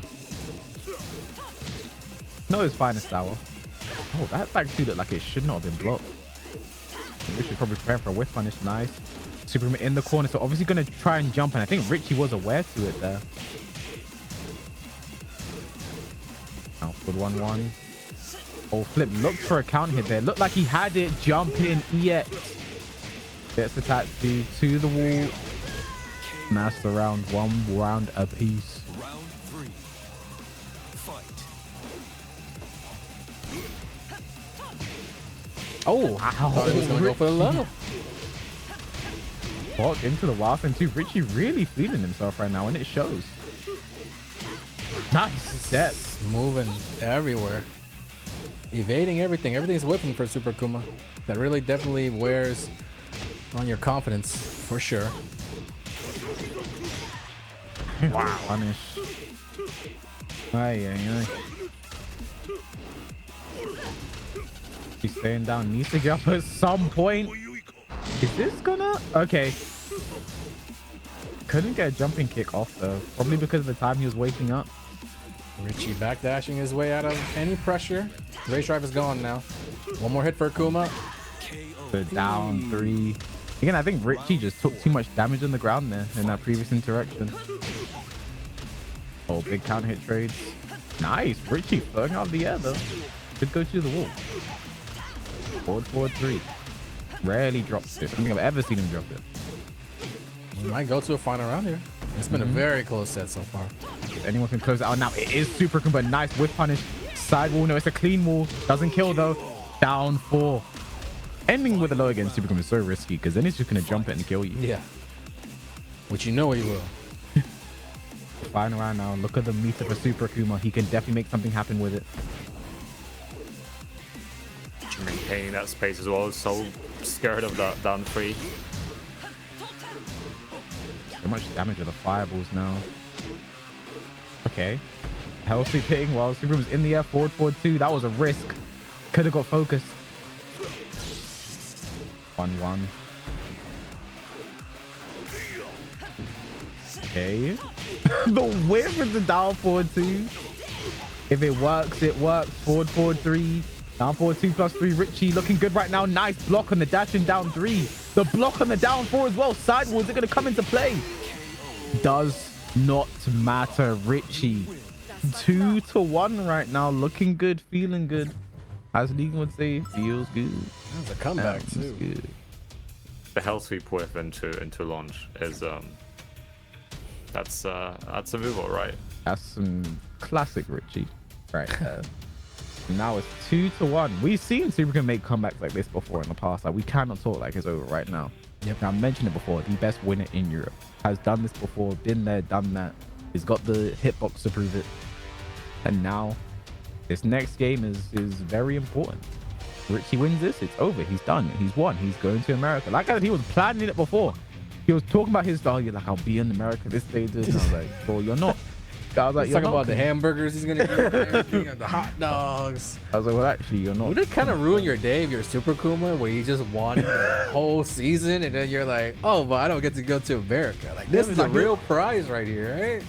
Yeah, but he'll be in America the week after for the finals anyway. So like, you know, that's true. That's true. That's true. so like, it's like, You know, he's just trying to share. You know, he's trying to leave something for the rest of them. he's like, listen, you go to San Fran, I'll go to Go New do your little Orleans. exhibition thing. I'm gonna go play in the Yeah. big boy tournament. Like Yeah. I always do. And I think Richie's going. I mean, he has an LCQ spot anyway. He's You going to know, LCQ too. That'd be tight. He can just stay in America the whole time. Yeah. How far is like California to New As far Orleans? as hell though. All right, then never mind. That's gonna be like a $300-400 flight. That's fine. I mean, maybe if you buy it early, you'll be all right. But I mean, that's why he was planning. yeah, It was a fucking- you know, we got them budget airlines too. Mm. They'll fly you like here, there, 5 layovers to get to what you call it. to What's New it like Orleans. your worst? Is it like Spirit? Spirit, Frontier. Mm. Yeah. We'll get Richie on a Spirit Yeah, flight. yeah, man. He don't care. He's all super cool. But he's like, no, my top player privilege, man. I can't. Sorry, I have to. It's fly like these America." guys are already planning it without. They're already envisioning a future where Richie's the representative. He does not like it. Oh no, the corner. Akuma in the corner. He's out of there. Yeah. 4-3. No duck on the second hit though. You're not really expecting it all the time. Nice whiff punish there from Richie. Combo as well. Jeez Louise. It's been such a great improvement for Leo ever since they made the uppercut launch. People who are in crouching state, the possibilities where you're able to launch them are just so much That more would have been a compared to launch before the buff. Yep. That's the difference between a combo and no combo, and that's huge. Yeah.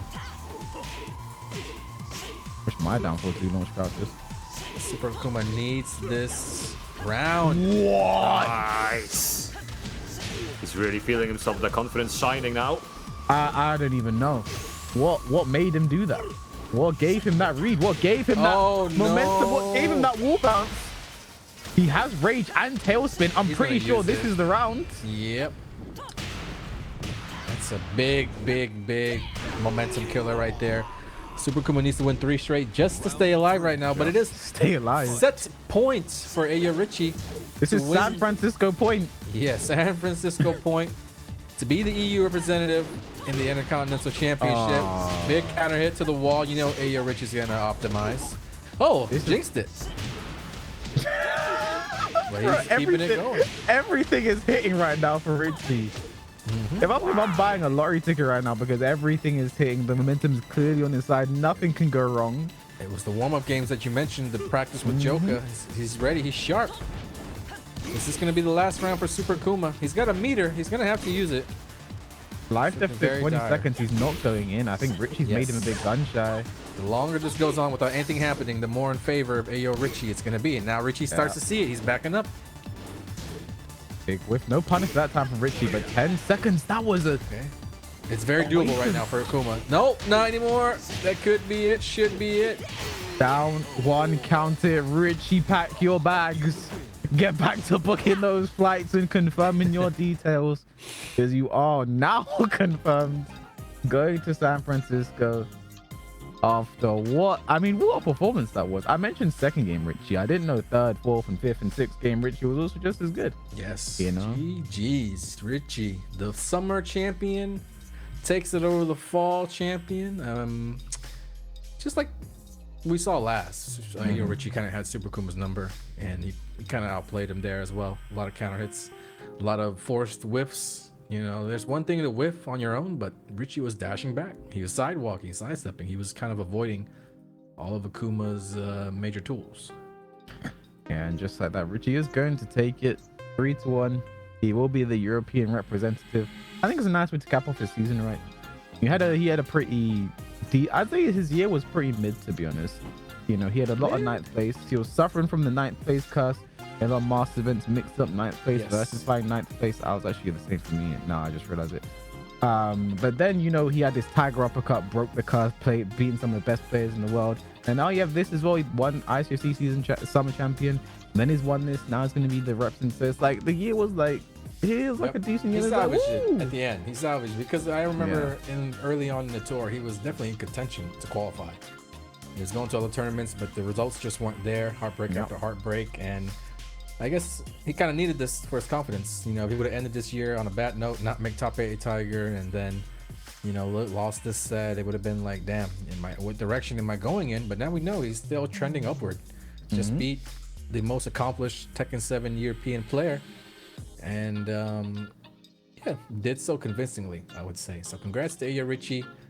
He will be representing EU, and Al will be representing Asia region. So we've got one more player left to settle.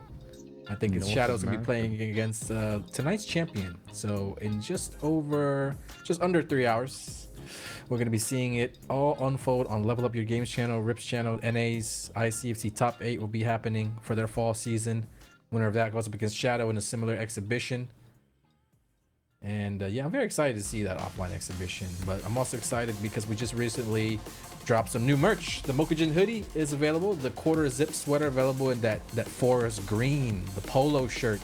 Some of these you guys might have seen before, but some of these are new. The limited stock sweatshirts, the beanies, the pins, the Mokujin pins. You know, Mokujin is one of the most popular Tekken characters, and the Mokujin capsule collection encompasses all that is great with Mokujin in the collection. You see Steve there modeling some of the new merch.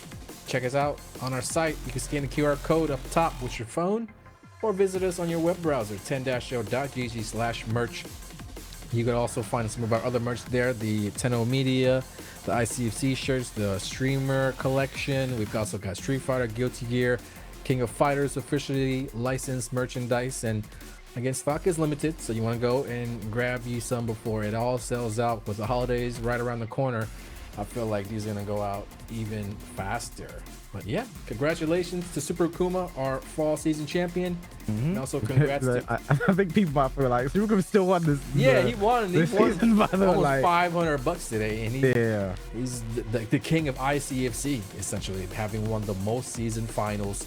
That's nothing to scoff at. And I know he's very disappointed that he wasn't able to take it because he's so competitive. He wants to win everything. But, you know, he's still very, very much accomplished. And I'm sure we'll see more of him. You know, for the you guys got the EU Cup. You guys got next year's global finals. I don't even know if he's qualified for EU Cup. Yeah, we'll see what happens. I know from UK and we have Joker and the Dusty.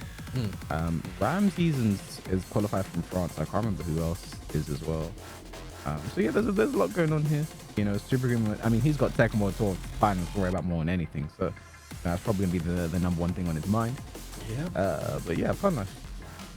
That was great doing this again. Great having you back, Fun Life. Yeah. I mean, thanks for having me on as always. You know, thank you for the folks at Tenno for letting me on last year and letting me stay. And thank you for the tutelage under your wings, my fellow casters, commentators, whatever. What do you You'll be back. We'll see you next year. We'll all be back. But yeah, that's gonna close a long chapter of Tekken 7 here on ICFC. We also got, IKFK. We got Street Fighter ICFC. So if you guys play any of those games, check us out. More information on our website, 10-0.gg. But that will wrap things up here for the fall season in EU Tekken 7. It's been a blast. We'll be back. We'll let you guys know when. Stay up to date. Follow us on our socials at Tenno Media on Twitter. Don't forget again, level up your game in a couple hours. We're going to have more ICFC action. Don't go anywhere, guys. And of course, look out for the Intercontinental Championship going down in January. But for now, we're going to wrap things up, get out of here. Hope you guys had a good one. Thank you all for watching. We'll see you next time. Peace.